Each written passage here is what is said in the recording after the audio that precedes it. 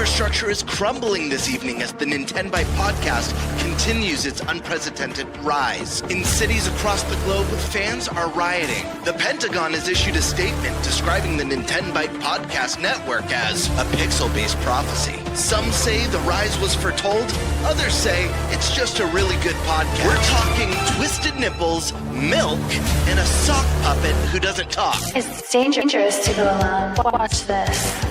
Welcome to the NintenByte Podcast, bitch. That's right, ladies and gentlemen, you're watching the greatest Nintendo podcast ever! Yeah! Is that a Joy-Con in your pants, or are you just happy to see us?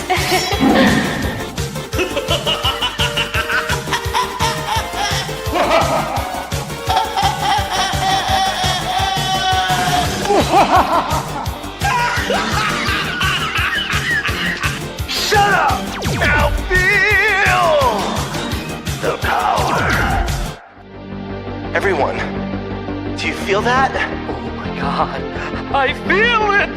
I feel it too, Gamer. What is it? It's the power of our podcast.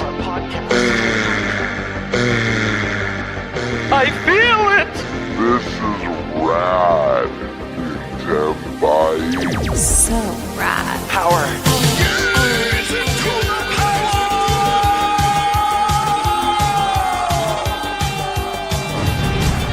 Now bask in their glory. I'm Nintendo Brian. Oh, baby.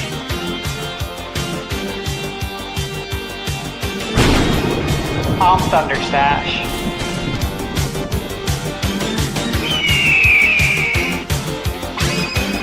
I'm Gamebird Classic.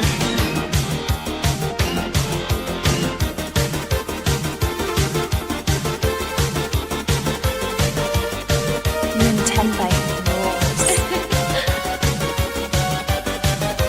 Let's rock. Hey everyone, welcome to the NintenByte Podcast Season 3 episode, what is it, 43 today, guys, I think? Holy crud. We're getting up to episode on this Season 3. That's insane. How you guys doing? We have a hell of a show for you guys today. We got some really great topics talking about, state of gaming and if it's better today than it was when we were kids. We'll talk about a little bit of a Switch 2 sort of 8-month review, how we feeling about the past, the present, and the future.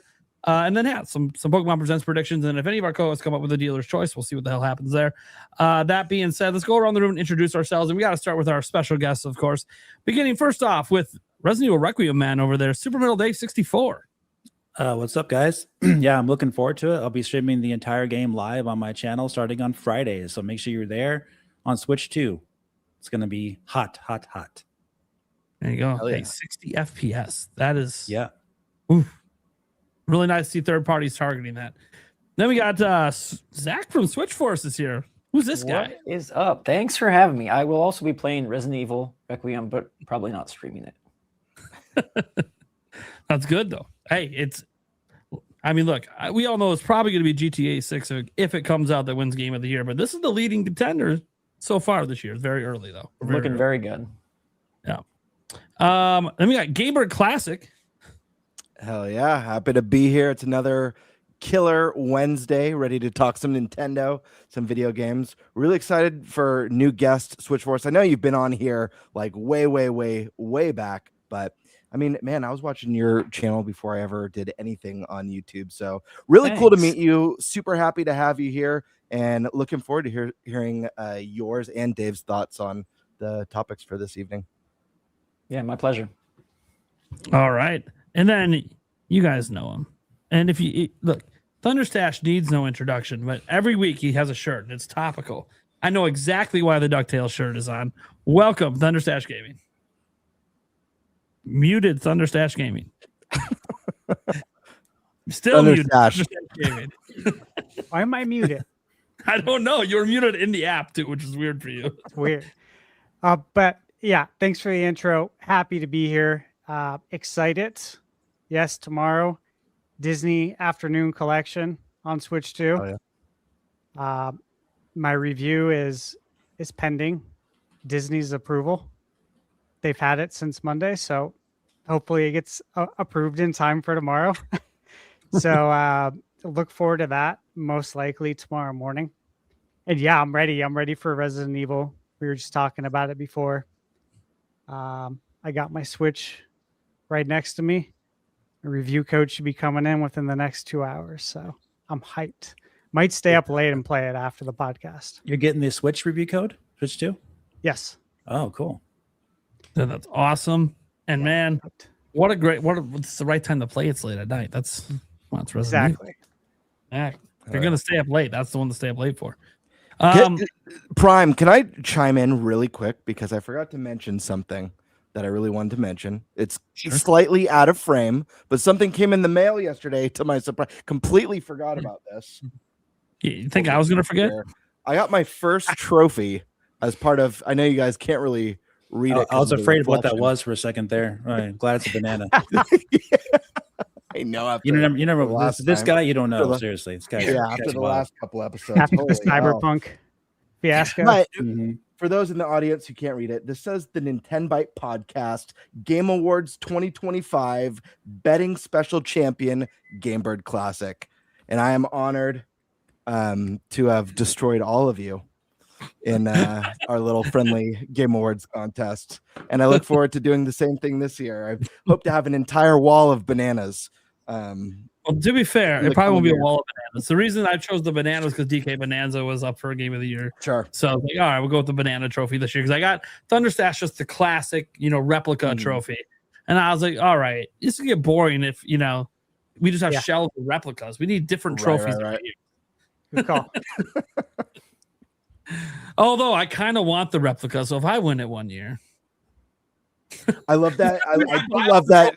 Myself a trophy. Buying yourself a trophy feels a little weird. Yeah, we'll figure it out. I do love that. Like Dave was nervously eyeing the banana in the corner of my screen, like, oh god, what's gonna happen this time? What is that? You don't have to worry about that tonight, Dave. I've mellowed out in the recent shows. Sure, you have. I don't know about that. What's up, guys? I'm Nintendo Prime.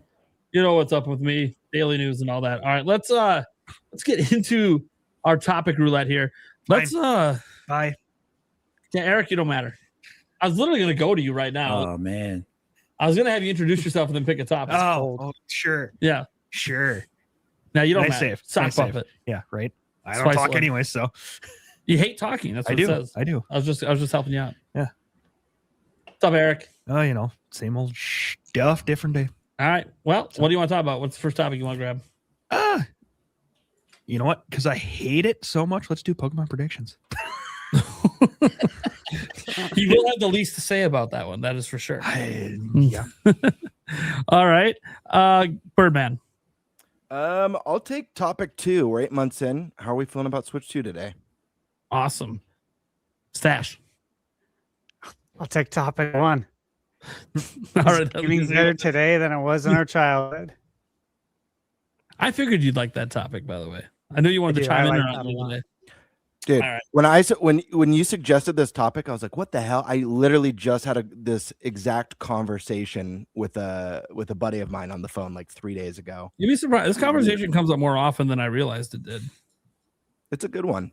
Yeah. All right. Well, then I have dealer's choice, which means I have no idea since I made the other 3 topics. I'll make a 4th. I'll figure it out. All right, Eric, let's go to you right away, man. Let's talk about that Pokemon Presents, man. All right. We got a Pokemon Presents on Friday. So basically, we're going to get to our predictions for it. What do we expect from it? Gen 10. It is the 30th anniversary. So what else are we expecting from it? What's your favorite memory from Pokemon? If anything, yeah. So I guess let's go ahead and start with Dave. What are you thinking? Can I pass? I don't have any desire. That's fine. No, that's totally fine. I am not into Pokemon whatsoever. Look at my background here. Yeah. I mean, seriously, guys. I say that's Pokemon. Pokemon's not for me. Yeah, right. That is Pokemon right there. It's okay though. It's okay. All right. Zach, you want to go? Yeah, I mean, I'm expecting 5 minutes of TCG news, probably going through every single 30th anniversary logo, a couple mobile games, and then the big Gen 10 reveal. I think since they got Pokepia out of the way, I don't know that there will be a second major console game. besides Pokemon Champions, I guess, if you want to consider that. But I think they'll really hype the reveal for Gen 10 and then show something that maybe isn't cutting edge graphically, but at least modern graphically. Well, sure. What do you think they need to do with Gen 10 to make people happy? Oh, geez. Not release it. I don't think there's any way to make anyone happy. I think the only thing would be the anticipation. People would enjoy that probably more. No, I mean, I honestly thought Scarlet and Violet was pretty solid. I know the performance really ate the game up at the beginning, but I thought that was like the best Pokemon that I've played since I was 10 and, you know, in the Pokemon mode. There's obviously a million things they could do to improve upon it. I don't expect them to do that, but I do expect it to be visually cool, and I expect it to run a heck of a lot better. I think if they can do that and not make the new starters look cheap, then they're in business. Okay. And then before we move on to the next person, do you have a favorite memory? Favorite memory? Probably getting it's not game related, it's card related. Probably pulling the Charizard out of base set. When I was young, I was coming home from my grandparents' house. My mom had to stop at Walgreens for like some ibuprofen, picked up a blister pack, and boom, Charizard. Had to wait till I got home to call my friends because no cell phone back then. I'm old. But yeah, that was magical for sure. All right. Game bed. Yeah. Yeah, this is an interesting one. Obviously, I feel conflicted about Fire Red and Leaf Green the way it was revealed. Like on one hand, they knocked out all the marketing for it, so it almost feels planned. But at the same time, like, why wouldn't you just save that for this presentation? Was it accidentally, announced a little bit early? Who's to say? But I in the eShop before they said anything. They didn't say anything publicly, and then it was just on the eShop. But then they like dropped all these tweets and trailers that felt like it was on standby. Kind of, I don't know. It was just very odd. So whether it was on like someone hit the button to send it live a little soon, and they're like, "Oh crap! Well, now we got to market it. We can't fucking cats out of the way." So it was a bit odd, but I do expect to see that again here, at least to drop like that. It's out today. An additional trailer. I don't know if this got confirmed. So guys, if you're more, I've had such a busy week. If you're more read up on me, feel free to correct me. As far as I understand, there's been there's no integration with Pokemon Home. Is that correct, or am I misunderstanding? Because if it's not, if they've confirmed that it's not part of it, what I would like to see and what I could see is them announcing integration coming at a later time. Maybe when Gen 10 releases. So when the eShop listing first dropped, it did say Home, and then it got updated the same day to get rid of that line. So we're kind of just left in, we think it's going to happen someday. Like they announced it's supposed to happen with ZA, and it hasn't happened yet. So it's like, sure. That's something I could see being new that's announced as an integration coming down the line that's not available at launch. Obviously, like Zach said, I do expect to see a lot of logos. Talks about trading cards, updates on all the cell phone games, Cafe, Go, Sleep, all that stuff. Probably a mention of the park that they opened up recently, Pokemon Park, some new merch, maybe some updates on the shows. I know the last Pokemon Presents, I think we got an update for Pokemon Concierge. So I wouldn't be surprised to see something in that area. Wishful thinking that I have for this. This is something that I don't expect to be there, but I would really like to see, because it feels like we're all expecting Gen 10. We already know about Leaf Green and Fire Red. Black and White remakes. They kind of skipped over that. I would really love to see a remake of this gen. It's probably my favorite gen of all of them. I love how there was a little bit more of a deeper emphasis on story that generation, or even a tease of a new Let's Go. Let's get some Let's Go Gold or Silver out there. This was an amazing gen that introduced a lot of mechanics that are core to the series today. I fully expect to see Gen 10 there. I have one really big concern for Gen 10 beyond performance. And I know this is probably going to sound crazy because I believe we're probably all expecting this to be a Switch 2 exclusive. But what if it's not? What if the first mainline gen is a crossover, which I would hate to see. If it looks bad enough. Right. Which it might. Sure. To me, it doesn't make sense to do that other than the logic that, well, Switch 1 has, 155 million plus user base, install base right now. So why wouldn't we put it there? But we already got ZA out of the way. Let's really double down. Let's push this year why you got to have a Switch 2. Let's knock out those killer exclusives. Pump the brakes a little bit on the Switch 2 editions, pump the brakes maybe on some of the cross-gen titles, and get a solid exclusive that everyone's going to be excited for, or maybe in the case of Gen 10, unwillful purchasers. I'm not sure, but but Gen 10, listen, ZA, one thing that ZA nailed, regardless of what you think of the combat system or the visuals, that game really nailed performance. And I know that's not saying much because the game is isolated to one location, but that's a big deal for these games. Like, if we get those stop motion characters in Gen 10 when you're in the classrooms or whatever the villages or towns are, that's going to be a no-go. So I think at the very least, I think they need to nail the performance. There's no excuses. There's literally no excuses at this point. I'm not going to give Game Freak excuses. That, and I hope maybe they pump the brakes a little bit on some of the gimmicky stuff. I really enjoyed Scarlet and Violet as well. Some of those like little town base raids that you would do, some of the gimmicks like that they incorporate. I wish they'd pump the brakes on that and focus on really just making a great, solid Pokemon RPG that performs well. I'm hoping that this is a new, I don't know. I hope this sets a new standard for the series. Hope, not expecting it to.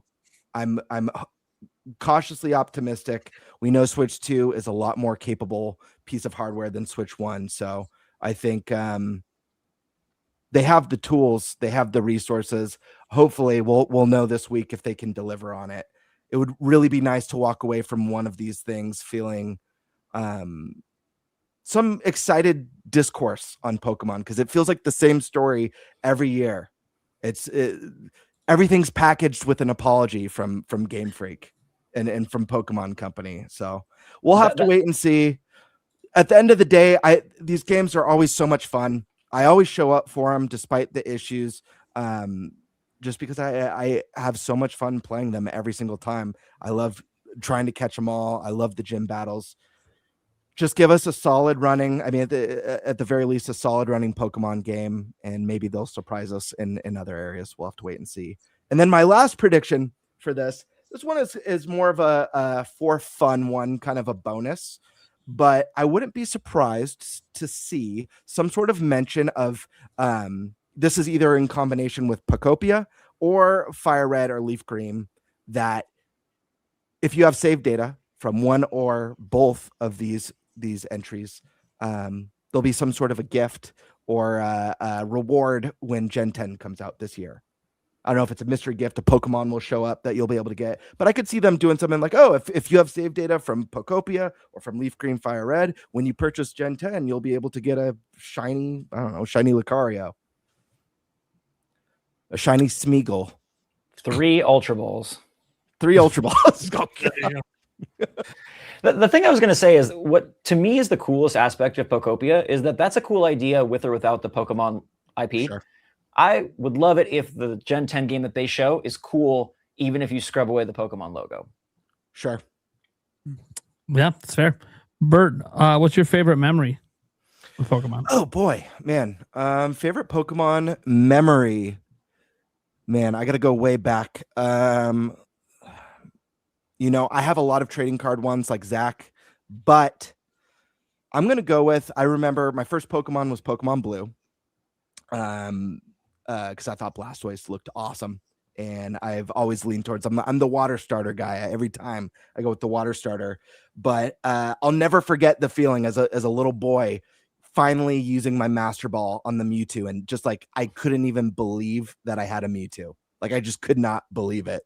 So I think that was like my big holy hell moment, and a very very fond memory. I remember telling the kids at school like, oh my god, I caught the Mewtwo, and no way. But yeah, I think that's probably my favorite. But Nice. Stash Man. All right. So predictions. I think that pretty much everyone's on the same page. Like, we know what to expect here, right? I think we're all predicting Gen 10 will be there. The mindset is that it should have better graphics. If it does, great. If it doesn't, it's just more of the same. It's fine. We've all talked about that several times here on the podcast, in that we don't play Pokemon for the graphics, play it for the gameplay, right? Sure. And so if it has nice graphics, though, that is a nice bonus. And I would most certainly welcome that. I'm sure a lot of people will.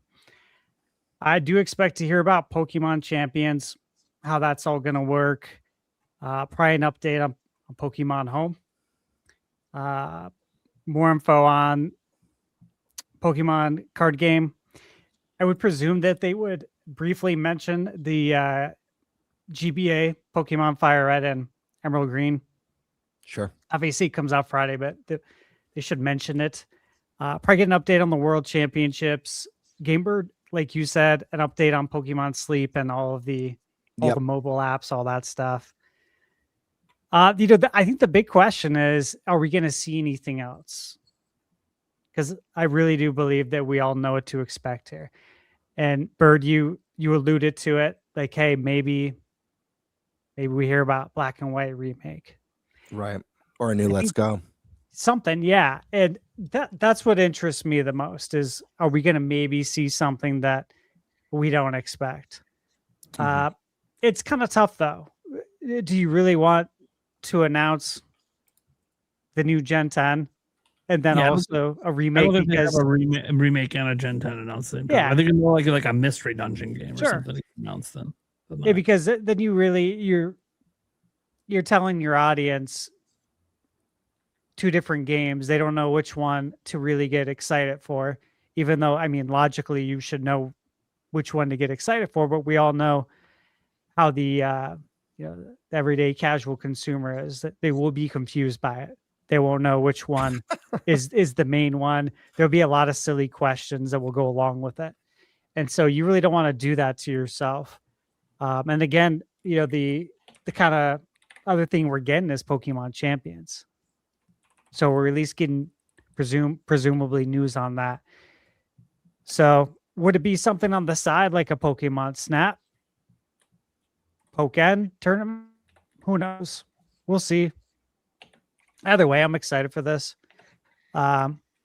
True Dude says, so basically we're all expecting Gen 10, right? By the way, super hyped to play Fire Red and Leaf Green.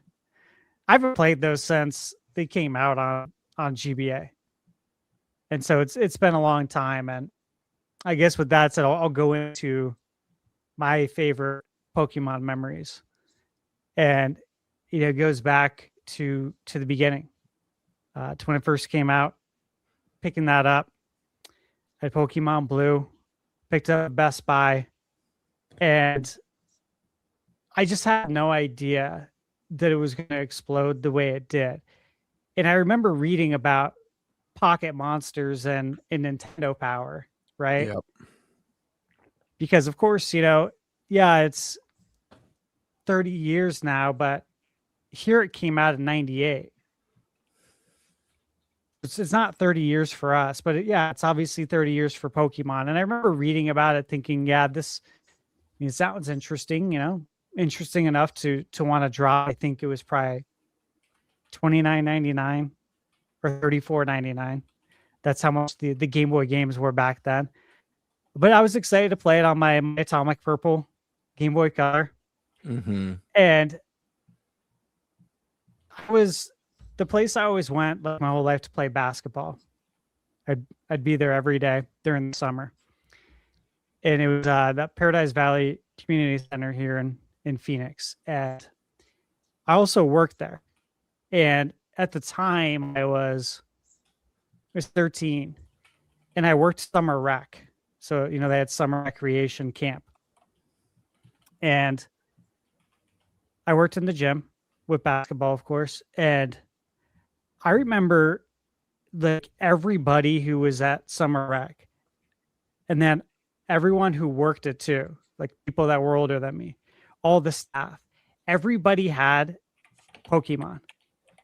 Everybody had link cables. Everybody was playing the game and trading Pokemon.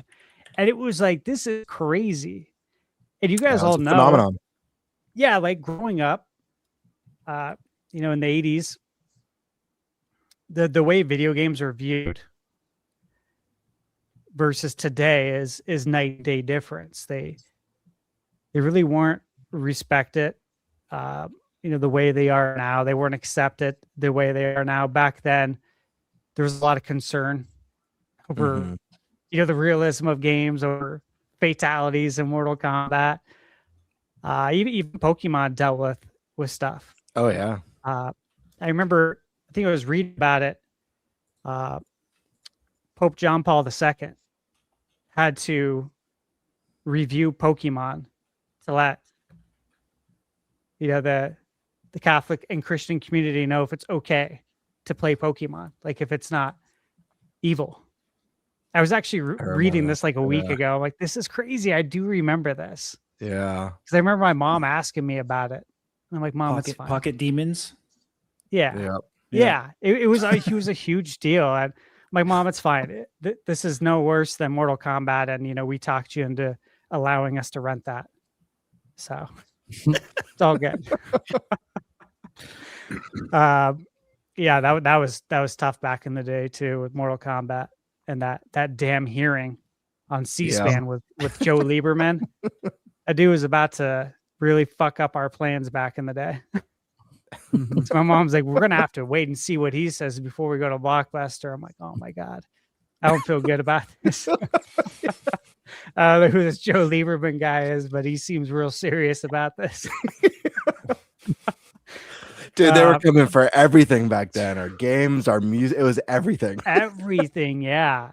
Because that's when, what was it, like cassette tapes and CDs started having the ratings on them. Yeah, because they didn't have that before. That was a huge deal. That's obviously when you had the video game ratings, like the GA, general audience, and the KA and all that, before it expanded. But was that right before they did the Sweat for Blood in MK1 MK1 on SNES, or right after? Yeah, it was sensitive. It was it was right at that time, and Sega had the code for blood. Mm-hmm. I still remember it was AB AB CA BB. Yeah, I shouldn't remember that, but SNES edition was called the tournament edition.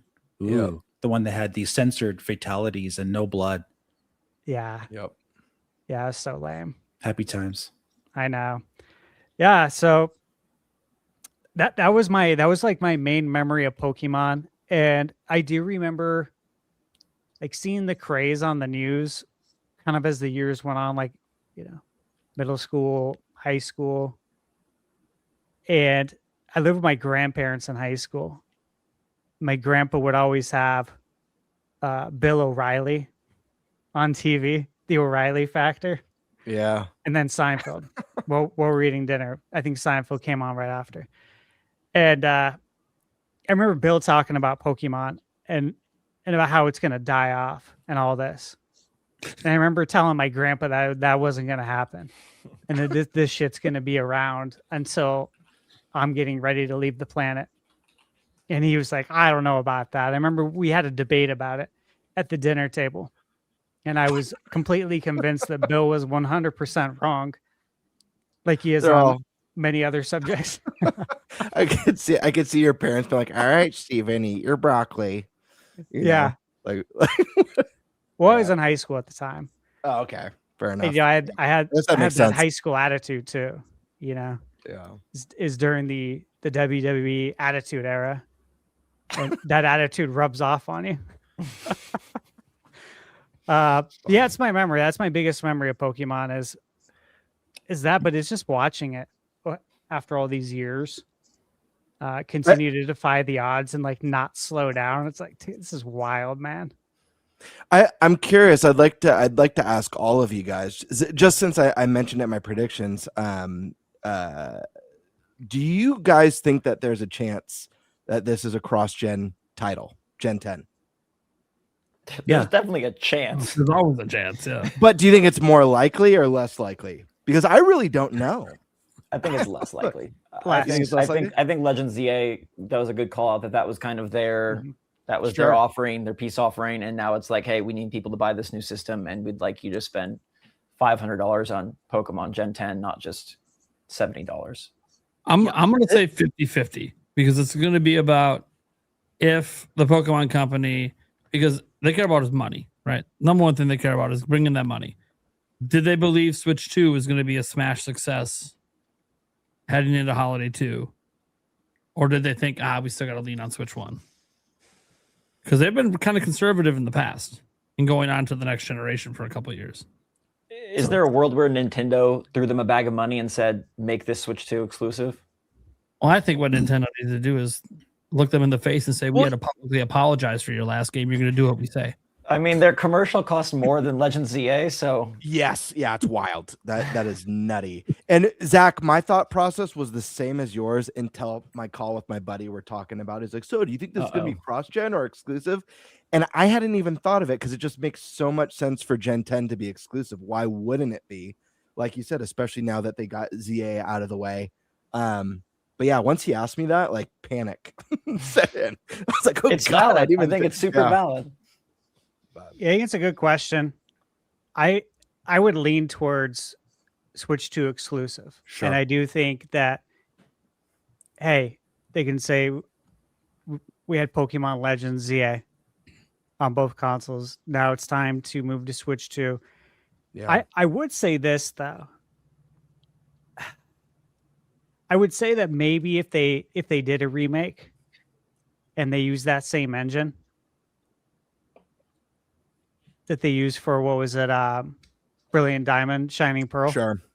Oh my God. If by chance they did, I know it didn't get good feedback, but I could see something like that, maybe like a remake being cross-gen more than I could see the new Gen 10 being cross-gen. Sure. Or like a new Let's Go being the cross-gen title. Like a Let's Go, yeah. Perfect example. Yes. They already have their cross-gen, Fire Red and Leaf Green. You can play that on Switch 1. True. It's available on the eShop. It counts. That's fair. Yeah, I'm like 60-40, not quite 50-50. 60 leaning towards a Switch 2 exclusive. It makes the most sense for Switch 2 for Nintendo's new platform. Let's get people pumped for this holiday. But anyways, I've derailed enough. But also, what about the sales for Switch 1 hardware? They're pretty much fallen off the cliff, right? So you got to think that why would they release it on Switch 1 or even bother if it's not going to push hardware? Nintendo likes to push first-party software for their hardware, so probably lean towards a Switch 2 exclusive, I would say. Yeah, I understand that point. And my counter is always TPC doesn't give a shit what Nintendo wants to do. They care how do we sell the most copies. And if they believe that's by making a Switch 2 exclusive and they can sell 15 to 20 million copies, sweet. They believe that no, we still need that extra 10 million in sales from Switch 1. Then they make it cross-gen. Like they're all about the money. They don't give two shits about pushing Nintendo's platform. And I'll tell you this, all you gotta do is go back and look at Pokemon history. They're never there at the beginning of a new generation. They're never there because they don't want to be there until there's already an install base. They don't want Pokemon sales to slow down. They want to keep sales at a certain threshold. They have to believe that there's going to be enough Switch 2 owners for that threshold to be there. They know their games will sell systems, but they've been averaging over 20 million the last couple of Pokemon releases. Like they want to be up there. They don't want to slow that momentum down. So that's the one thing that in the back of my mind, I go, well, I got a question. 20 million if it's cross-gen. When was the first exclusive Switch Pokemon game? When did that release? Let's Go. That was 2018. Okay. Because there's no ability to do a cross. You couldn't do a cross-gen at the time, technically. Yeah. Yeah. So it's 1 year after the Switch came out. So I would say probably this year, holiday, maybe they do have a chance of having an exclusive one. But yeah, you never know. We'll know on Friday. That's the thing. Like we'll know on Friday if it's cross-gen or not. I think the big hope people have that it's not is obviously there was the Terra leak. I'm not going to show the screenshots or anything, but we saw some screenshots of the game that definitely looked like it was. I don't want to say next generation or even Breath of the Wild-esque. I just want to say it looks better than other Pokemon games.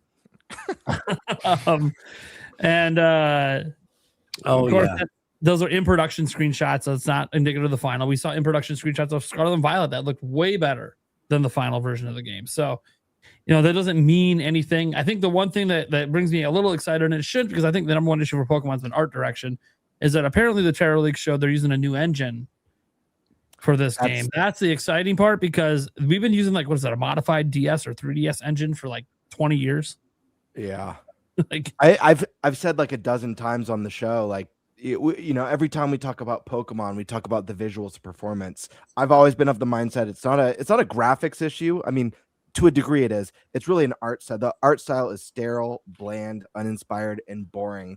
And even just some basic cell shading, cell shaded a little bit, make it feel and look a little bit more timeless, would do wonders for the series. Art style, I hope, has an improvement. I haven't really seen the Terra leaks.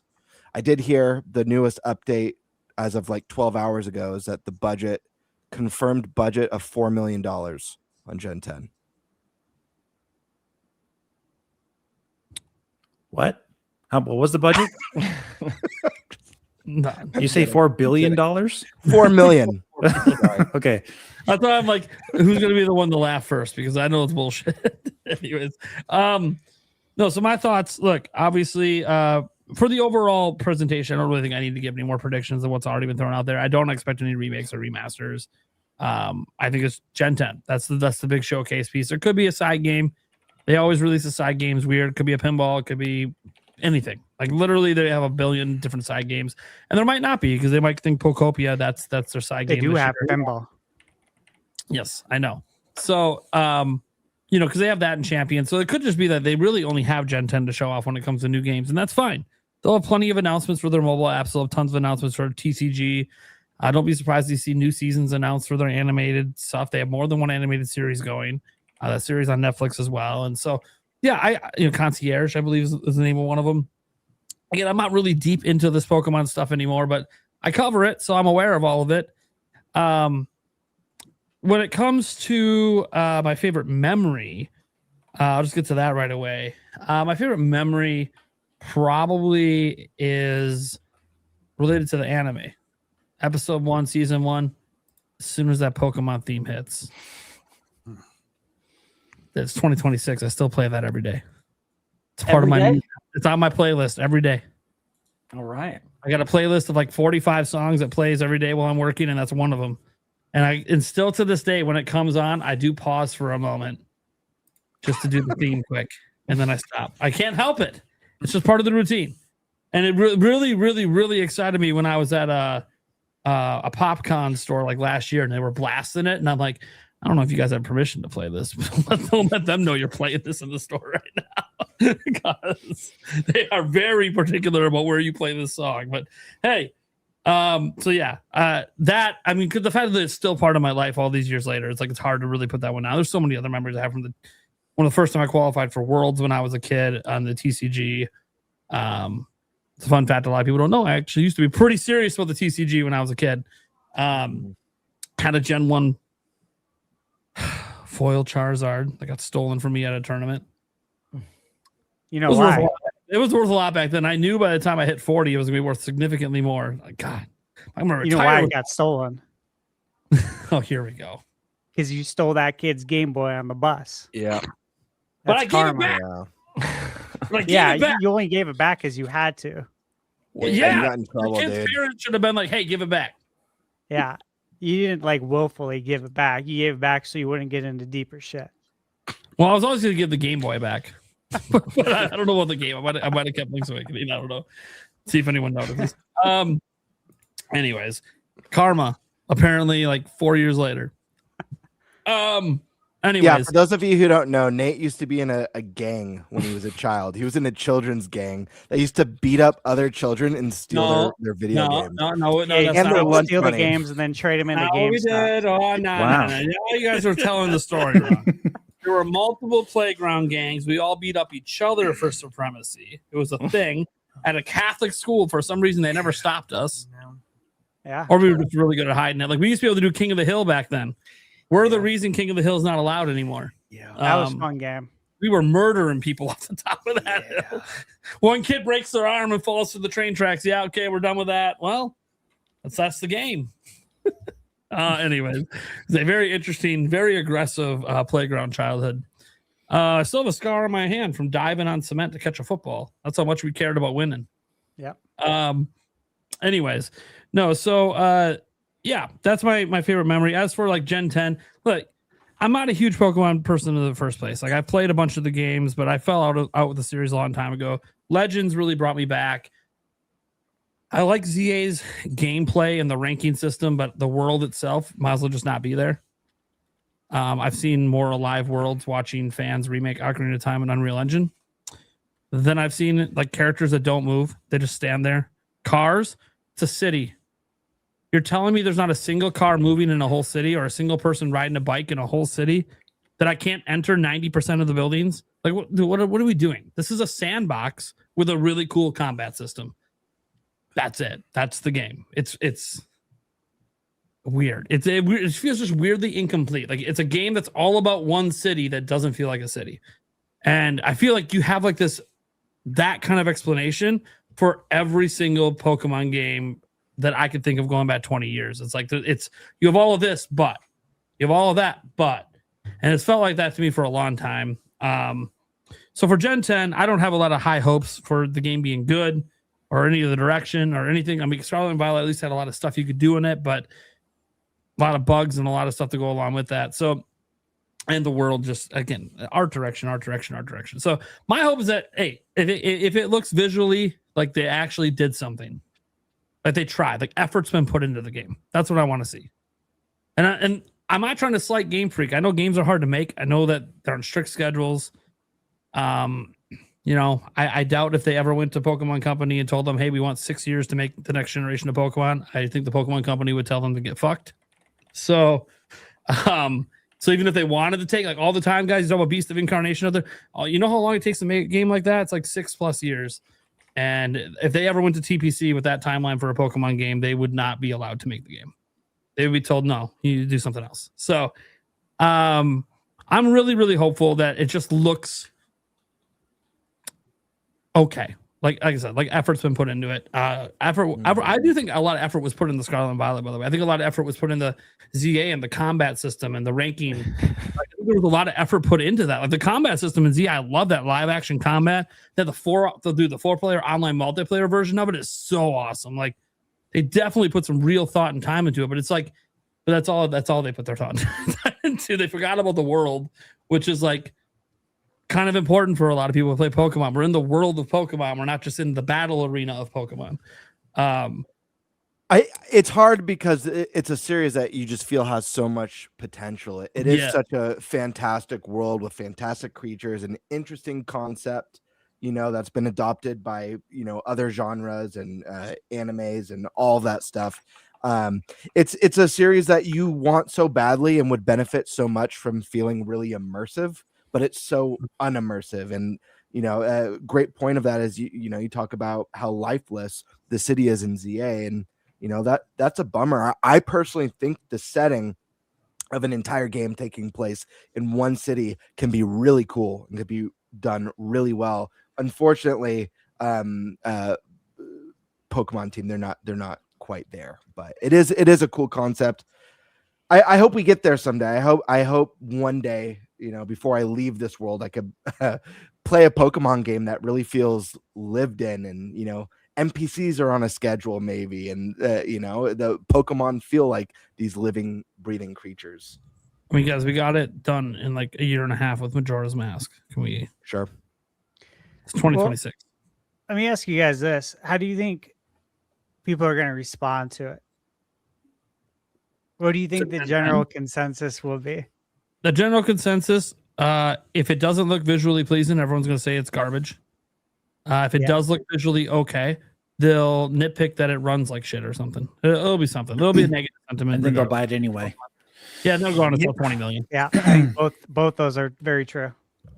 I don't think there's any way that people walk away from it happy. I mean, I think they'd have to do something that just, well, The last time I remember there not being as much negativity was the first time they showed off Legends.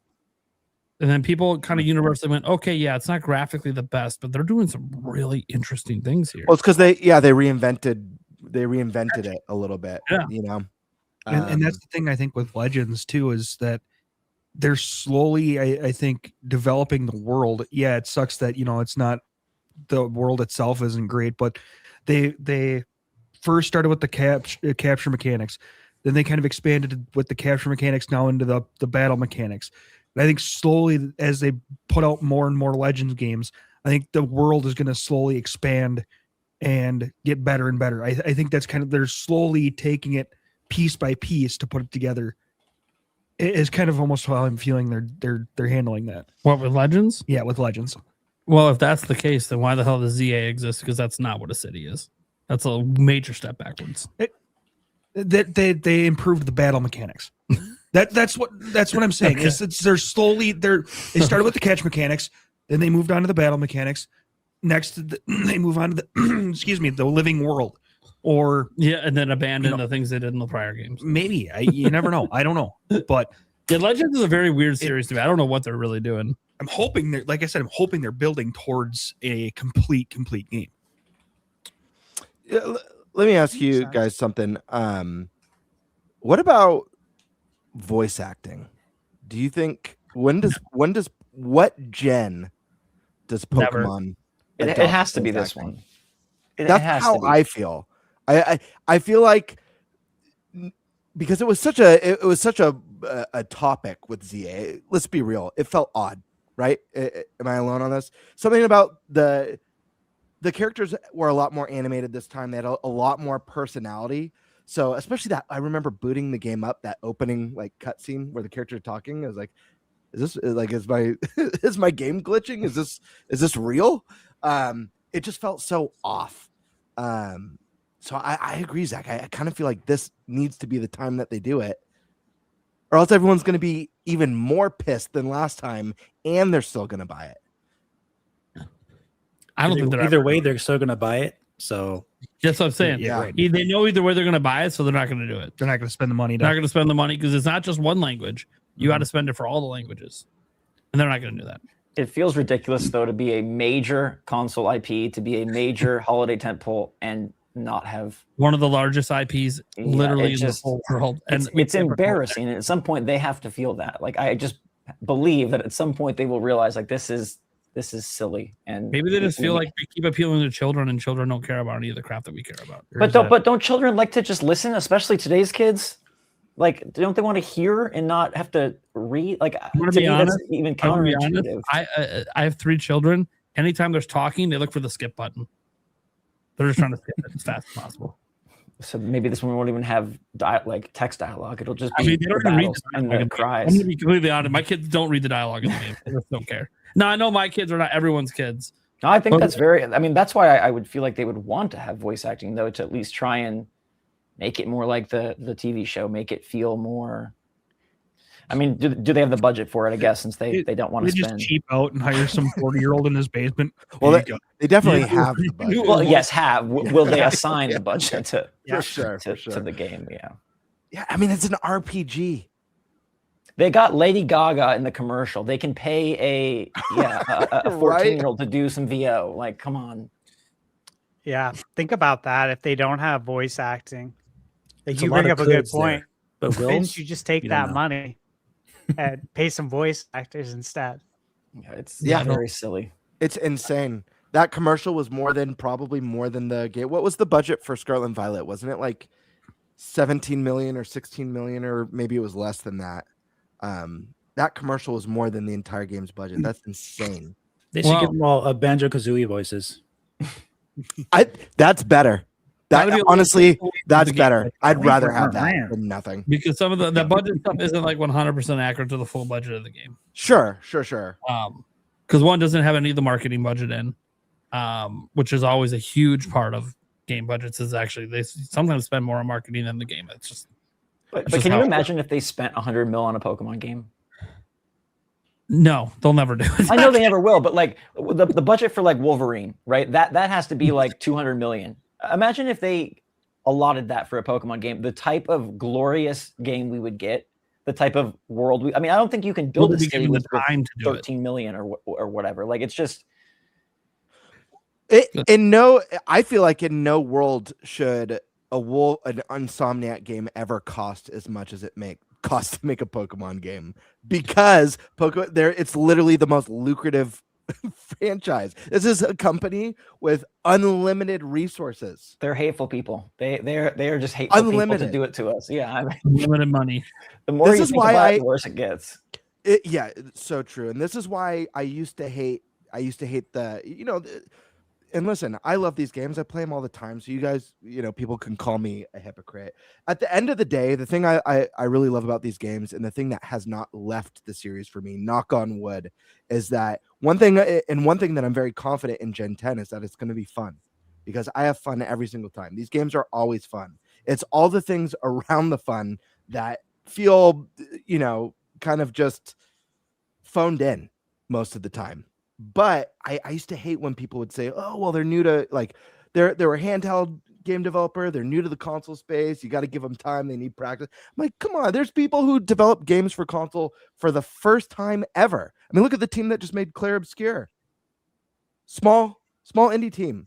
That's just one example. Look at Kenna, I mean, small indie team with a bunch of people who made AAA games for decades. Sure. But it doesn't matter. This is it, regardless of the people who make games for decades. Again, this is one of the most lucrative franchises in the entire industry. One of the best selling series of all time. This company can hire the best AAA developers. Yeah. They can hire the best. They can afford the best. They have the resources and the R&D to do the best every single time, to where no one else could compete. Look at Rockstar. Look at what Rockstar's doing. That could have been the Pokemon team, to where people are watching the trailer and being like, holy crap, I can't even believe I'm going to be playing this year.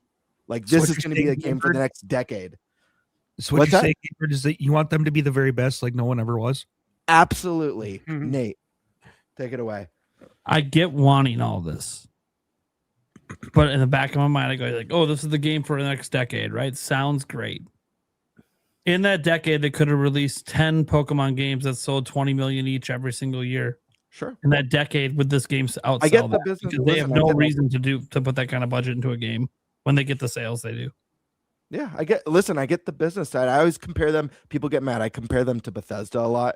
I'm like, oh, Game Freaks, they're just like Bethesda. People get mad because I know they love Skyrim and Fallout and all that stuff. But come on, guys, Bethesda's a company that's famous for releasing broken, janky games that you wait like 10 years for. Let's leave out the nylon bag controversy. But yeah, that's another company where, and I think Bethesda's improved in some ways for sure. But yeah, I feel like they are similar in that people are going to buy it. So we'll release it. At least Bethesda, I'll give them credit. They fix things with time. Whereas I feel like Pokemon Company is just set it and forget it. All right, Eric, you got any quick thoughts before we move on? Yeah. Quick thought and then one more question. But Gen 10, obviously. I wouldn't be surprised if they do another new trading card game. They haven't had one since, I think, 2001, from what I was seeing. Like a Mega, because they're doing the Mega Evolution, whatever release for the trading cards. So maybe a Mega Evolution trading card game or something. Memory wise, I remember sitting in the gym over at the high school. We must have been doing something for your school when we were kids, and somebody brought a Game Shark over, and we were getting Mew, and the butt clenching of hopefully this doesn't wreck my save data, because I'm a good chunk of the way through this game, and it worked out, and I ended up with a Mew, so that was awesome. But man, it was nerve wracking those little bit of time when the Game Shark was doing its magic. Yeah, because the Game Shark would once in a while corrupt things. You're yay. That was back to with memory cards where like you couldn't trust. I mean, anything third party. I mean, we've talked about it. Mad Cats, bro. Like Steer Clear, Mad Cats, Pelican. There was a lot of brands that like some serious shit could go down. Like your whole game could be corrupted. You could be playing a massive RPG and everything's gone. Mhm. That happened. It's scary. Yeah. Right. And then, so the one last quick question that I have based on Pokemon here: do we believe the Gen 10 name leak with the Wind Waves? Wind and Waves. I mean, it's from the Terra League, so yeah, that's legit. Yeah. Whether or not they changed the name since then, I guess they could have, but I doubt it. It's probably what they'll go with. Fair enough. That's what I got. I'm not sure. Maybe. Right, Birdman. What are we talking about next? All right, let's see. Here we go. Guys, we are 8 months in officially on Switch 2. So let's talk about today how each one of us are feeling. Basically, our general thoughts of Switch 2 as it stands today. Features, third party, first party stuff, what the future holds, all that sort of good stuff. Let's start today with SuperMetalDave. All right, thank you. Yes, you get the Switch 2. Personally, so you wanted the whole shebang. This is my favorite console thus far that I've had for Nintendo since the Wii. Personally, for me, it sings to my likes as a gamer so far, more so than the Switch 1. Especially after its first 8 months, like the Switch 1 wasn't getting the types of games the Switch 2 was getting in its first 8 months. It took a while for developers to start like getting games on there. So for me, I'm loving it. I'm loving the effort some of these third parties are putting in the ports. We had a great AAA game to launch with Cyberpunk 2077. We've had some interesting releases with like Assassin's Creed Shadows that the developer put some more effort into it and released an update and made it really, really good. Now we have Resident Evil Requiem coming out on Friday, which is the first Resident Evil game, mainline Resident Evil game coming on Nintendo console day and date since Resident Evil 4, January 11th, 2005 on GameCube. So it's been over 21 years since this has happened. So this is a huge shift for Nintendo, in my opinion, for harkening back to the days that I remember from when I was a younger lad. Not necessarily them chasing the power stuff. Like yes and no, kind of like I would say for a portable system, they are.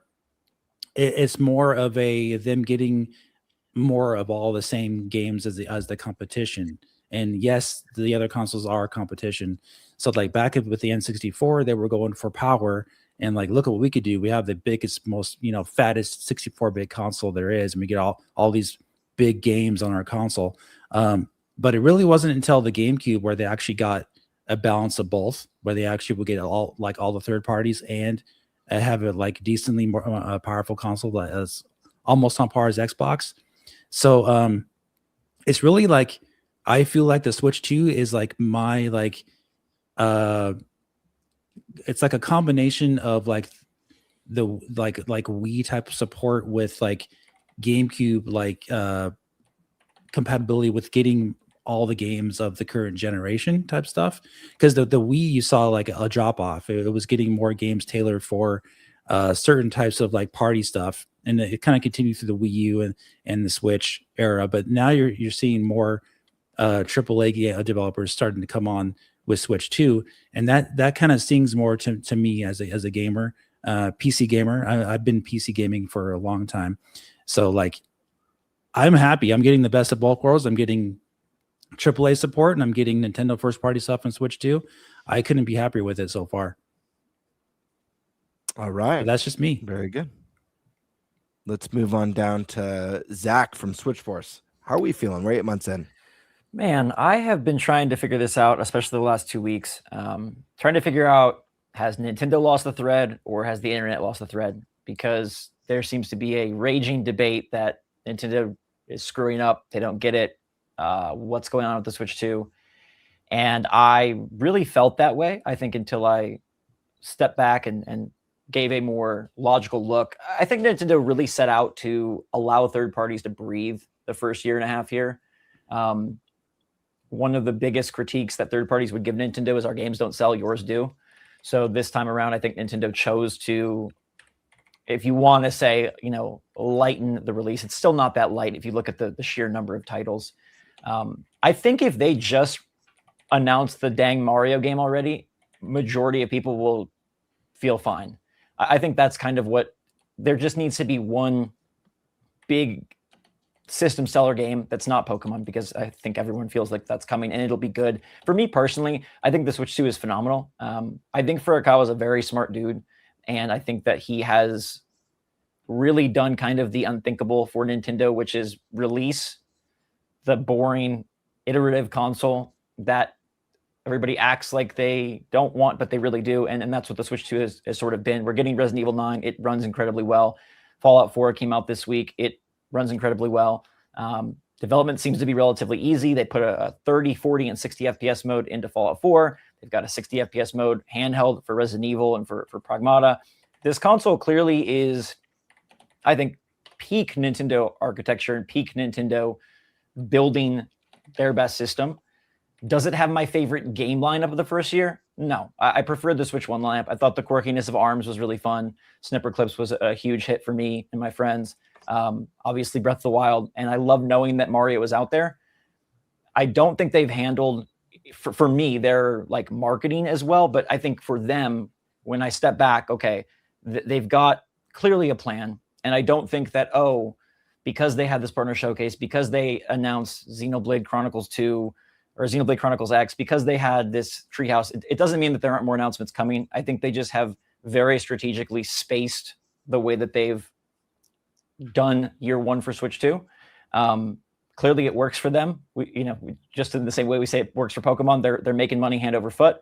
I just think like if they can get a Mario game announcement out before summer, everyone will feel really good. But for the console itself, I love DK Bonanza. I love the third-party games. I love the indie games.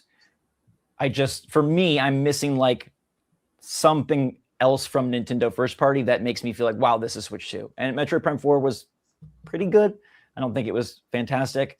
Mario Tennis is pretty good. I don't think it's fantastic. So just kind of waiting for that next Nintendo bread and butter fantastic, and trusting that I'm not delusional and that they really did intentionally give third parties the space and give third party the time, instead of, they're just going to go really weak sauce on us and give us Mario Tennis and Yoshi and Fire Emblem and Pokemon, and that's it, because that would be a real bummer. But I have faith, and I think that the thread that has been building the last couple of months, whether you want to say it's leakers' fault or hype fault or whatever, I think that gets put to rest pretty soon.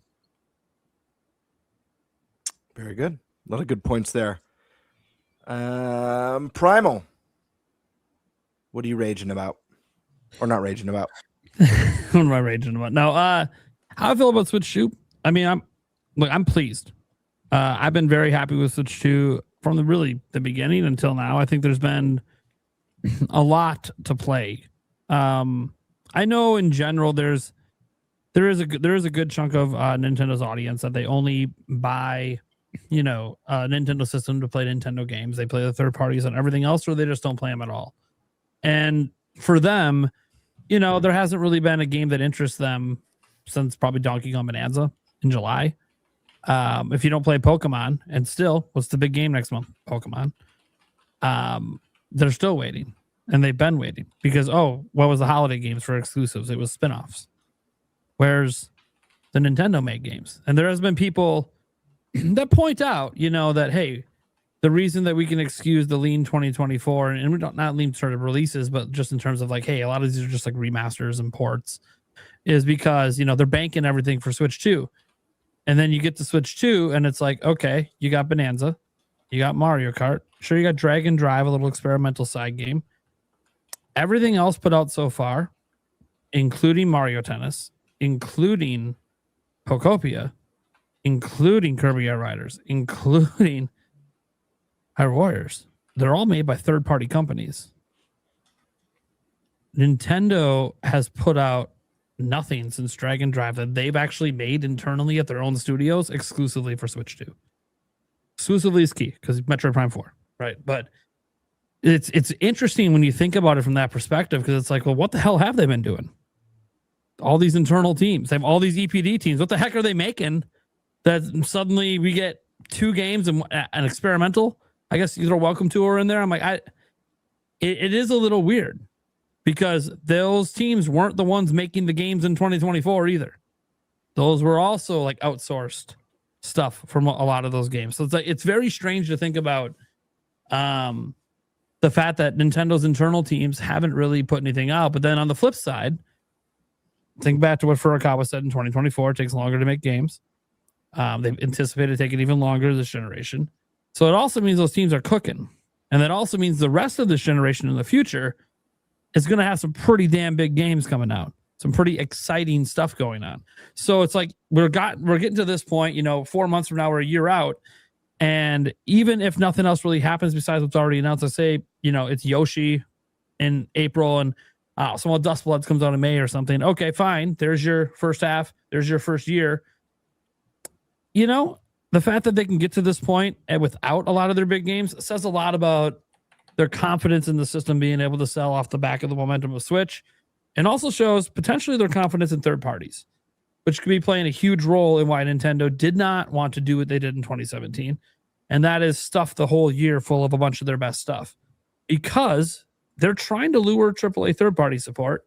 And if you're going to hog all the attention, then the AAA third parties don't get any room to breathe. And think about what's being praised right now. Today, literally today, Resident Evil Requiem being praised on Switch 2. High reviews, the Switch 2 version being highly reviewed. People playing it. People streaming it. And it's looking amazing on Switch 2. Yeah, it's not as good as the PS5 version. Yeah, it's not as good as playing on PC. But nobody cares, because the experience is so good on Switch 2. People don't feel like they're missing out on anything major. And that's what Nintendo's trying to do, is let these third parties have some room to breathe. And it's interesting because I'm a multi-platform gamer. I PC game, PlayStation, Xbox, etc. But I've been picking up third parties on Switch 2 because it is the only one I have that can play them locally anywhere without internet. And that's a big deal to me. And I play a lot of single player games, and there's a lot of these single player third party games. Star Wars Outlaws, right? Assassin's Creed Shadows. Now Resident Evil Requiem. We just had Fallout 4 come out. Like, I know some of these are just old games, but some of them aren't so old. Like Shadows released on Switch 2 last year. It also released on everything last year. So, that's not even a year between releases. Requiem is day and date. We know Pragmata is going to be day and date. We're hoping for that becomes more standardized moving forward. So I think the first 8 months has been mostly Nintendo doing, ironically, I was looking back on this, Nintendo kind of doing what they did before they lost the third parties. Nintendo used to not just force games out the door every month because they didn't need to, because there were so many high quality third party games. They could space things out. And I think they're kind of getting back to that, where they're spacing things out a bit, at least the big games, and letting their third-party partners, whether they're partner companies working with Nintendo IP or just straight-up third parties, kind of have a little limelight. And I also think it might be smart if they feel like, one, their games aren't ready to be shown. That could be number one. They're just not ready. And two, look, if one of the selling points of the system is power, right, and they're using it themselves in their advertising, the best way to show off that power isn't with your games. Your art style can work on anything. It's to show the games that you couldn't have on Switch. And that's Resident Evil Requiem. Think about it. We got Resident Evil on Switch. It was streaming. It wasn't local. So they probably also think that's a huge selling point for their platform, is that, hey, look what we can do too. You don't need to buy a PlayStation now. You could just have us. We'll have everything. At least that's what they're hoping. They don't have everything. But, there's always that faint hope in my mind that GTA 6 comes to Switch 2, but it won't be this year anyways. And I don't think it would be announced this year, which, God, it'd be sick if it was coming to Switch 2. It was announced this year, even if it doesn't come this year. But because then that's a literal call sign. You get that, then there's no real reason everyone can't be here. So, but yeah, that's what I kind of think the first 8 months or so has been, is I'm really happy. I felt justified day one just off what it did to Switch 1 games. Like, that was already enough for me. If it did nothing else with the Switch Pro thing and just made my Switch 1 games better, cool. Like, for $450, dude, I spent $350 on an OLED that didn't make my games better. It just made them look more colorful. Okay, well now this actually makes my games run better. So like, yeah, I felt justified day one. Then you throw a Mario Kart World, then you throw in the next month with Bonanza, kind of out the door, kind of run in there. Yeah, I've been good, and I've been playing lots of third-party games on it as well. But I understand the trepidation. The future I'm very excited for, regardless of the fact that it does feel like we need a general direct. I feel very, very happy that, well, we don't know about a lot of stuff, and Nintendo's changing how they're announcing things, and I got Nintendo today and all this other stuff. Bottom line is the best is yet to come from Nintendo, and we know they have a lot of games cooking because they're look, this isn't a console war statement. This is just like an observation. They're not PlayStation, where they're putting out like a game every 3 years, like a major big tentpole game. Nintendo usually has multiple per year. Last year, Bonanza and Mario Kart World. This year, maybe Gen 10 Pokemon if it's exclusive, and then something else. I don't think they've revealed that something else yet. And that doesn't count the fact they got Dustbloods coming exclusively. Or the Pokopia could be a huge hit next month. That could be an Animal Crossing level hit on their hands. It might be bigger than any Pokemon game, potentially. I said when we had our podcast right after that game got revealed, I said this game's going to print money, and I stand by it. Well, and I feel it even more hearing some of it.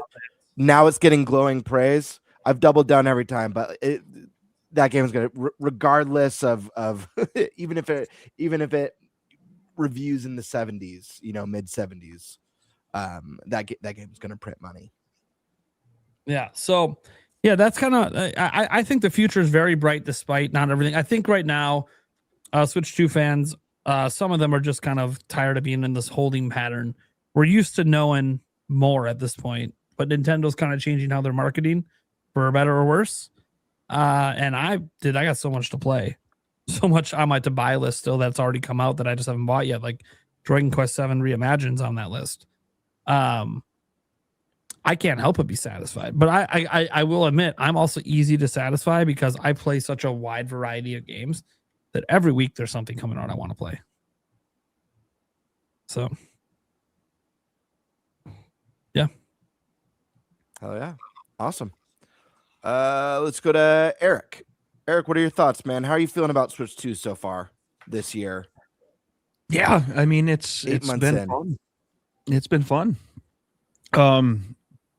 I'd like to see a few more standalone Switch 2 games from Nintendo itself, but the cross platforms are okay so far. I've been having a lot of fun. I'm so close to beating Age of Imprisonment, like 100%ing it. I think it's exciting, and then I can move back to some of my other backlogs. There's nothing really upcoming here that I think I'm going to pick up, but that doesn't necessarily mean that there's not going to be something announced here, hopefully within the next month, at a direct that makes me even more excited, which is going to be impressive because I'm already pretty damn happy with my purchase. So, yeah, dude, I have Mario Tennis Fever in a box in my room right now. I haven't even put it in my system. My fiance got it for me for a anniversary present because she knows I'm on a game buying freeze. And I'm like, that's still our money. But thank you. I do appreciate it. I just got you a $5 box of chocolates. My bad. I feel a little cheap now. Who's played Mario Tennis here? I've played a lot of mine's in the box still. Is it good? I've got a family, so I play with the kids, and I've got to say, as like a sports party game to play with the family, it is a ton of fun. Okay. I know everyone's heard from the reviews. If you're looking for something special from that adventure mode, you're not going to find it, unfortunately.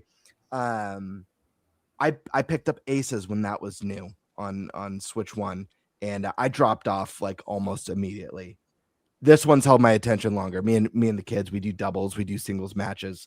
It's a lot of fun. The Fever rackets are chaotic, especially with doubles and all the power-ups. It definitely feels like a smashified Mario Tennis game for me. So yeah, if you've got people to play with, I don't recommend ranked online, at least not for myself, because I just it makes me feel like I'm bringing dishonor to my family, but it's a good time all around. Cool. I haven't tried it, so I wasn't sure. Heard good things. Upper 70s I think it landed at like a 77. I think. Yeah, I hear what it people was saying at. the game's underrated, like it's better than their rating or whatever. But they always say I think that. I think the rating's fair. I think upper 70s. I think if we had that strong single player adventure mode, that would elevate it into the lower 80s. But 77 for a Mario Tennis game, I think that's pretty dang solid. And if you got friends and family and you do the local multiplayer, it's a kick butt time. Okay, cool. All right. All right. ThunderStash.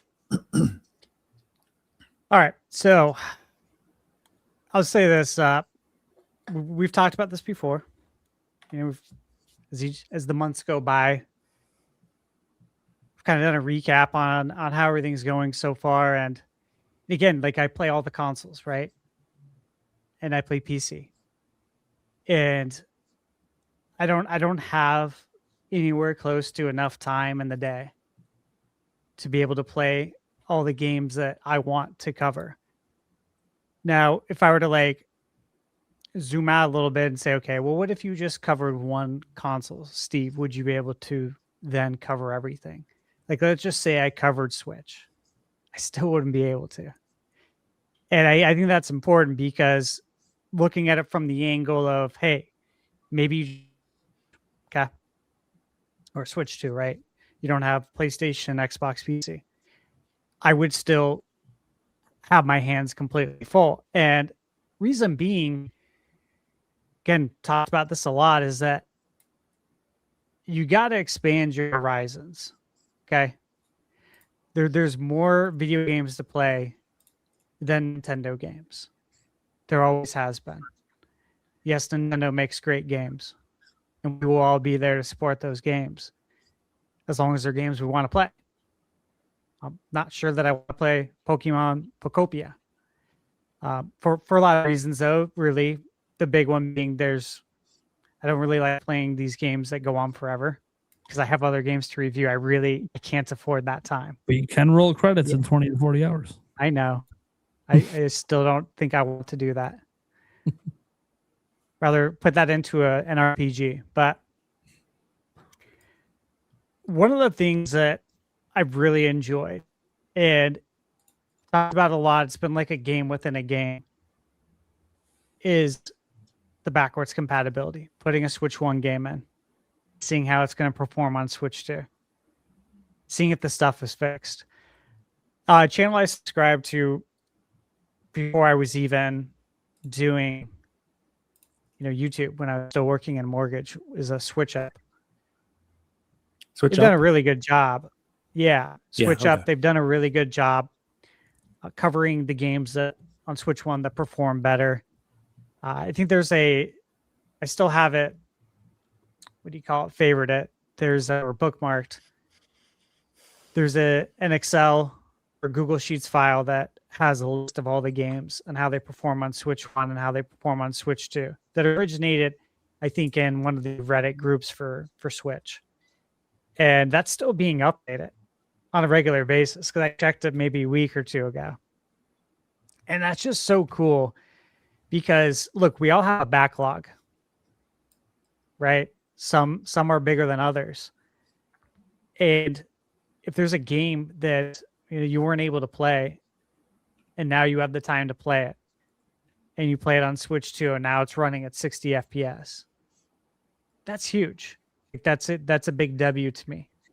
And a lot of times, and this doesn't cost anything, the games that did get Switch 2 upgrades, as far as third parties go, the pricing's kind of been all over the place, but for the most part, it's been very inexpensive. I mean, I think Fantasy Life was something silly. I forget what it was. Was it like $1 or $2? It was a very odd amount, but I remember we see that more often than not. And then you have all the Switch 1 games that got free Switch 2 upgrades at launch. I look at the GameCube games. That's been great to have GameCube.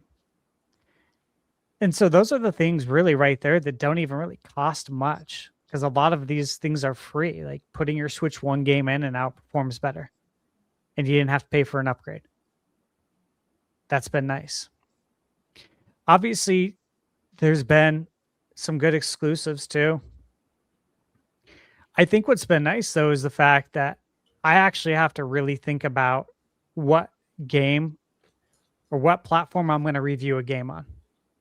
So when a game comes out multi-platform during the Switch gen, especially towards the end, I'm getting a PS5 review code. I'm not going to do the Switch deal.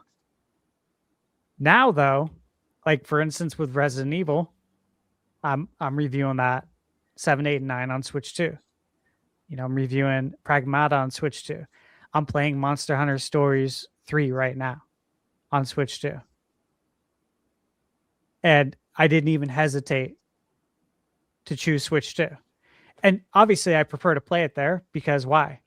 Because I can play it handheld. Because I can actually get more game time in. Because I can sit on the couch and watch some show with Michaela and sit there and play. And I'm still getting work done. I'm still chipping away at a review and we're hanging out. It's stuff like that that's just obviously really nice. And look, I have a portal. We've talked about this. My portal runs like crap no matter what I do, no matter how many videos I watch on YouTube claiming that they know how to fix it. They know how to get it running good. It doesn't work. And so I look at that and that's been a huge W. But I was just kind of thinking about it. It's like we got Mario Kart. I personally love Mario Kart. I know some people have been upset with some things. And I know some things have been patched as well. And now people are not as upset. And again, talked about this all the way back in 2024, what the game plan is with Mario Kart World. It's a long-term roadmap. This is an evergreen title. That's why it was going to be a launch title. It's going to get more content. If there's anyone out there who thinks it's not, I think that's crazy. It's absolutely getting more content. And this game will look very different by the time it's all said and done. Also, best soundtrack of any Mario Kart, hands down. And I greatly value music in video games. I always have. So I appreciate that. But we got the return of 3D Donkey Kong. After 26 years. And they knocked it out of the park. We got, on day one, we got Breath of the Wild, Tears of the Kingdom, Echoes of Wisdom, Link's Awakening. All performing better on Switch 2. And we all know that Tears really needed that performance boost. There's so many games. We got Xenoblade Chronicles X now. I bought that game last year. You guys remember this? And I said, I'm buying it now to hold it for Switch 2. Because we knew it was going to get the Switch 2 upgrade. Because it was leaked. So now I have this massive RPG that I got to try and fit in with everything else I'm working on. Not to mention other consoles. Look at Hades 2. That's a console exclusive. It's not on PlayStation or Xbox. There's so many games for Switch 2. It's insane. Like I was writing them all out a little bit ago. Obviously, we're getting Indiana Jones soon. That's in May. We got Little Nemo coming, which honestly, like I grew up playing Little Nemo on NES, and I did a video on it. I played it, and that's a Switch console exclusive. That's not coming to PlayStation or Xbox. At the same time, though, guys, like I don't know about you, I don't really look at things like console exclusive. Like that's not how I value my experience with Switch 2. I know a lot of people look at it that way, and that, well, we haven't got a lot of first-party games yet, or we haven't got Zelda yet, or Mario, or this or that. It's like I look at the whole big picture of it.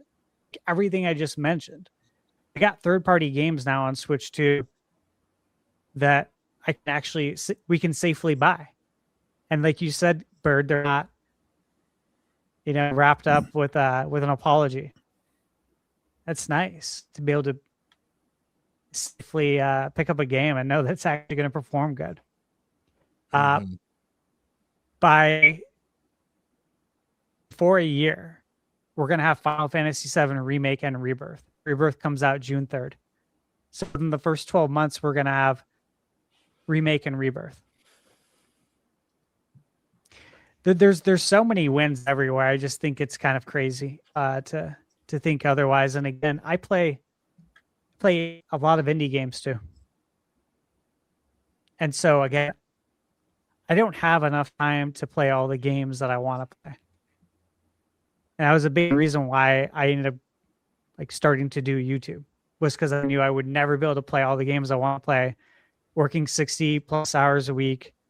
You know, as a director at Lone Depot, there was no way in hell that was ever going to happen until retirement. At that point, you know, you got to hope that you got your eyesight and everything's still working there so you can actually enjoy this stuff. And even still doing this now, like for a living, I don't have time. There's certain things I just can't. Pocopia, I can't do that. I can't do Animal Crossing. I watch Michaela play it. I experience it vicariously through her. I'm glad she's happy. I'm glad my lady's playing video games. I think we all want that in life. I think any guy would appreciate when their lady plays video games. And so that's where I'm at, man. I am very happy. Before you go, Awesome. Gamebird, I just want to say that Yeah. I think listening to everybody, I think a lot of the fault for any bad feeling about the Switch 2 really rests with Mario Kart World, because that was just not a cultural moment in the same way that I think everyone believed it would be and Nintendo believed it would be.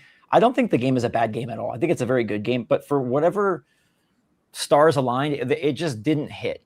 It hit sales-wise. It had an insane attach rate, but there just wasn't that like, wow, everybody's playing Mario Kart. Everybody's loving Mario Kart. This is the Nintendo game. Whereas when the Switch 1 came out, Breath of the Wild was that. Everyone was playing Breath of the Wild. Everyone was talking about Breath of the Wild. And if Mario Kart World had hit as hard as even Mario Kart 8 Deluxe, maybe we feel completely fine with Nintendo's output.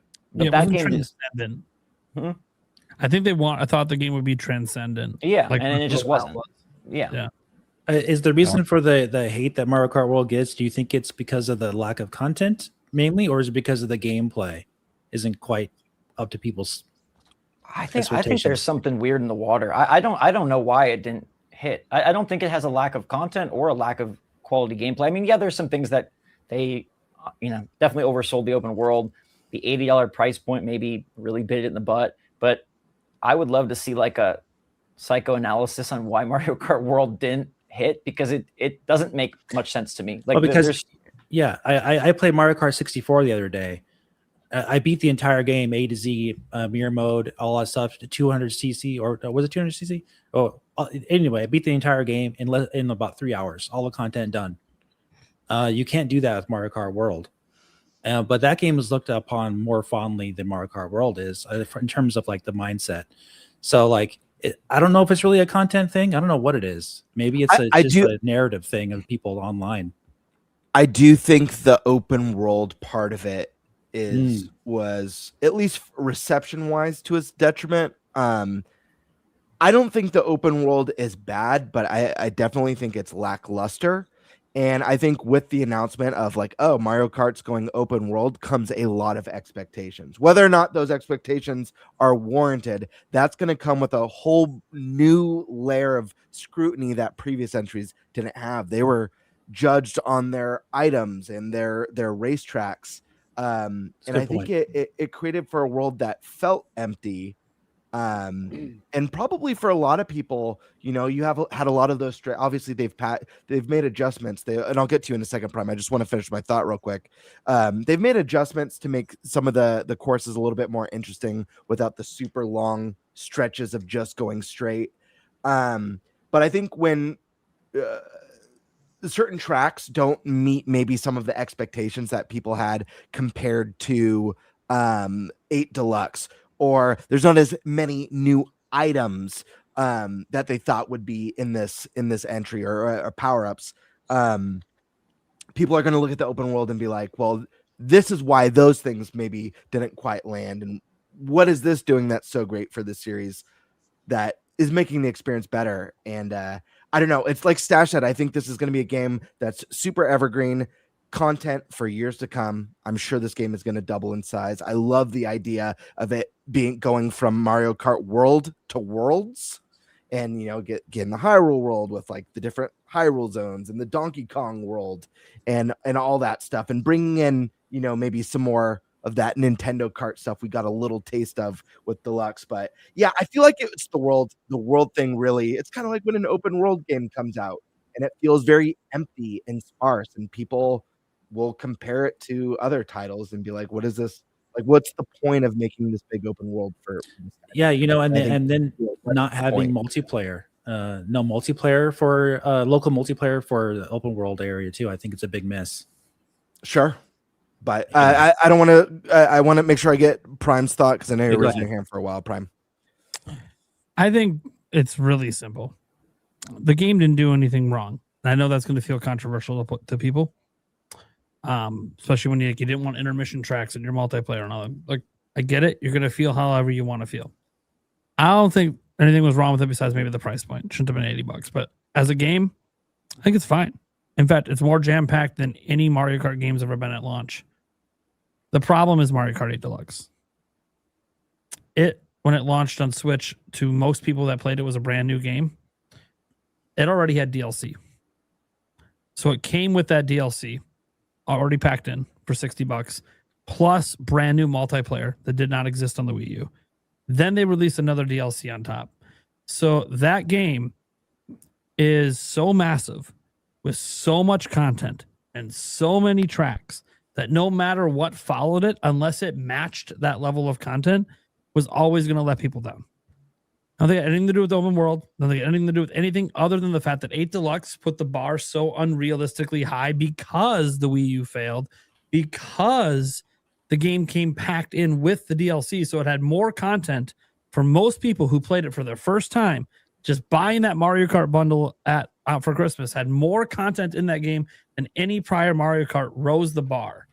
And World didn't try to even come close to meeting that bar, because the bar was already unrealistic.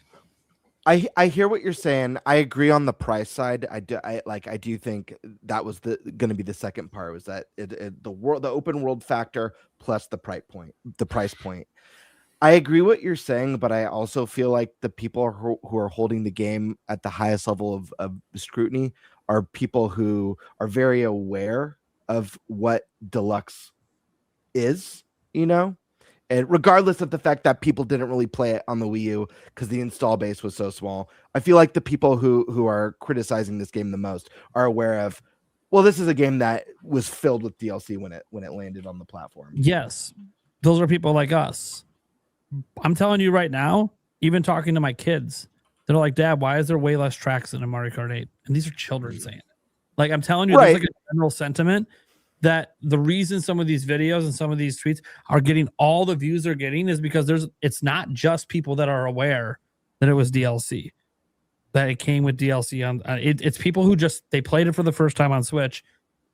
Way more content in that game than this game that costs more. So it's like this hard thing. And I think Smash Bros is going to have the same problem. Ultimate is massive roster, feels like the perfect Smash game. Following up a game like that is almost near impossible when you're not trying to top it. You're trying to do something new and different, which is what Sakurai has talked about. So people are going to feel, no matter what he does with it, that it's not going to feel as good as Ultimate, because Ultimate have way more characters and way more stages and way more this and way more that. And this game's not going to have that. And we'll add stuff. We all suspect Mario Kart World's going to add stuff via DLC eventually. So will Smash. Bottom line is, Smash at launch had more content than we had ever seen on a Smash Bros. Game. Everyone is here, right? It's a huge selling point for the game. Everyone we've ever put in Smash is here, plus more. Like, that's an impossible task to top. So I think Nintendo has a few key things like that, a few key games where that's going to be really, really hard to top this generation. And World is like a great example. They weren't going to attempt to top it with the amount of content. They were hoping the open world would be enough. I think that conversation for both series, that conversation changes if they could match the excellence of downloadable content for, like, I look at Mario Kart, one of the best DLCs ever released. You know, I feel like Mario Kart and Smash Brothers and like The Witcher 3 are like S tier for how to bring quality DLC content to a game. I feel like if they can match that standard of content and quality with World or Smash, it's going to be fine. I feel like the discourse changes. If World doubles in size, that discourse changes. And I think the course booster pass maybe was a mistake because Mario Kart 8 Deluxe doesn't feel literally half as big if you don't have that. Sure. And also there would have been a far larger gap between new Mario Kart. Sure. And so maybe that factored in as well, that people feel like they expected even more, like you were saying, of this game because, we've just had Mario Kart, but we really hadn't had Mario Kart, you know, but it felt like we did. And maybe that sort of greed to get extra online money out of the course booster pass maybe came to hurt them with Mario Kart World. Yeah. I can see that. But anywho, my thoughts on Switch 2. I'm pretty happy so far. I gotta say, I feel like I'm gonna separate it into two chunks. This year, the start of this year, my thoughts, and last year. Starting with last year, getting my hands on Switch 2 was incredibly exciting, and it was one of those moments where like you pick up the console for the first time and you just never want to go back to like you could just, before even booting it up, you just feel the bump in quality, that more premium hardware feel. And I really find the difference in power and what this console can do to be very, very noticeable. So I'm very happy on the hardware side. I love the new Pro controller. It feels a lot more premium than the first Pro controller. I do wish there were a couple extra features there. I wish we had this one's a little bit more niche. I know when we were doing some predictions before we got the official reveal on this podcast, I was talking about like bring back the little speaker on the Pro controller. I like that. I love that extra sense of immersion. I love hearing Midna on the Wiimote and stuff back in the day, and you know Sony does it. I love hearing the little updates that would pop in Final Fantasy VII Remake and Rebirth. Really cool, just adds to that immersion. That being said, I'm really happy with both the controller and the hardware.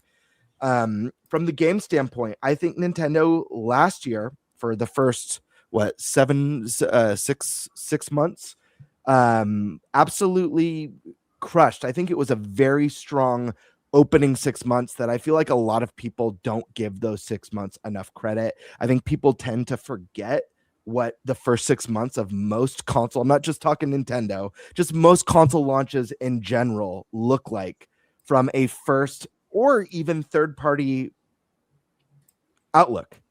There's a lot that are barren. I mean, PlayStation 5, you know, it's a very capable console with a ton of third party support. All the third party support for that matter.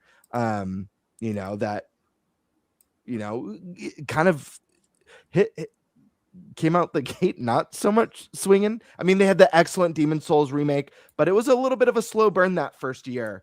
And that's understand the magnitude of Breath of the Wild. And obviously that's a generation defining game. At the same time, regardless of what the install base was on the Wii U, their launch game was a port. It's a Wii U game. It is a Wii U port. So we got more exclusives out the gate in the first 6 months on Switch 2 than we did the Switch 1. I think that's impressive, regardless of what you think of Breath of the Wild. So Mario Kart World, Donkey Kong Bonanza, big. We also got, obviously, in that 6 months, you know, those more spin-off games, Hyrule Warriors, Kirby. This is a solid lineup. Metroid Prime Cross, really, really cool. The big thing that was missing from last year, and I think this was the biggest bummer, there was no big holiday title. And so, you know, we talked a lot about this on the show. I was fully expecting, man, what's the holiday game going to be? If they launch with Mario Kart World, the holiday is always the biggest game of the year. So whatever they've got planned, like, is it going to be Smash Bros? Is it going to be the next mainline Mario, which is the one that I was leaning towards last year? We didn't have that, and I do think that sucked a little bit of the wind out of a lot of people's excitement. Love it or hate it, Metroid Prime is a very niche series. You know, us core fans, we really love it, but it's just not popular. It's not a system seller. So I think this year, going into this year, it's been a very unexciting start to the year. But what really is phenomenal about Switch 2 in 2026 is the commitment and the promise to the strongest third-party support we've ever seen from Nintendo for generations now. Generations. Like, we've never seen third-party support like that. And it's already been mentioned tonight, getting Resident Evil day and date, launching with Cyberpunk.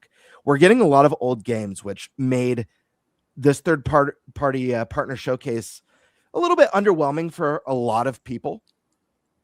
But as time goes on this generation, we're going to see less and less of old game announcements and a lot more of those day and date announcements. And I think that's something very special and something that's worth celebrating, because as loud as the complaints are that we're missing Mario, that we're missing Zelda, that we're missing Smash, the fact of the matter is that Nintendo Switch, the Switch 1, sold upwards of 155 million units, meaning that a massive chunk of those owners are brand new Nintendo players. Didn't play the Wii U, didn't play the Wii, didn't play the GameCube, or maybe they had one of those previous consoles, but a massive chunk of those are first-time Nintendo gamers. These are people who are going to be able to experience that third-party at home or on the go hybrid goodness this gen, and I think that's really exciting. I think those people are worth mentioning. A lot of people say, oh, people don't care about third-party on Nintendo hardware. I don't think that's necessarily the case anymore with the massive boom that we saw in Nintendo's popularity. So I'm happy with it so far. I am anxious to see some of those big games. I don't think, well, actually, I have to include one of my most anticipated games of the year has already been announced, and it is a Switch 2 exclusive, and that's Fire Emblem Fortune's Weave. This is a game that I could see averaging 90 plus. This is a series that exploded, obviously, with Awakening. Was the fan choice game of the year pick for the Game Awards with 3 houses. Phenomenal game. One of the best top 10 Switch 1 games, in my opinion. I'm unbelievably excited for this title. And I'm unbelievably excited to see what Monolith has planned for Switch 2. Obviously, the Zelda team, the Mario team, what Smash is going to look like on this system. I also have a very strong feeling that we're going to see the return of at least a couple dormant IP on this. And I know this is a lot of hopes and wishes, but I think we're at a really good foundation. Obviously, you know, development time is getting longer and longer. I think we're going to get there. I think we just need some patience. And if we get that first mainline direct, which is coming, whether it's this month, next month, or the month after, the fact of the matter is there's going to be a first mainline direct to the year. Are you leaking it?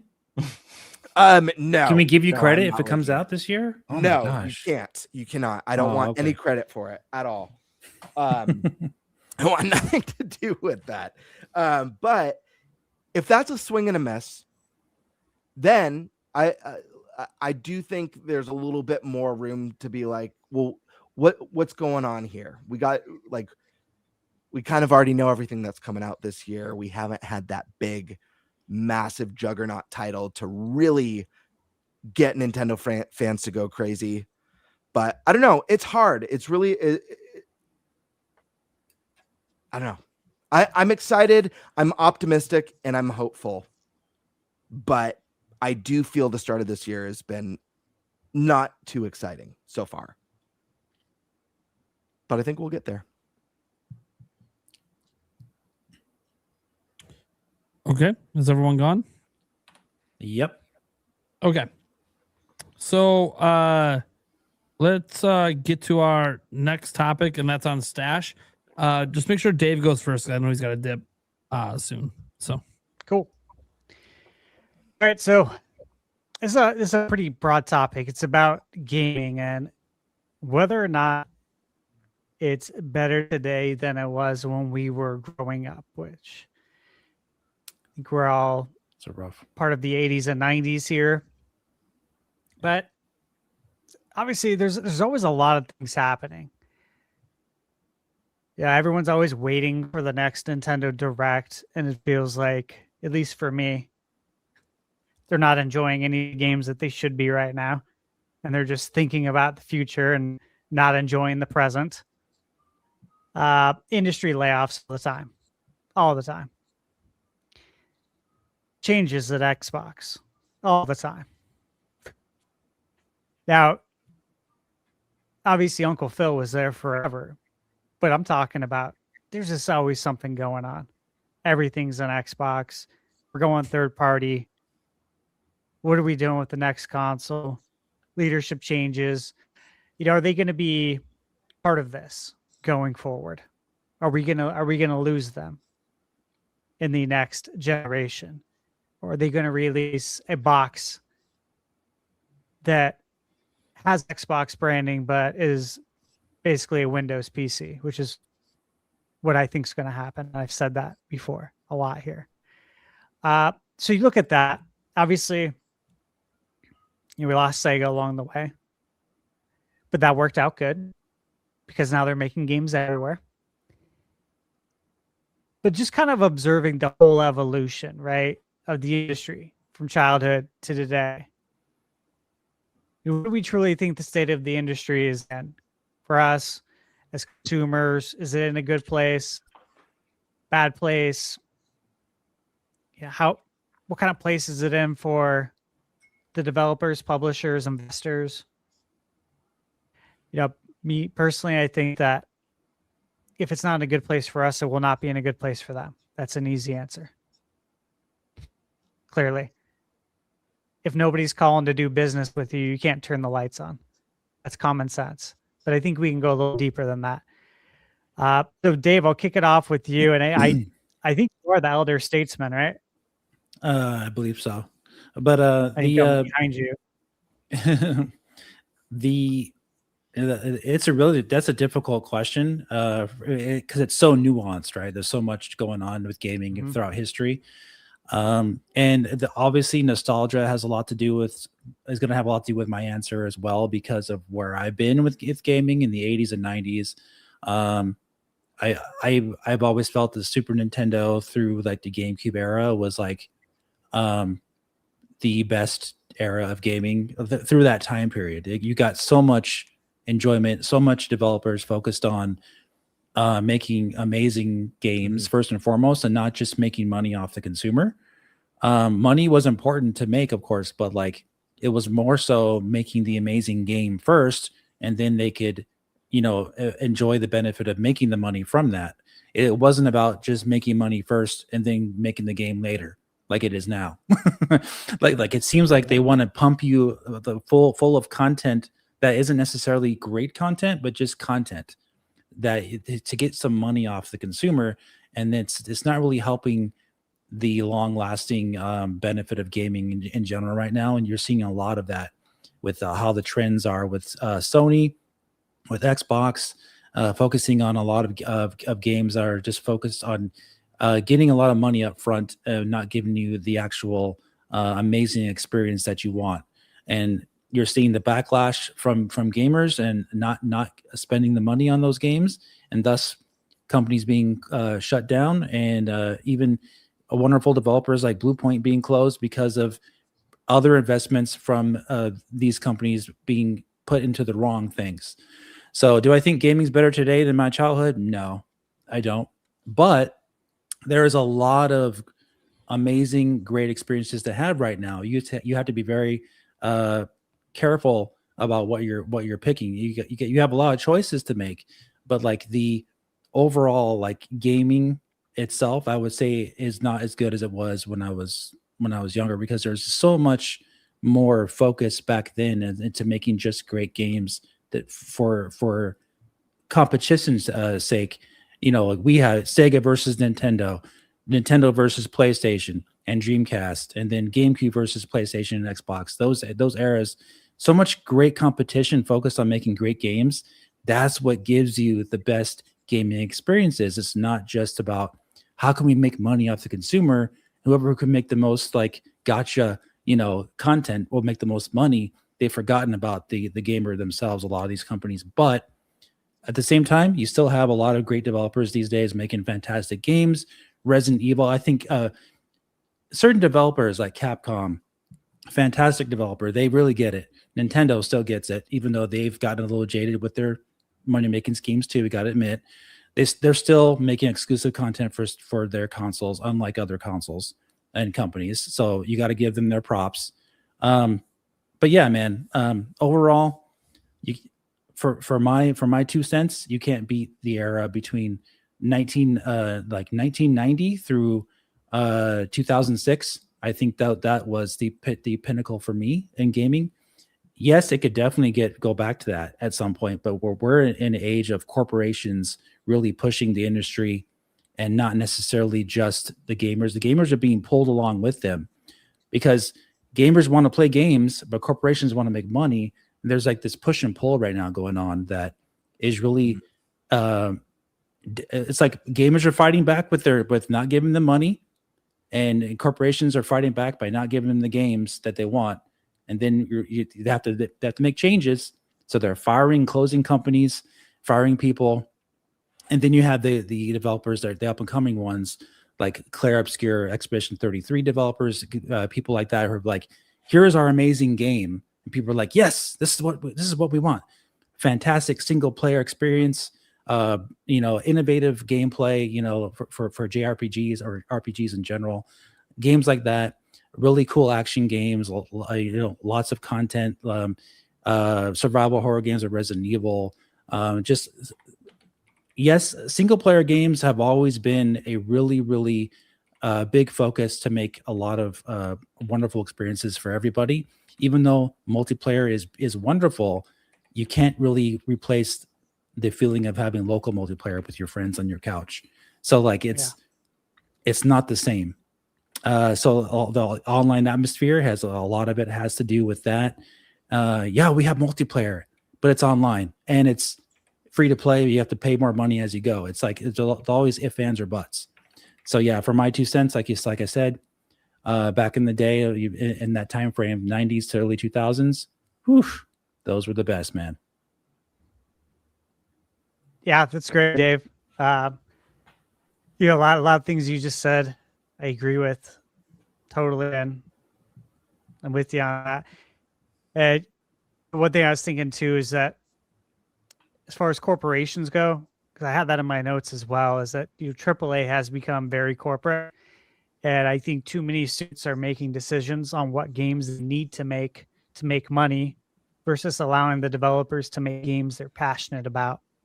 Now, some could argue that that's what the indie scene's for, and yes, the indie scene does do that. And that's one thing I really appreciate about them. However, it would be nice if some of the big AAA developers that we grew up with would take some risk. I look at Konami. It's the game Darwin's Paradox. The game. Mm-hmm. Look, I haven't downloaded the demo to try out. I was just happy to see that though, because I'm like, this is a risky maneuver for a company, a big AAA developer, to come out with a game like this. And it's just good to see games that aren't from established long-running IPs actually hitting the scene. So for the most part, man, it's Suits making the decisions. I mean, it's like EA too. They publish all the Haze-like games. Yeah. And those have all been great. I know, but then they sit on NBA Jam. and Microsoft sits on Banjo-Kazooie and everything rare. It's like, what are we doing here? They don't call them Zach, rare IPs for nothing. I know, dude. They rarely make games. Zach, what are your thoughts, man? Yeah, I got a couple of conflicting thoughts. The first I'll start with is something I heard on my favorite gaming podcast, Rebel FM. They were talking about how no media, whether it's a book, a movie, a game, will probably ever hit as hard as it did for you, like in your teen years. Like that's when you're the most impressionable. That's when things are the most exciting. That's when I first played BioShock 1. Like that was sort of my like, whoa, come to Jesus, video games could be anything and everything moment. Sure. So on that hand, I think, maybe we're just clouded by nostalgia, but the logical things that I can't ignore are, one, there are far few newer franchises being started now than there were in any of the generations I was a part of as a younger person. I think that's a huge flaw. Two, the money is condensed in far fewer games with Fortnite, with Roblox. And that, I think, then contributes to the corporate nature, the suits, all of that, chasing this money. The third thing, I honestly don't know how to say this without probably pissing someone off, but I remember having Twitter arguments, dumb Twitter arguments, back when I first started YouTube. So this is around like 2011, 2012. And I was telling people, like, no, you don't want gaming to become the biggest thing. You don't want it to be where everybody is all about it, because when anything gets that big, it inevitably gets diluted. It inevitably suffers in some way. And yes, there's some great things, like we have, hey, you can get a few buddies together and build a game in your house. You can, post your game on Steam and people make $1 million when they would have had no chance to before. But I think you see a lot of dilution and talent drain, whereas previously some genius who's making Celeste or Katana Zero or Hollow Knight would be working for EA or Nintendo or Microsoft. And instead they're like, no, I don't want to deal with that corporate nature. I want to do my own thing. And they're still making a great game for me. And I feel like I'm kind of like you, Dave. Like I miss the big moment, like the big AAA single player linear amazing game.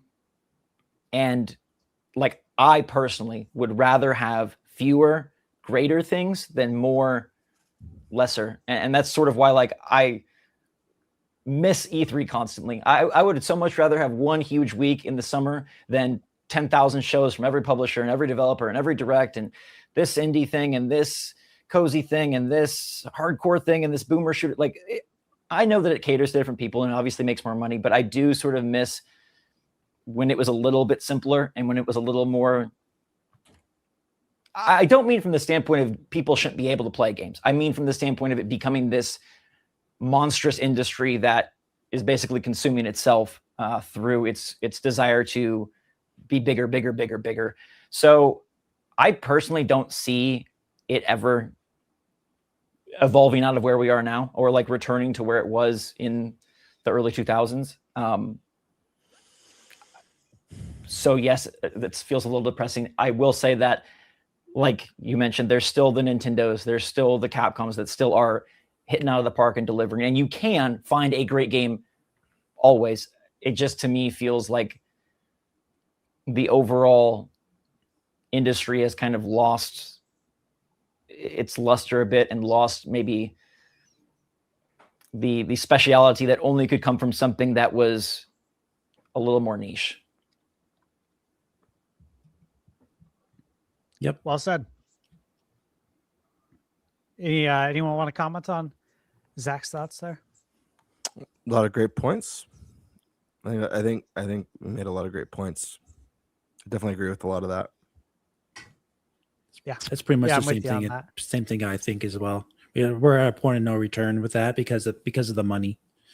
Corporate money is too big. Big industry is too big. It's bigger than Hollywood, bigger than movies, bigger than anything. So it's the biggest entertainment industry in the world. You're going to have over diluted product at this point. But also it comes, like I said, with you have a lot of choices. It gets hard to make those choices though, because of the over dilution. So yeah, what can you do? I think one thing to note too is that when we were growing up, there wasn't a ton of games coming out, right? And to that point, like last year, on Steam, over 19,000 games were released in 2025. Let that sink in compared to what we grew up with. Yeah. That's insane. Right? Yeah, big game felt like an event every time, for sure. Yeah, just imagine like if you're not connected in gaming like the way we are, and when I say connected, I just mean we know all the news that's coming out. Imagine if you want to get into this, the type of analysis paralysis you're going to go into trying to figure out what game to play out of the 19,000 that came out in 2025, not counting, the last 40 years. Right. That's insane. Yeah, I think that's where we as content creators have a good opportunity to kind of try to inform people the best that we can by actually playing games. Yeah. And No doubt. sharing honest opinions about them. Stash, can I jump in and give my thoughts on this topic? I Is wanna that hear okay? Because everyone's given a lot of negatives, but my response is a bit more nuanced than this because I really don't think there's an objective answer to this question at all. And I think whichever side you lean towards is going to depend on what's most important to you. So I just wrote down a few, not too many. I did some pros and cons of today's gaming to try and just give a balanced take, because I'm really in the middle, and if I'm not in the middle, I'm in that like 60-40 percentile. So I'm going to start with all pros, since we've mostly heard some of the cons of gaming today compared to the past. Video games today are more accessible than ever. Unbelievably so. I mean, the fact that we have a Nintendo console hybrid consoles are a thing now. You could play all the biggest games at home or on the go when you're traveling at your hotel. It's remarkable. Steam, 19,000 it's just so easy.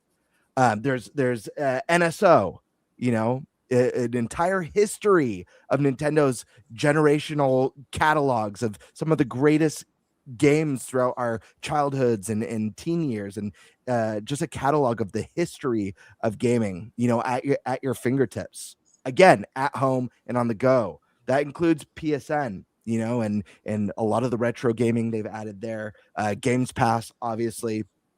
So I just feel like you have more choices now on what to play and how to play than I could have ever imagined growing up. So I think that's a huge positive, that it's really easy to lose sight of or not really think about. Another one that's a big one. This one's kind of a no-brainer, but modern quality of life. And this is both as far as like fundamental game design, that could be the way our hardware, functions, our controllers with their battery lives and the wireless and the immersion with the HD Rumble and the DualSense technology, less load times, not waiting at a loading screen for a minute, being able to stay in that immersion longer, better performance in general.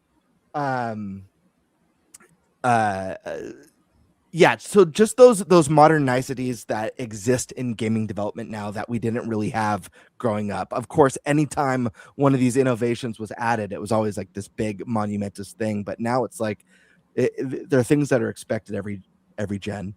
Another one, as someone who loves the RPG genre, the ability to tell immersive stories in games goes far beyond what I thought possible. Growing up in the 90s, a game like Clair Obscur that swept the Game Awards with the unbelievable voice acting and unbelievable narrative. So I think video games as a storytelling medium is bigger and better today than it's ever been. The evolution of technology, that's the visual freedom, with the power of the tools that developers have now to create unique and brand new art styles, create worlds unlike anything we could have ever imagined growing up. I think that's something worth celebrating. Demo saves that carry over.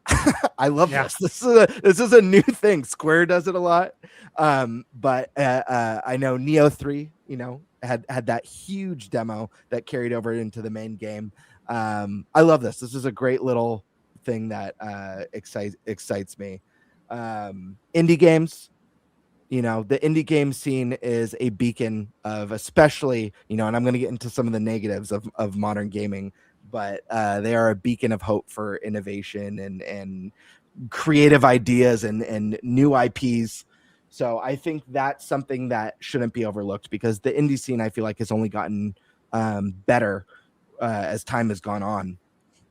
Let's see. Do I have anything else? This one's a little bit contrary to something Zach mentioned, and it's not that I don't agree with Zach, because I really miss E3 like a lot. I love and Summer Games Fest has never come close. I remember there was one year I was like, well, thank God for the Elden Ring trailer, because this was a bust one year.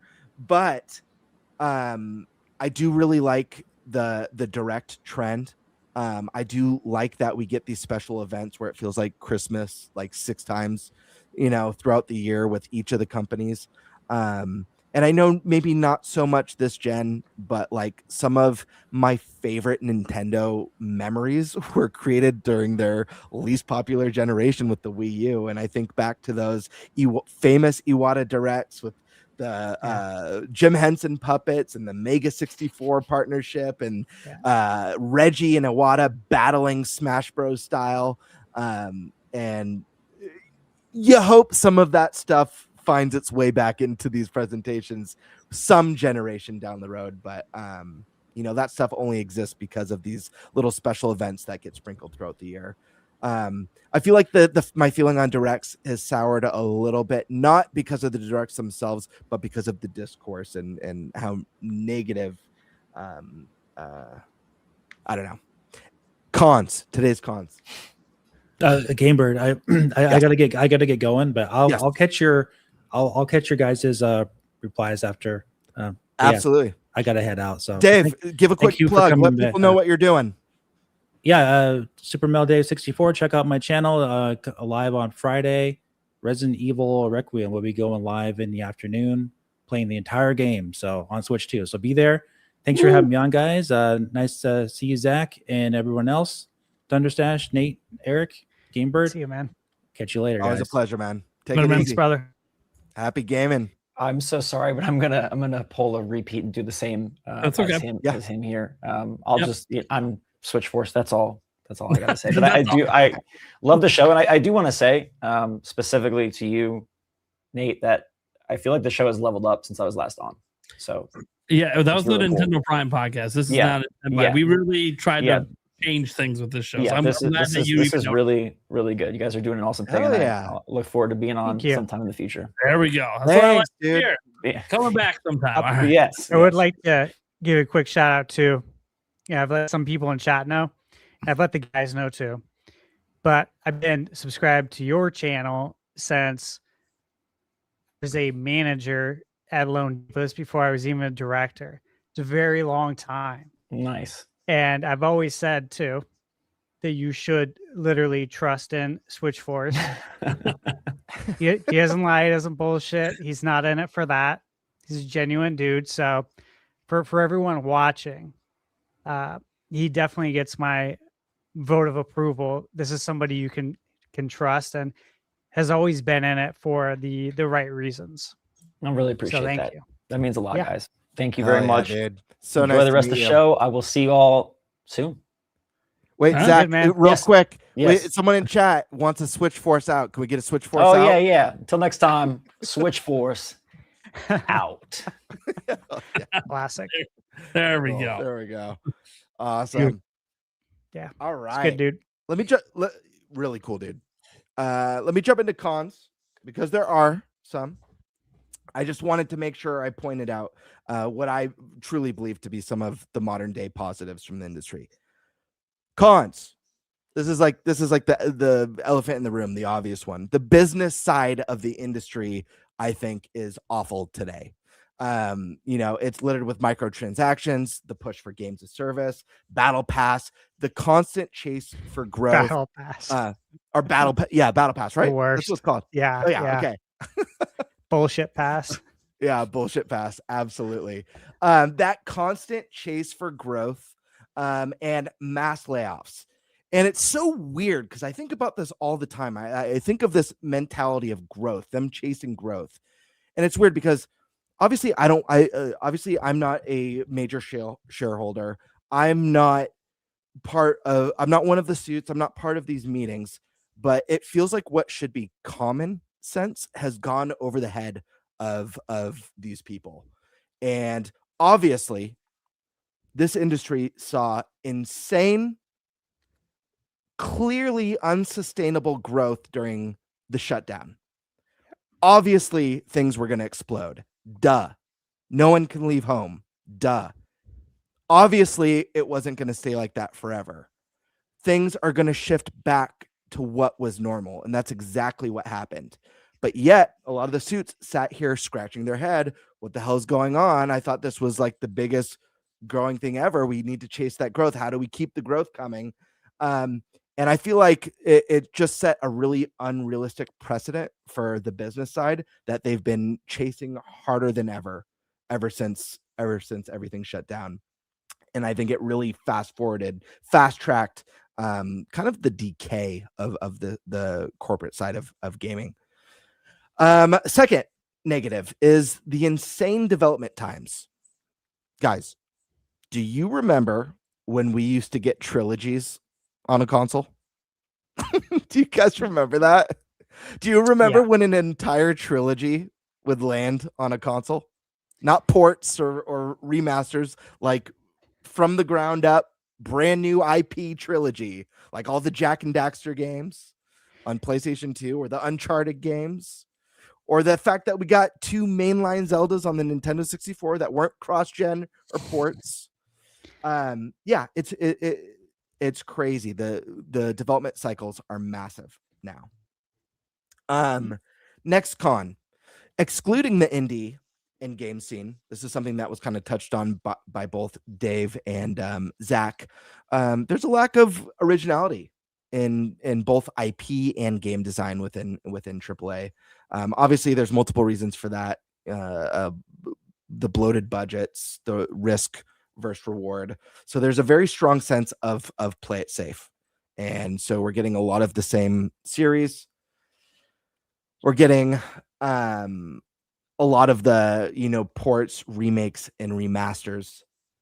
And it's a little bit, I don't know. So it's a little bit boring. Again, I think back to 90s, early 2000s gaming. There was such variety. And no one had to worry about like, oh, if we create a new IP and it doesn't sell 10 million copies, it's like, whatever. This one wasn't a big hit. Maybe we'll do one more just because we really liked making it. And then we'll move on to the next thing. Yeah, the stakes are so high now. They're way too high now. And I merged that the cost of development is like just insane. It really feels like a lot of the times every AAA release is do or die for a company, which is insane. Like you can't, like a company should be able to have a handful of games that, don't explode. Big whoop. Here's one that I don't think no one's mentioned so far, and I don't know that anyone was planning on mentioning this, but I have to, because this is one that really, I think, just sucks ass today. The fandom is worse than it's ever been today. No comparison. And it's not just video games, it's across all entertainment. I can't stand fandoms anymore. They're awful. They're more childish than they've ever been. I feel embarrassed sometimes. There's time, no joke. I see conversations and comments and tweets and YouTube posts, or even hear things out in the wild that make me feel embarrassed to be a part of this hobby. Sorry to be so brutal. Especially, I can forgive it when it's teens and kids, especially when it's grown men. It is so embarrassing. It's like, ugh. I'm so embarrassed. That's what I don't like to be associated with this, which is unfortunate. I can understand if you're a kid, you're a teenager. Cool, I get it. All been there. But when it's adults, yeah, you're immature. Oh man, this ain't good. Here's another one. This one's maybe a little bit more personal taste, but stands true for me. Game marketing and the console wars are no longer fun. Do you guys remember game marketing in the 90s? Yeah. How wild that's and entertaining it was? Changed. Yes, the world's changed for sure. And I know that's sadly. And with that comes the console wars. Console wars used to be so fun. Like it was a fun, entertaining thing. Now it's like it's backhanded insults, it's hitting below the belt, it's derogatory, it's ugly, it's gross, it's people acting immature, it's people, yeah. I think part of that, because I'm not going to be touching upon that part when I talk, because I just don't think it matters. Sure. But that part of it, I think, is just because you got to remember when we were younger, it was just our friend groups. It was just school. Sure. If you think about joking around with your friends, you can say things that it's none of that's serious, and you're all in person, you know each other. Like, we definitely had debates on the playground about Sega versus Nintendo, especially in the Genesis and SNES days. That was definitely a thing. And we got pretty nasty about it, but we didn't take any of it personal because we're friends. You're on the internet with a bunch of strangers, that all sounds personal. Right. So I don't think it's like it better or worse. I just think people can now talk online. I mean, I do think it's I do think it's worse because I feel like I've witnessed it, and maybe it's because I'm more tapped in. I'm part of a podcast now. Maybe that's part of it. And I'm not talking about comments towards me or comments towards the crew. There's enough of that gross shit out there. I'm just talking about like the discourse in general is like, even if you take out the toxic stuff, it's like lamer than it's ever been. It's just lame. I don't know. The console wars was fun before. Like, people don't have fun with it now. It's like weird. It's like they take it oddly personal. It's video games. I don't know. Grow up. Anyways, mental illness, my friends. It is. Next con, physical media is dying. So if that's something that's really important to you, something that I do care about, it's dying. It's on its way out. We're dinosaurs. So if you care about video game ownership, this is definitely a negative of the modern gen. And then last one, this is more fun, personal one. Video game magazines and demo discs. I loved this. I miss demo discs and video game magazines. This was such a fun way to consume video game news and try games like every week or every month. Try games across multiple platforms. When you brought it up earlier about the demos and how they carry over now, I was going to mention how that's really a big pro now. Yeah. Because we don't have to go to multiple grocery stores, because that's what I would have to do. I have to go to multiple stores to find the magazine that didn't have the demo disc stolen already. Just like the AOL 250, 500 hours free disc that would come in magazines. You have to, find the ones that aren't stolen Demo yet. accessibility is way better today in general. Yeah. Yeah, that's fantastic now. You brought up a lot of good points, man. So many good points. Yeah. So yeah, that's the gist of it. That's not every pro. That's not every con. I feel like this is a topic. There's so much that we could discuss about this one that this could be an entire episode if we wanted it to be, and probably a fun one to debate, because I'm sure, I think everyone so far, and we're going to hear Nate shortly and Eric as well. I think everyone's made good points, but I'm sure everyone disagrees with some of the points made already, or maybe most of them. I don't know. But I think it's ultimately, it really is going to depend on which things are most important to you. I personally don't believe there's an objective answer. As nostalgic and as fond as I am for the old days, I have so much love for them. I feel like it would be disingenuous for me to just be like, it was better in the 90s and early 2000s. So I really wanted to highlight some of those things I thought were better. But yeah, that's my piece on this one. If you guys have more questions, hit me up in comments and ask me what I think about certain things. Nice. All right, who wants to go next? I mean, I think Nate wants to go last, so I can go next. I agree with Gamebird. It's so hard to say, yes or no, for me anyways, that, gaming is better now than it was back then. I'm having just as much fun gaming now as I did back when I was a kid. There's still games being put out that I like. There's still games being put out that I hate. So, you know, you've talked about the industry and some of the dumb shit it's doing. It was probably doing some dumb shit back in the day too. You know, it's Jesus. You know, oh God, where the hell am I going? Brain function. You gonna slap you quick? Yeah, right.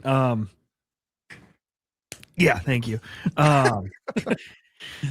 No, I made the mistake of looking at chat. Okay, don't do that while you're talking. I know. I lost my train of thought. Yeah, don't do that. We're not solo streaming. People are dumb. You know, it sucks that, you know, nowadays, you know, you could see a company make this phenomenal game, and then the next day they're closed. You're like, what did they do wrong? It wasn't them. It was the consolidation of all these gaming companies into these massive conglomerations that, you know, it sucks. But, you know, it is what it is. But yeah, it's, for me, you know, graphics are better today. I mean, I don't necessarily care about that, but yet at the same point in time, I do. You know, it's hard. It's really just hard for me to say whether gaming's better today or not, because I'm having fun, and that's all that matters to me. So, yeah. Well said. Hey, you want to go, or did you want me to go? It doesn't really matter. You can go then. Okay. Well, I'm probably the only person on the show taking a hard stance that gaming is significantly better today. And it's not even close. And it's not that I'm not nostalgic for all the things you guys are talking about. Like when Gaybird had in his negative, you know, magazines with game discs, those are fun memories. But factually, demo is better, way better today. Like it's not even a competition. Besides demos carrying over into games, and that's not always true. Accessibility to demos is better than ever. You know, if you think about back then, outside of demo discs, what were we doing? We were running and waiting in lines at Walmart, Target, Best Buy to try to get on a console with a broken controller to play a game demo. For whatever latest thing came out that we saw a commercial for, or we saw an ad at the store. Like, awareness of games, I think, is better than it's ever been too. I don't have to explain what a video game is to my grandparents. They know. It's more widely accepted today. But let's just get to, I mean, it's obviously a nuanced conversation because it's hard to set aside nostalgia, because nostalgia is very important and it's a very meaningful part of our lives. Nostalgia is a good thing. I'm not one of those people that views nostalgia ever as negative. If you look up the definition, it's nothing but positive. Nostalgia is great. And obviously a lot of things about how we view things today are through the prism of we were kids back then. Maybe a lot more time in our lives, a lot less responsibilities, a lot more freeing. So you have the whole childhood aspect compared to being an adult, where we're worrying about shit we didn't worry about. When I was a kid, did I worry about studio closures? Didn't even think about it. Studios closed all the time in the 80s and 90s. Didn't give two flying fucks. I just went on to the next game coming out. Didn't care about game budgets. Didn't care how long it took games to take. Dude, we talk about like a gap from A Link to the Past to Ocarina of Time. The same gap as going from Breath of the Wild to Tears of the Kingdom. We still had game gaps back in the day as well. We didn't just have trilogies all the time on same systems. Like that wasn't a thing. That actually was only a very few franchises that even did that. A majority of games didn't. It was one per generation. So it's really interesting thinking back on how much of our childhood is shaped by just what we experienced versus what was actually out there. Because there's a lot of things we just didn't play because we didn't control our access to games, right? We were kids. We had to go through our parents and what they were willing to get us, or birthdays or Christmases, or what we saved our allowances up for, or what our local Best Buy or Blockbuster had available to rent. And if you think about what your local rental stores had available to rent, and now you look back today, back to those generations, the NES, the SNES, the N64, the GameCube, the PlayStation 1, you look back on all that, there were so many more games than were available to rent. So a lot of it's shaped by what we experience to today, where we know just a lot more because we're in the information period of the internet, where we're just more aware if you want to be. You don't have to be. Some people that game don't pay attention to anything.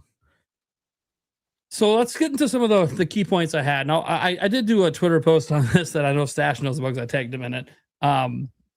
Maybe spurred this topic to come up because I do know it's a hot take to say gaming's better today than before because all people do today is complain. Studio closures, graphics and frame rates. We didn't give two shits about that as a kid, dude. I was playing fucking Ocarina of Time at 12 FPS. Did not give two flying fucks. That game rocked back in 1998. Didn't give a shit about that. Still don't really give a shit that much about it now, to be honest. If I have low frame rates but I'm having fun, then I don't give a fuck. Fun trumps everything. But every day I see, like, I'll just read part of my post here. Every day I see videos and articles that are touting how like a gaming crash is imminent and all this shit. It's a whole different conversation, obviously. Due to industry layoffs and studio closures, customers, being priced out of gaming. Meanwhile, I can load up a free-to-play mobile experience and cringe all you want. There's a bunch of them on your phone that are actually good, that are better than like half of the NES library. But to be fair, we are talking about video games, Nate, so let's stay on topic. Well, to be fair, if you dismiss the biggest part of the industry, that's on you. Well, that's part of my point with accessibility and the quality of games. There's actually more high-quality games coming out right now every week than there has been at any point in my life. Like, it's insane. And we just don't have the time to keep up with it. Yeah, there's also a lot of slop. There's a lot of slop back then too. We just didn't play it. I mean, I remember when we were at the store out in Seattle, the game store, and Stash was like, "Oh, I don't have this game because it sucks." I don't want it. Yeah, it's like yeah, there's actually quite a lot of games like that sucked back then. Some of us unfortunately owned them, and some of us, luckily were able to skirt around it or rented it once, and we're like, "Oh, this is trash." But yeah, like we had a lot of slop back then as well. Like that was one of the hard things back then. That's why the Nintendo seal of quality became so important in our childhood, because the whole industry crashed over that kind of shit. There being so much slop and you didn't know what was good or not. Today, we don't really have to worry about that as much. Like there's more slop than ever, but I'm not having a hard time finding high quality video games. All that's happened is, as much as we bitch about reviews and review scores, they've actually mattered now more than they ever have. Whether it's user scores or whether it's actual game reviews, because it helps legit customers actually find good games. And no matter if you think a review score is right or to 86 or it should be a 70, I don't give a fuck. You're playing something above a 70, it's probably a good game.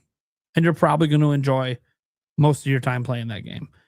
I know we know about the industry practices. We bitch about DLC. They were called expansion packs back in the 90s. We had the same shit. You just had to be a PC gamer to know, because it was a big PC gaming thing. The Sims was getting expansion packs in the 90s. It was not just a new thing with the Sims 4. Let me tell you, it was huge back then. World of Warcraft is still getting expansions. That game came out in 2004. So expansions and DLC were always a thing. It's just as soon as internet became available on consoles, that's when DLC started to be this thing, because obviously DLC was often either sold physically on a disc in store for PC games, or you could just download it off the internet. So really, that's just something that ended up coming over, and I have less issue with DLC, more of an issue with microtransactions. But those aren't going to go anywhere. And you know what? There's tons of games that don't even have them at all. It's actually not that hard to avoid. Hell, even on my phone, I avoid a lot of them. And the ones that do have them, if it ends up making the game worse to have them in there, I don't play it. Right? Like it just, and you might go, all of them. No, there's some games that, I don't mind having to wait 5 minutes for a building to build. Dude, I used to play Pharaohs back in the day, and I had to wait 20 minutes for my building to build. That was just part of the game. There was no way to pay to get the building made faster. It's called patience. You're not going to get money out of me because I lack patience. That's not going to happen. Because I grew up with games where you had to be patient all the damn time. But just, we've seen a lot of beloved franchises get destroyed, obviously by greedy business practices, which makes a lot of people get upset. But that also was happening back then. Star Tropics, where the fuck is that? How many franchises can we name died out back in the 80s and 90s? It was happening a ton back then. This isn't actually a new thing, nor is studio closures. The difference is, as kids, we just didn't care. We just move on to the next great game and new franchise that we're introducing ourselves to. In fact, that's the thing that made gaming feel so amazing in the 80s to early 2000s, was this wide breadth of new franchises many of us were partaking in. Nowadays, we find ourselves sticking with just Nintendo right now. begging for a 3D Mario, a Zelda, an Animal Crossing, a Smash. Can I pause really quick, because I do want to comment on something. I think yes, there were studio closures back then. That was a thing that happened. I think what makes it feel different in the modern era of gaming is we're seeing studio closures in the same year where these companies are having record profits. Well, the individual studios aren't having record profits. You're talking about the parent company. There's a big difference, though. There is a big difference. Sure. I mean, you can make that argument, but like, for example, like Blue Point getting disbanded. What was Blue Point's issue other than they got forced to work on a games of service? Again, another mismanagement. Business Mismanagement. mismanagement. On not on their part.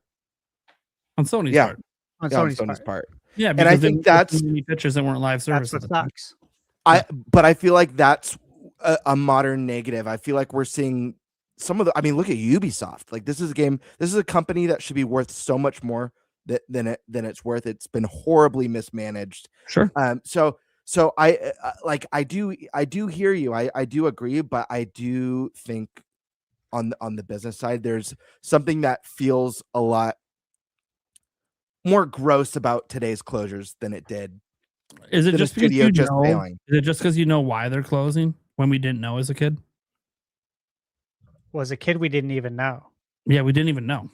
We didn't know. You if just they didn't closed. see any games from them anymore, Sure. and you figured, oh, I wonder if they closed. Like, you have more We didn't knowledge.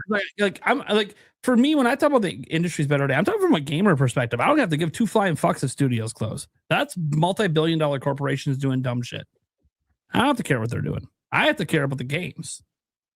Like Blue Point closing, it sucks. I called it out. I said, man, Sony really mismanaged this. They were way better being independent, where they got to pick and choose what they wanted to do. Obviously, they still had to make pitches to remaster other people's franchises, but they remastered mostly ones for PlayStation, but they didn't have to keep doing that. They could have went to another company. They could have offered remastering services to Nintendo or to Xbox or to Ubisoft. But obviously, with the success of the remasters and the remakes, so Sony decided to buy them and then make them do something they've never done before.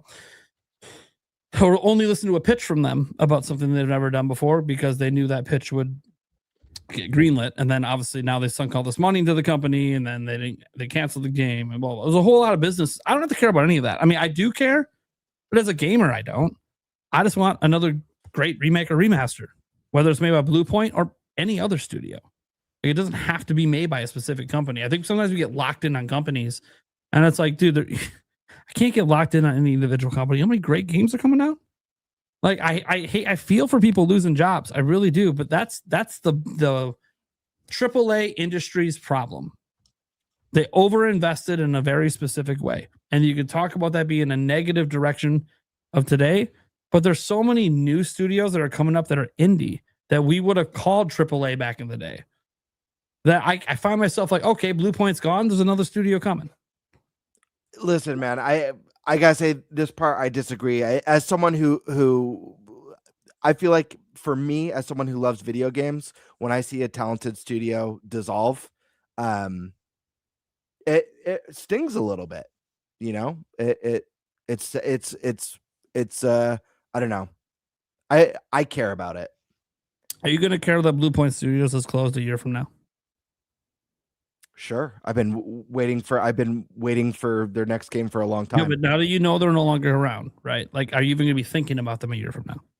I'm sure as conversations with Sony, because I've had a lot of issues with Sony this gen in the way they've ran their business. I'm sure this is something that will come up in conversations.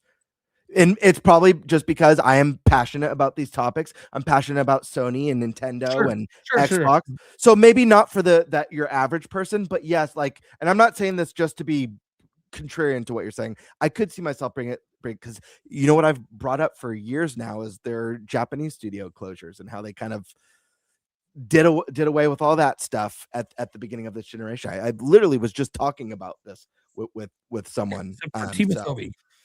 Yeah. They kept one. Yeah, for now. Yeah, it'd be really bad luck right now if they closed them after winning Game of the Year. That would. I'm not saying that I've seen other stupid shit happen. I haven't seen a Game of the Year same year. Well, we're not in the same year anymore. So, anyways, but no, like, yeah, look, I get that for a lot of people, the studio closures are this super big deal, and I cover it and I get sad, and I know game developers, and I've know some that have lost their job. Thankfully, all the ones I know were able to get new jobs, and I know that's not happening with all of them. And I'm not worried about the job loss aspect because I always felt like this was going to happen after COVID. I think it's a direct result of COVID. Sales went like this, and so everyone overinvested. It's like, that's COVID's going away someday, right? Like, and the games take how many years to make? Now's not the time to invest. With the games coming out now that are exploding, they got lucky that they were being made years ago. Yeah, now's not the time to try to chase, which is what Sony's been trying to do. Now's not the time to try to chase. Like live service, you missed the boat. Do something else. You missed it. Live service games never end. You're trying to pull away people from something they already love. You're not going to pull the Fortnite players away. You're not going to pull the PUBG. You're not going to pull these people away from their games. They're too invested in them. And now you bring in a new property that does what theirs does, but they view not as good. And I'm already super invested in this game. I maybe spent money on battle passes or whatever. I'm not shifting over to this one. Chasing success is a big issue in the industry today, but it's also was a big issue back then. I can billion platformers playing the exact same way. Oh my God. That was a huge thing. Like, it's fun. Does this kind of feel like a game I just played last week that was a completely different title though? Like, even like how far the character jumps is like the same. Like I'm not even relearning that. It's like, which makes it easier to play the game, but then also is like, makes it less original. It's like, who based their game off of who? A Mario game drops, and next thing you know, over the next 5 years, here's like 72 new Mario games with different skins. That definitely was a big thing back then. But getting back to my bigger argument, because I was ending there, where I talked about, we find ourselves, when we're just talking about Nintendo, and we do it on the show a lot, asking for the next 3D Mario, Zelda, Animal Crossing, Smash, which for my YouTube channel would be great if any of those get announced. But those were brand new franchises for us growing up. I think there's actually so much new, inventive, and creative things going on today, including gaming quality. I feel like has gotten a lot better as well. Now, not in each individual instance or each individual IP or each individual studio, but like play some new games. Games like Mugenics are fucking awesome. And we're getting games like that, amazing indie titles like that, almost weekly. Hades 2, Blueprints. These would be high-rated games in any era they come out in. And we're getting this like off people like Mugenics made by one person. Like one person is doing what was like a 5 to 10 person team back in the 90s. You could pick up almost any device, by the way, with a screen on it and have access to video games. Physically, although it's starting to phase out in some cases with discs and carts, digitally with downloads, obviously game streaming, which, yes, there are consumers that do this and apparently appreciate it. So I've been told, I haven't met them in person, but I'm told online they exist. I'm sure they do. I feel like a lot of the people who seem to appreciate it are in other countries where access to games outside of streaming is much more difficult. But I'm glad that they have access via streaming. I'm glad that's an option for them. Gaming is accessible to all price ranges of consumers. With games as cheap as absolutely free on devices you already have, like your phone, to premium pricing, thanks to Mario Kart World at $80. There are so many options in between. You can buy a $1,000 plus gaming PC, a $750 PlayStation 5 Pro, or get a $200 Android phone that will stream AAA game experiences, sometimes for as little as $15 a month. Accessibility. Hell, the Android phone can also play a ton of games locally, like the Google Play Store. And this isn't even considering when you go to the used game market, which was always been a thing even when we were kids. You want an experience better than the phone? Go get a used Switch Lite for $130. Enjoy a whole generation of amazing stuff that's still getting new games to this day. And I get it. It sucks seeing the studio closures, the layoffs, the microtransactions, the unfulfilled promises. Was it Alien Isolation? I always go back to that one. It's like, fuck, what the fuck were you doing? Just lie to people. It's so bad. I don't know if it was Isolation, but one of those aliens. Everyone. It was Colonial Space Marine. Was it Colonial? Yeah. I think it was that one, but I know what you're talking about. A total lie. All the trailers were a total lie for what the game was. Just wow. Anyways, the corporate greed at all levels being easier to see today thanks to the internet and sharing of information. We had lots of corporate greed 30 years ago. We just didn't care, weren't aware of it, it's whatever. Our news came from gaming magazines, people who love video games, right? You weren't hearing about the bad shit most of the time. Until maybe those lawsuits, lawsuits in the 90s. We all kind of caught wind of that because that was covered by the magazines. Listen, I want to jump into this just to give a counterpoint. I don't disagree that corporate greed hasn't always been a part of the problem within any industry, because it always has. I know it's always been there, but I think it's important to acknowledge how much more egregious it is today than it used to be. Obviously, the industry is bigger today than it used to be, but all the company consolidations, you got companies like Embracer Group and Tencent just like buying up everyone and their wives. Like it is and that's why I mentioned, the shutdown, the unprecedented growth for the industry and that chase to retain that anomaly that's just not realistic. So, I think has really affected things in a negative way across the board. Okay. So I agree with all of that. I think it's worse now. So I didn't interrupt a lot of people. Well, I'm not getting mad at you for interrupting. Sorry, I didn't interrupt anyone because I disagree with so much of what people were saying. But I was like, if I do this, people, I know sorry and stuff like that. And because obviously, I want to complete my point here, but responding specifically to that, yeah, it sucks. But why do I have to care? There are so many, the industry's so much larger now. Like the percent that's actually happening is so minuscule compared to the wider game industry. Like when you were making some of your points on your spot, you were saying, well, setting aside indies, why the fuck are we setting aside 90% of the industry? It's indies. It's not AAA anymore. Indies run the industry. Whether people realize this or not, a majority of game sales every year are independent games, not the AAA experiences. Like maybe that's the shift that people have this hard time with, is that like AAA is not nearly as important as it once was because everything is shifted to indie. And what are indies? Exactly what AAA games used to be 30 years ago.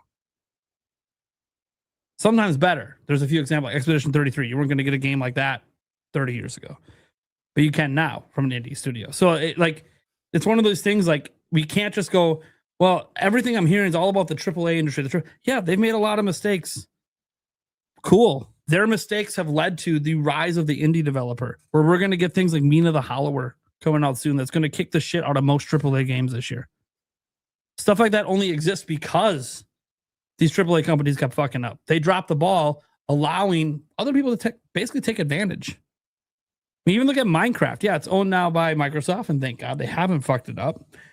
One of the few stories where a game didn't get fucked up when it got bought, but that was an indie game.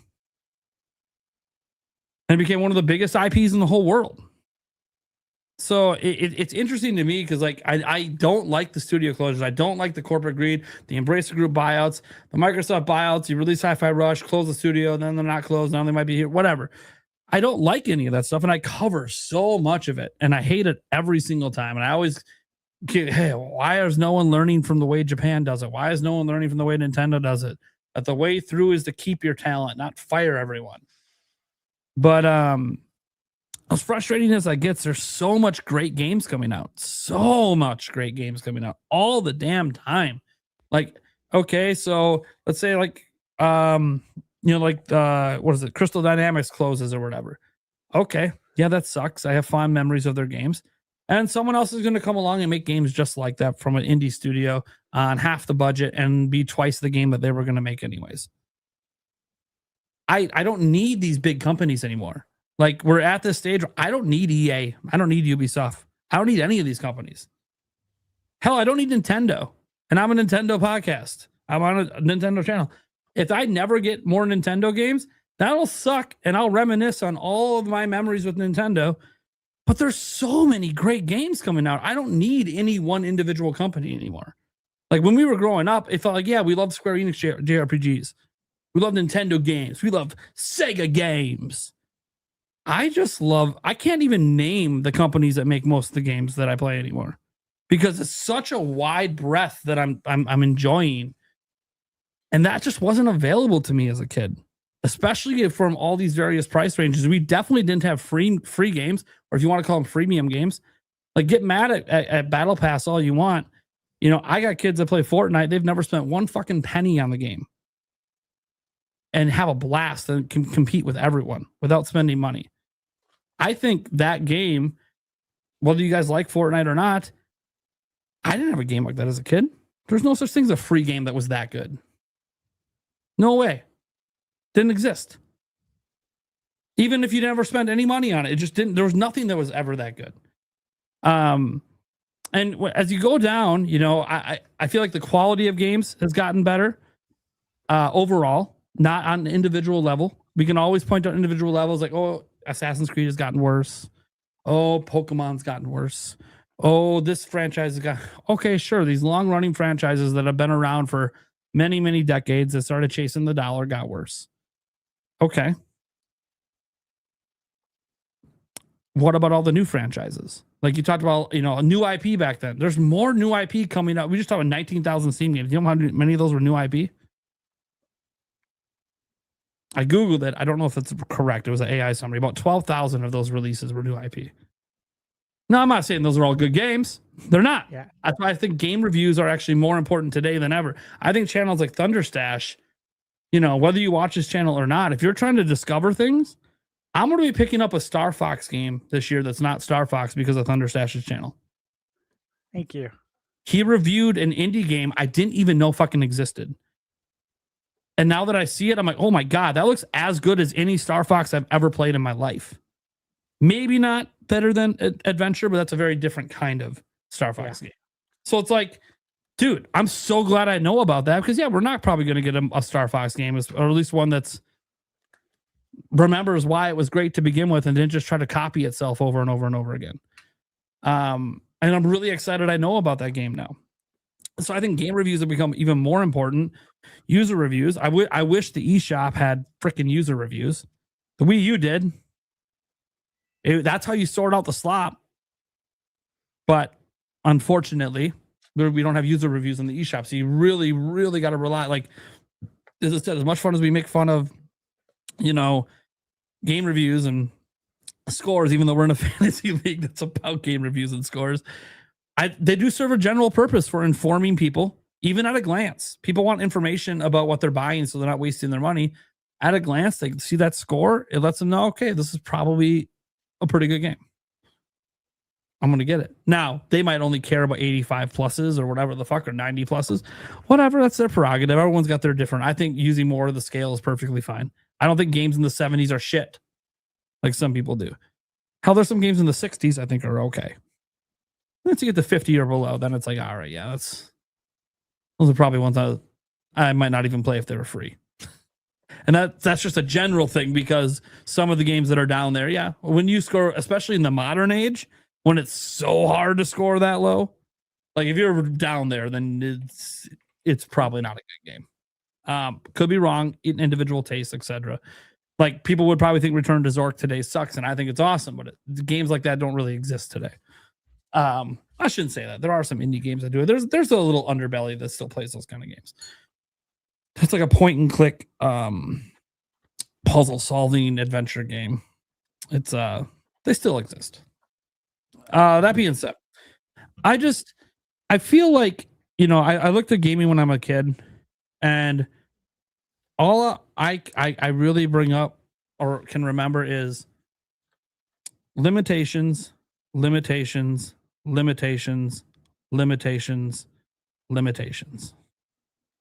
I want this new game. It's $100. I know I'm never getting it. Now, part of that's because I'm a kid. Part of that's also because $100 in the 90s. Jesus fucking Christ. What was it, like $300 today? It's fucking insane. I don't know the exact inflation on that, but it's pretty insane from the 90s to today. I'm like, what $100 used to be for certain games on the N64, and then, you know, you look at that cost today, and it's absolutely astronomical what we paid for games back then. Even when we were paying $50 for games back then, dude, look at what that is today. $80 Mario Kart ain't shit. $100 is $247.99. So There you go. $250. So about $250. It's huge. And that's going to change depending on what year from the 90s you choose. This is 1990. 1990. Okay, yeah. So I find it really interesting because to me, here's just the bullet points on why I think gaming is so much better today. It's more accessible than ever. You can game on literally anything. If it has a screen, you can game. Period. You don't have to spend tons of money to be a gamer. Whether you guys count people mobile gaming or not as gamers, I don't give two flying fucks. Those are arbitrary definitions. You're playing video games. If they don't want to call themselves gamers, that's their choice. But they're playing games. They are playing games that we were playing back in the day. How many people do I see on phones playing Tetris today? Raise your hand if you played Tetris when you were a kid. Mm-hmm. It's fucking Tetris, right? We would never call that not a game. Now you see someone playing on your phone, not a game. The fuck do you mean playing Tetris isn't a game? Get the fuck out of here. It's just your bias against that not being a dedicated gaming device. Or your bias against mobile games. I don't give a fuck. That's like we have Tetris level games in our fingertips for free. And that's the level of accessibility we have with games. And then we're obviously in the space we're existing in as a show. We're more in the luxury gaming world. What used to just be all gaming is now luxury gaming. As in, we buy dedicated gaming devices and we spend premiums to buy games, right? We buy $70 games. We buy collector's editions that are $150 or more, right? Like we are in the luxury part of the industry. That's actually the smallest part of the video game industry today. And I just feel like there's so many games and so many great games. And for every studio that goes down, there's a Yacht Club Games coming up. That how can I be anything but happy today than when I was a kid and I go, you know, I get a game for my birthday, and if that game sucked, that fucking sucks. Because that's the only game that's going to be out in the next 6 months. Or we can't afford the next great game that comes out next week. It's too expensive. But I can download something now for free the next day if I don't like what I'm playing now. I'll just put this as an example. I'm on a game buying freeze this year. Okay, total freeze. I might not buy a single video game this year personally. For me, I got bills. I still got to take care. I got a surgery coming up. I have to be smart about my money spending this year. It's got to mostly go to needs. Can't go to wants. And despite that, I've already played like 4 new games this year. And I'm not talking about people sending me codes. That doesn't count. That's just a perk of the job, right? I have Fallout 4 sitting in my inbox somewhere from Bethesda that I'm going to install eventually. That's just a perk of the job. But I'm talking about games that I didn't play before. And why? Because they were free. 2 of them were on Steam. 1 was on PS5. 1 was on my Switch 2. Might have been available for free on Switch, technically. I think it was just a Switch one too. And I had fun with those games. Am I going to play them for thousands of hours? Probably not. But I had some fun with those games because even on the game buying freeze and attacking the backlog, shout out to ATB. But even with attacking the backlog like I'm doing, I'm still experiencing some new experiences anyways because gaming's more accessible. Imagine a world now exists where you could have no money and still play new games. That is the world we existed. And that's like, what? You tell me that as a kid? I'm like, that's so full of shit. Fuck off. No fucking way. You tell me I can walk around with a device in my pocket and, you know, not saying you should, but it is legal. You want to go emulate? We want, what's that game everyone always wants back all the time? Chrono Trigger. You can just emulate it on your phone for free.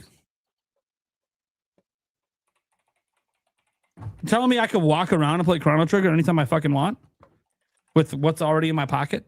That's insane. Tell that to me as a kid. And I'm going to say, dude, is there like a Back to the Future 4? Is there like a movie I missed that shows me a future where that's a thing? That's wild to me. So I think it's one of those things where part of it's nostalgia when we're children, why we think it's better. part of it is obviously we weren't as aware of what was going on in the industry. And while we're more aware than we've ever been, and there's a lot of bad shit going on, God damn if there's not a lot of fucking amazing games coming out all the time. And isn't that why we're here? To play the games? And there's more amazing games coming out now than ever at any point in my life. So I just find it hard to be like, oh, gaming was better when I was a kid, when I barely had access to anything and everything was always expensive. There was no in-between price points. And great games didn't come out as often. That's my argument. I can go deeper, but this will be talking for the next 5 hours if I went deeper than that. Well said. I'll give my piece relatively quick. I think it's better. So you do have one other person that agrees with you. I thought for sure you were going to go the other way. I was going to be like, oh no, absolutely not. It's been beautiful though. As someone, who's 40 years old, been playing for 37, almost 38 years. It's been really beautiful to witness the evolution of the industry. And, occasionally I will think about it from time to time, like, especially when one of these big anniversaries drops, that's like 40 years or like Resident Evil, 30 years. Like, where did the time go? How is it 30 years? Insane. And you remember when it came out, how revolutionary it was. It had those tank controls, but we still loved it. And then you look at the Resident Evil we have today, and there's really nothing wrong with it. Everything's fixed. Controls great. It looks great. Plays great. Everything about it is great. But that could have never happened without, obviously, the original one. Everything that we've witnessed, we have what we have today because of it. And so, yeah, when you look back, there are things, like load times. Bird, you mentioned that. That sucked on PS1, PS2, PS3, even PS4 on some games were really bad. It was improved, and PS5's been awesome, thankfully, the SSD, but Rockstar games, Bethesda games, you could always count on long load times on PS4. Fallout, GTA, Red Dead, forever, man. Dude, I used to make pizzas. I was gonna say you could literally make a game world. Yeah, you could go heat up like a tortilla and cheese and like probably eat it. Especially when on that first load in. That's like Plus 2 or 3 to the bathroom. You got all the time in the world. Bathroom breaks were always planned around loading. Yeah. And now we can't even read the tips they give you on the loading screen. If it's already gone. If they give them, yeah. So there's so many things, right? We talked about the demos. One thing we didn't mention, and I'm surprised, just because you guys covered so much. But one thing that's improved greatly, and I don't think the young kids even know this, is that when we were growing up, no games had firm release dates. No, at all. Nothing did. All we had was general ballpark coming this fall. Windows. Yeah, no, like no, it's supposed to come just out one day in the fall, or it's coming in the winter. Winter 1989 or winter 1990. Yeah, right. Which part of winter? And like that, you were lucky, honestly, to get a season. Because a lot of times it was like, it's supposed to come out in 1990. I don't know when. Sometime in 91, hopefully. Hoping the game comes out in 93. Could slip into 94. It's like, this was legit how it was. And look, I'm gonna throw out some numbers to you right now that I know off the top of my head. Okay. 6 these are phone numbers 602-971-4848. That's Blockbuster's number. They've been closed for decades.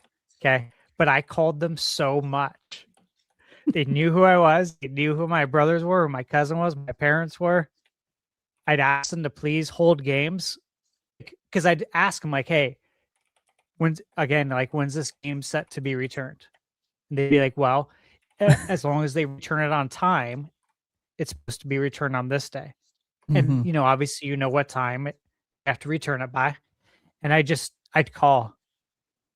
I tried not go overboard, but I'd also want to make sure I make my window. You guys know just how I was at PAX. Yeah, I'm going to take the opportunity. I'm going to shoot the shot. I'm going to try to make this shit happen kind of thing. Yeah, I'm well aware. Yeah, I was the same way as a kid. And so I'd call him like, hey, look, I know I'm blowing you guys up, basically. I got to the point where they would call me when it came in. For real. Nice. And it worked out great. My childhood. Domino's Pizza, that number hasn't changed, I don't think. It's like 7262626 or some shit. It's like, Jesus Christ, dude. Some of these numbers, man. I remember from when a kid. I don't even type in anymore. Best Buy was 494-2500, extension 47. And there's obviously for the video games. And this the thing is that you used to call about games. And there was just so little knowledge then too. I remember going to Toys R Us. It was right next to Best Buy. This guy, Aaron, worked there. Really cool dude. He used to go to E3 with Toys R Us. And I used to pick his brain all the time in high school. My girlfriend at the time, Jill, and I would go in there and just talk to him.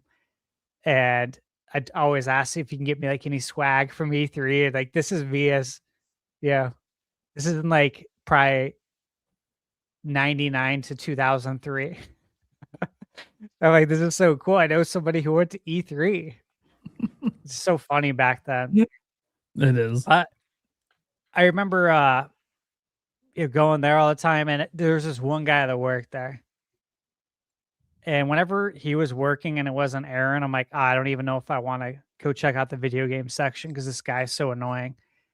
And I remember asking him about a game. I forget what it was. It was a Nintendo IP. And it was for 64. And I was asking him if he knew when it was coming out. And this guy was so stupid, dude. I'm sorry to say that, but he's like, that's not coming out on Nintendo 64. That's a PlayStation game. It was a Nintendo IP. And I'm like, I remember looking at my girlfriend at the time, giving her that look I hate this guy. This guy's so stupid. Because she knew how annoying this guy was for me. But he was dead serious. You know what I mean? And it's at least we don't deal with some of that bullshit you had to deal with. I look at the library. The library was very similar to renting out games. You had to rely on somebody returning a book or an encyclopedia. I don't know if you guys remember renting out encyclopedias for projects at school. You had to rent it from the library and you had to hope that somebody was responsible. Imagine dealing with that today. No one's going to be responsible today. I mean, some people will, but it's going to be a lot less than back in the day. People are less responsible today. People are less respectful today. As the years go on, this is what happens. Deterioration of society. It's just facts of life. We've all experienced it. And when we were younger, our elders told us the same thing, right? It's cyclical. This is what happens. But imagine having to deal with that today. We don't have to deal with that. I don't have to call a place 100 times. The only thing I deal with now is pre-ordering games at Best Buy and then Best Buy saying we didn't get it in, which sadly that does happen a lot. But at least I don't have to blow places up. But one thing I will say too, I miss renting games. I think we all do. I miss going to Blockbuster. I miss just that being a thing. Where you actually, you get up, you get in the car, you go drive there. You go look at the movies. You look at the back of the box. You read it, you look at the back of the box on the video games, look at the screenshots, look at the box art, see what catches your eye. You know me, like I always scanned everything. I knew where everything was. And so I'd quickly scan the whole shelf, see if there's anything new box arts. You guys know this. I miss all that stuff. I have all the nostalgia behind me. I can still play all these games, and I still do.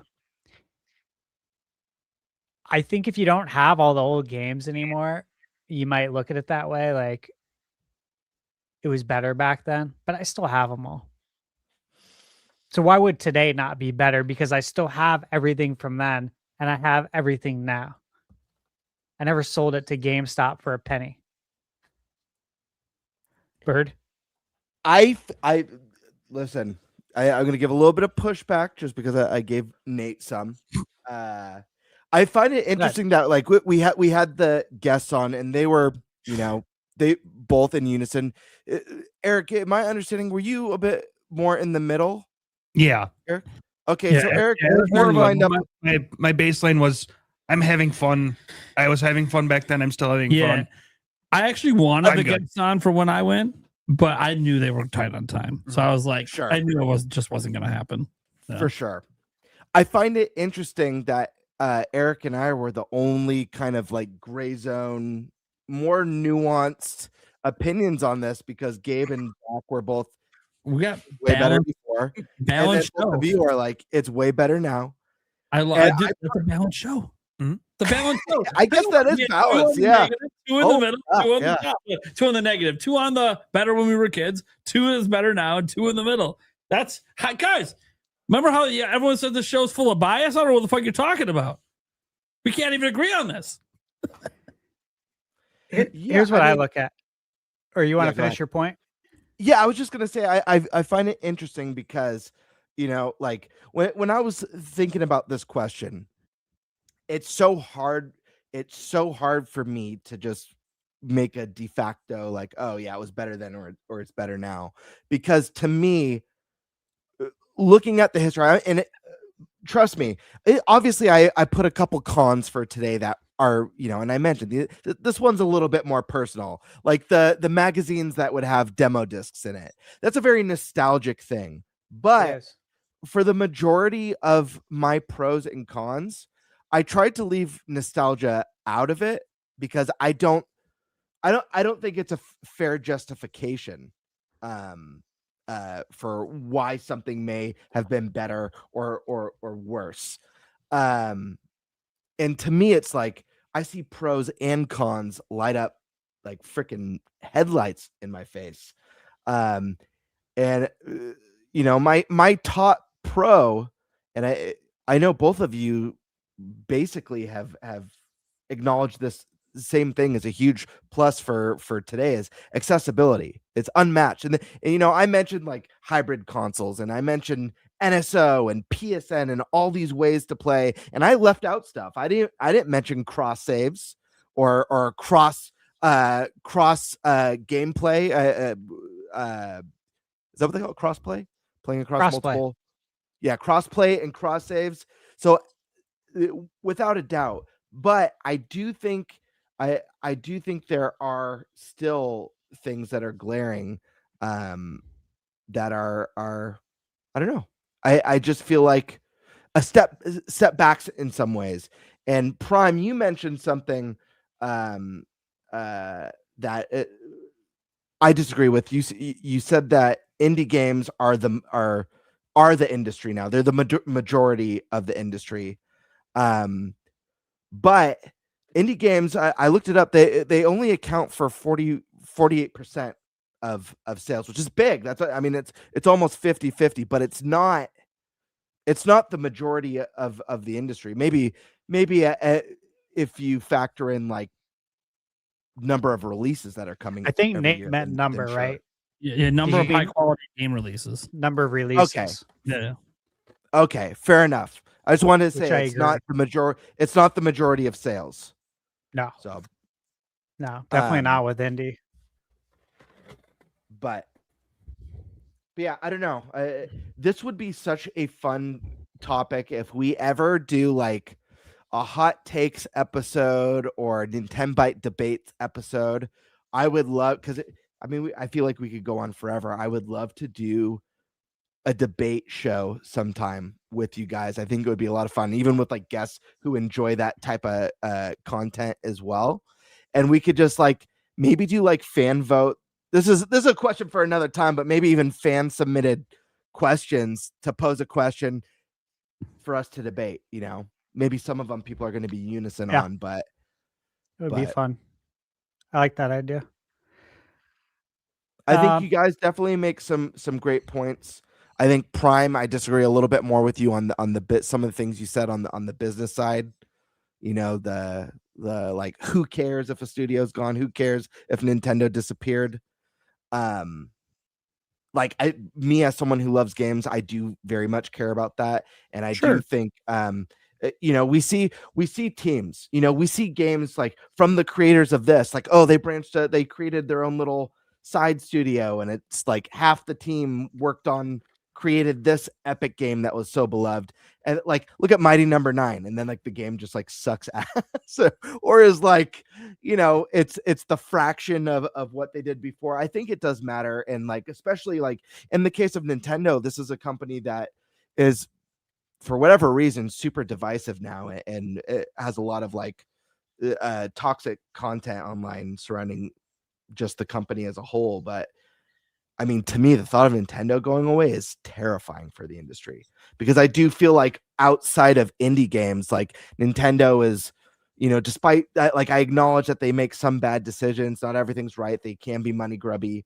You know, they're a company, they do adhere to shareholders. I also think they're you know, they haven't been as egregious. They're not doing all the consolidation and all the buyouts and throwing out teams, and they're not pumping their biggest experiences. That's Zelda, Mario, Smash, Mario Kart, with season passes, battle passes, a cash shop in the main menu when you first boot up the game. So you know, that's a part of the industry that's changing. So I do think having a big juggernaut like Nintendo still holding ground on true single player experiences or true local multiplayer experiences in a changing industry I think it's important. And you know, there's a lot of talks about Xbox being cooked and Xbox being out. That's sad. That's sad for me. Obviously, there's been mismanagement. There's been a lot of bad decisions. I get that, but it's sad.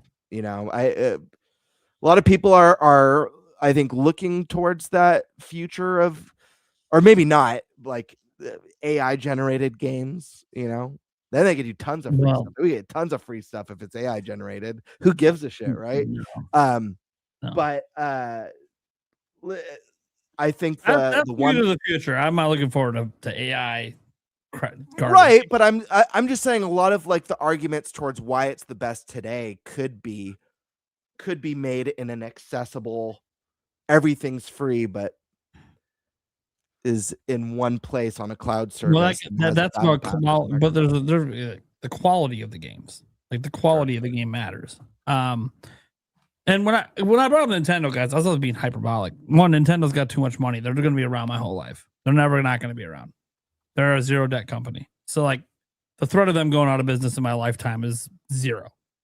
But I was just bringing up that like, even if it was Nintendo that was in the Ubisoft position where you can kind of see the tea leaves that, hey, unless a drastic change happens, which for Nintendo would probably go multi-platform like Sega did, but unless something drastic happens, the company's probably going to go away. Like in 10 years, do I think Ubisoft is still around? I have no fucking idea. It's pretty bleak over there. And if that was Nintendo instead, while I would be incredibly sad, I also know that they're on their way out, that means that they've been fucking up for a very long time. I probably haven't enjoyed their games for a very long time. And I've already replaced the joy I got from their games with other people's games at that point. Like the writing would have been on the wall for so long at that point that it's like, you know, okay. At that point, what is left of that company going down just doesn't really matter anymore. But Nintendo is not at that point. Nintendo actually, as you mentioned, they buck a lot of the industry trends. And they seem better off for it. They didn't bet big on 1,000 people teams and $100 million, $200 million budgets. They said no. Or leadership taking 8-figure bonuses while laying off studios that made games that were mildly successful, even. Or chasing trends. Like, yeah. And I say AAA industry does all the time. I did it when we were kids. It's just the trends.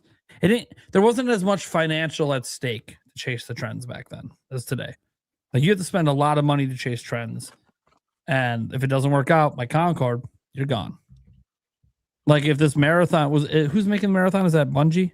Bungie, yeah. If that bombs, I don't know if Bungie survives. Yeah, might not. But I'll tell you what I do think. I do think that it won't be long before we hear of the next big games of service from coming to Sony platforms. I don't think that they've already had a handful of studio closures, game flops. Has that game come out yet? What's the one with the word free in it? Free something. Oh, you're thinking of oh my gosh. I have no interest in the game. I don't have any interest in Marathon either. I know what you're thinking of. But anyways, they just announced the Horizon one, the new Horizon Games of Service. I'm sure more are coming. And the crazy thing is they already hit lightning in a bottle. Yeah, it's not Fortnite levels. But again, this is this insane chasing unrealistic growth that makes no sense. It's like common sense. It should be common sense that you're not going to hit the same growth that you had during the shutdown. Like that was an anomaly. Yeah, and that wasn't sustainable. Yeah, they overinvested. They had a hit with Helldivers, and instead of focusing money and putting teams on all these new games of service, they have a hit. Build upon that, add new maps, add new game modes, grow that game.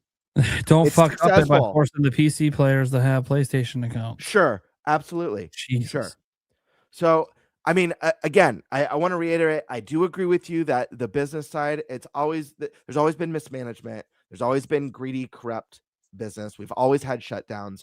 But I do personally believe, and guys, people in chat, tell me if I'm wrong, if I'm exaggerating. I do feel like with the rate of consolidation today, with just like, I don't know, I feel like they've just lost their grip on what works in that chase for constant, unsustainable growth. I feel like it has definitely gotten worse on the industry / business side. That's what I believe or feel. Is it bad that I'm a little cynical? And I think the industry is just reaping what it sowed. No, like it for sure is. Studio closures are happening because of the consistent bad decisions those companies, not necessarily the studios, but their parent companies have been making for decades.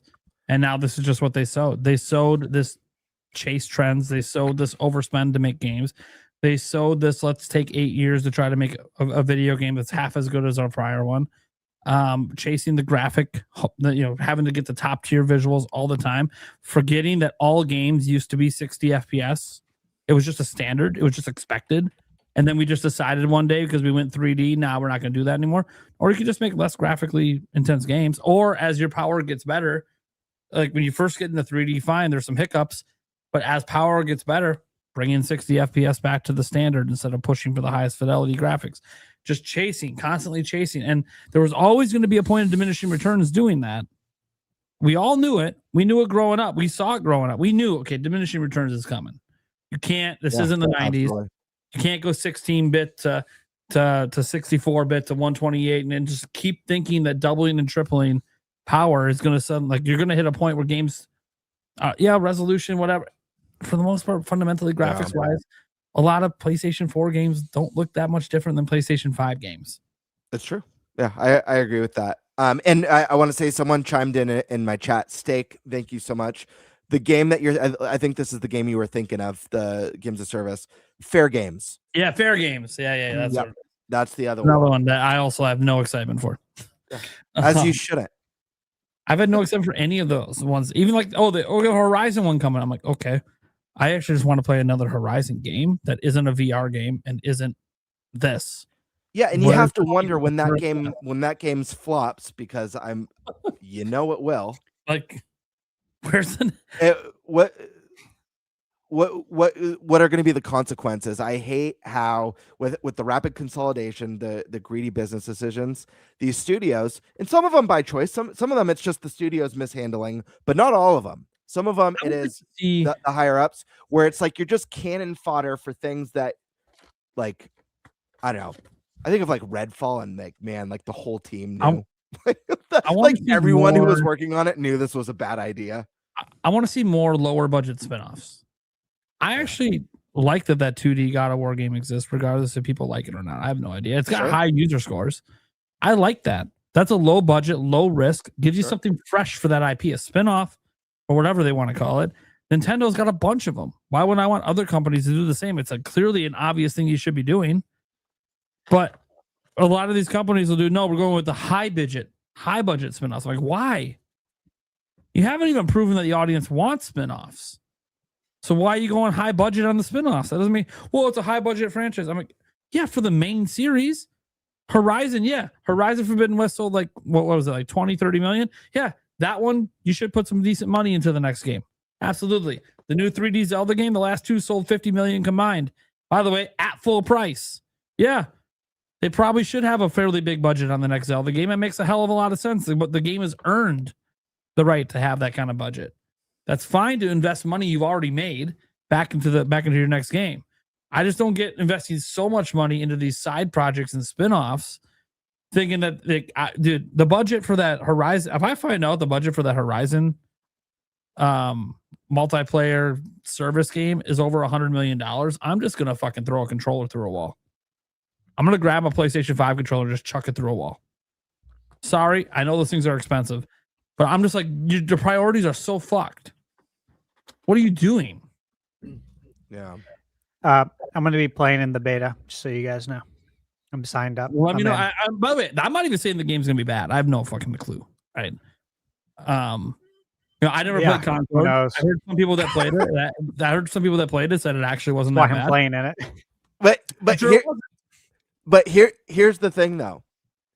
For that game to be successful, for that game to really succeed, it can't be great. It can't be good. It has to be amazing. Yep. That's just how it is. Especially everyone's chasing the budgets they are. With the budgets and the cost to maintain the servers and to develop new content and seasons and add things to the shop and all that stuff that comes with it. We already have games that are crushing, and no matter how hard Sony chases it, they're not creating the next Roblox, they're not creating the next Fortnite. No, period. It's not happening. So we're in a state where, like, it's amazing that Helldivers is still around and has done what it's done. That's why I'm saying they already hit lightning in the bottle with that game. And this game has to be excellent, not just by critic standards. This has to have a community that's like, I fucking love this game. And I'm going to be around for the long. It's not that the community is going to be millions and millions and millions of people. And it could pull it off. I don't know. I mean, and as a Stash will be in the beta, like, that's fine. I look, as I said, I never played Concord, but I've seen gameplay, and I'm like, okay, it looks fun, but it doesn't look fun enough to tear me away from anything else I'm playing. I'm in it out of curiosity. Yeah, that's fine. It's fine to be curious. And you know what? Again, I'm one of those people that wrote off the Horizon game about, that it's live service. It's just, okay, well, the last two Horizon releases were not Horizon games. Can we get an announcement from Sony that is like actually like a mainline game? Oh, we got Wolverine. I'm like, okay, besides Wolverine, where's Naughty Dog's done nothing for the last 6-7 years? They've been very naughty. Like, I'm sure. Again, we know one of the games they're working on, but it's like I find it interesting. The state of the overall like AAA industry. Yeah, sure. I can make a pretty fair argument that the AAA industry is probably fundamentally worse today. in some regards. I can't even say that across the board. Like, we could talk, there's always like the EA with the Hazelight games, Game of the Year contenders. That's published by a AAA studio. WB Games, Hogwarts Legacy, dude. That is the fucking Harry Potter game of my goddamn dreams. Yeah, was it EA? Was it EA? I forget. I'm pretty sure it was EA who said a while back. This was around like all the controversy with Battlefront and shit. It was like one of the top dogs. I'm pretty sure. Feel free to correct me, guys, again, if I'm wrong on this one, because I'm going off memory. Wasn't it the head of EA who said people don't want to play single player games? Yeah. Andrew Wilson. Yeah. Yeah. And then they released a bunch of like kick-ass single player games like Jedi Fallen Order and a lot of these great games that have done really well and garnered great fan bases, loyal fan bases. Yeah, it's funny. He did say that, and now some of their most successful games are actually not multiplayer. And now they're being more single player focused, which has been working out from a bit. Obviously, they still have their successful multiplayer franchises, but yeah, it is interesting. Like, what is it? Didn't they announce Knights of the Old Republic's getting a new game? Granted, it's probably a ways away. That was announced. That was announced. That was in my 2023 most anticipated games video. Yeah. And that game obviously still feels like it's a ways away, which is fine. Game development. We'll see it in like 2028 or something. But when next time we see it, though, I think it's going to be gameplay, and we're gonna start actually working towards the release, because EA does actually tend to finish the games that they show, which is really weird to say considering it's fucking EA. Like that racer game, we're gonna get that game too, right? That's gonna come out. So yeah. Here's another one that was posted in chat. Ubisoft CEO saying microtransactions make games more fun. They also said we need to get used to not owning our own games. And what's funny is I saw a thing real quick, Prime. I saw a thing that was talking about how like piracy is on the rise. Part of it has to do with a lot of like the streaming stuff, not just for gaming. And I thought it was really funny because there was like someone commented about this, and I think it became like a little bit of a meme, but they said, well, if buying isn't owning, then piracy isn't stealing. Yeah. I thought that was pretty funny, but yeah, it's funny too, because like every time I see someone say that, like I'll just post like an image of the end user's license agreement from a game from like the 80s and be like, you didn't own it back then either. Sure.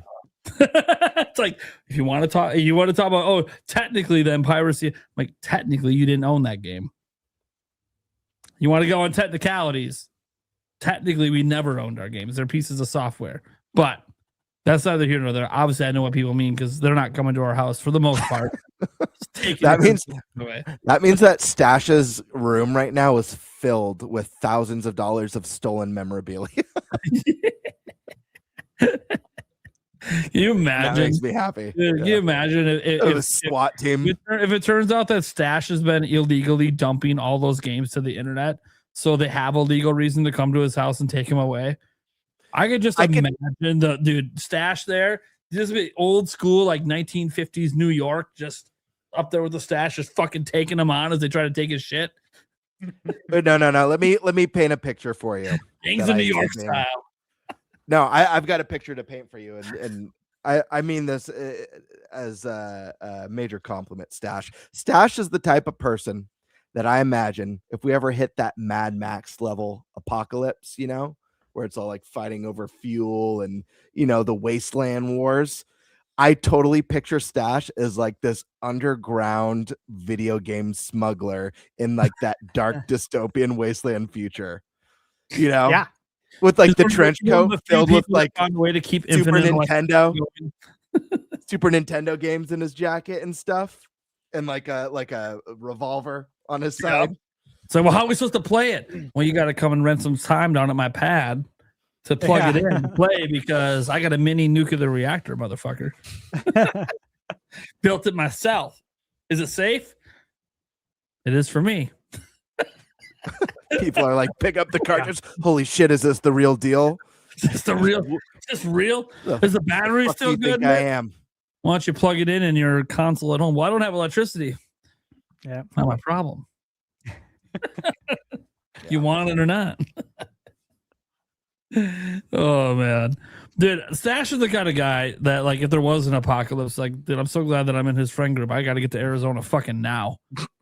He will probably be one of the few reasons I survive. This is a great bug out location. I do have a bug out bag. Post Michaela. I do have firearms and plenty of ammo. I have all the things you would need. That's what I'm saying. I always knew. I am prepared. I literally told Yulia, dude, if shit fucking goes down and there's bombs dropping, we are fucking going to Arizona. It just you forgot the most important thing that you have, Stash. What? You got the snacks.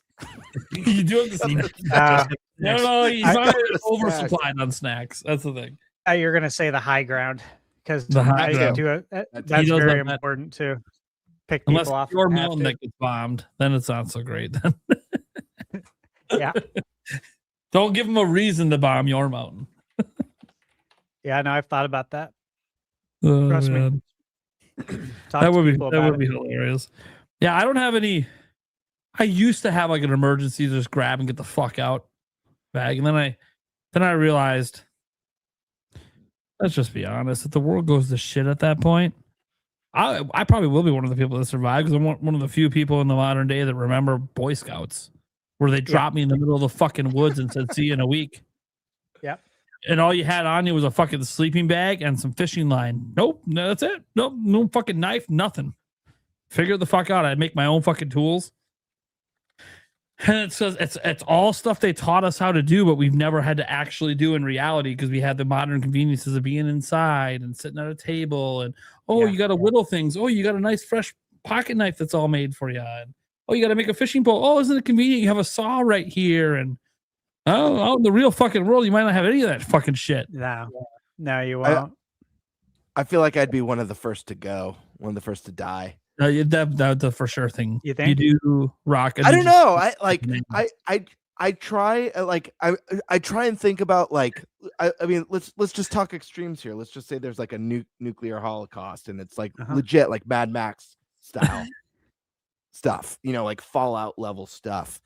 Hell yeah. I'm curious, like what my will, and you never know till you're in that position. I'm sure there's people saying like, "Oh, dude, I'd survive. I'd like kick ass and I'd survive," who maybe would be gone in an instant, and other people like, maybe I don't know if I do well, who end up surviving. You never really know unless it happens. But I wonder what my will to care would be at that point if it was like a nuclear wasteland. I almost wonder if I'd be happy just like chilling in the rubble of my home with a cigar and glass of the only surviving bottle of whiskey, and just being like, well, it was a fun ride. Whatever happens. Like, I don't know. I don't know. I'd be that way if my whole family was dead. You'd like to protect. If I had people I needed to protect. Sure. I guess that makes a difference. It does make a difference. But if my kids die, my fiance died, my parents are dead, and I'm like, it's just me against what's left of the fucking world. Yeah. I'll take my 1.75 of a Jaeger, sit there on top of my burning building, start taking pulls, and being like, you want to hope that an event like that, and we're so far off of video games right now, but you want to hope that an event like that brings out the best in people, like the camaraderie, and like we're all in this together. It but brings let's up be real. It's realistic. Every man for themselves. There's going to be so much shit. Do you guys remember in Japan when they had the massive earthquake with the tsunami and the reactor? Yeah. That bursted? They were showing like the news clips, and the people of that country gathering together, lifting rubble like in unison. I'm like, man, that would never happen here. Like we don't have, I mean, maybe it would. I don't know. In some places, I was living in LA at the time. I'm like, I can't imagine. I think maybe they would. Maybe small groups, but the biggest thing, the thing that our generation can look at and compare to is 9/11. Sure. Right. And how people banded together and like That's actually true. I think that would happen, which would be great for the country, right? But it sucks that those things have to happen in order for all of us to treat each other as if we're, brothers and sisters, because in many ways we are. All right. Well, let's get through some of the super chats and stuff we had come in here. Michael Gutman became a member and said, Tears of the Kingdom is number 1. It's number 1 for me. We do need to make like a series or an episode, or at least one episode where we try to debate maybe something more reasonable. Maybe like top 25 games of all time. Something we could do in like one episode. That's really hard. I know. But like, we're trying to do list. top 100 for the 100th episode, but it's like we can't do that in one episode anyways. Snowboard Kids number 1. Unless you just make it like this thing where everyone submits their own list and then we have like a point system and someone tallies the points. Then we see what it says and then we all get pissed that nothing's where we want it to be. Number 1 ends up being Tetris. Hey, for history, it's an important game. It's not my number 1. It's not even in my top 10, but it is historic. So is Pong. Jerry Tice 94. Hey everyone, I'm from Wisconsin. Hey, Wisconsin! Right, the Bucks won. You guys saw me earlier going like this, waving my arms. That's because it was a tied game. No, we were up 2, and Jared Allen of Cleveland had a tip in to tie it to go to overtime. And I'm like, nah, he didn't get it off in time. I'm looking there watching the replay. Didn't get it off. Bucks win. Nice. Hell yeah. So love Wisconsin Knights up in here. TARDIS, do you guys think 9th gen Pokemon will be? I think it's supposed to be in Pokopia. Will be in Pokopia. Yeah, will be in Pokopia. Supposedly over 300 Pokemon are in it. And a journalist said Spurgito was spotted during the closed door demo. Florgato and other 9th gens, hopefully. I mean, it sounds like you already know there's going to be 9th gen. You know more than I know. I'm not. Yeah, I think Pokemon person. I think it's a safe bet to assume there's going to be some Pokemon from every the gen. entire history of the series. Yeah, all gens. And maybe more from certain gens than others, but I think there could be also updates and DLC down the line. Like this could be a game, guys, that if it goes the way that I think they want it to go, this could be kind of like one of those, not necessarily a service game, but think of it like an Animal Crossing where it's updated for years. But ends up just garnering a really big user base over time because it does have an end, but you can also never end, right? So, and the online multiplayer, that's gonna make it like infinitely replayable.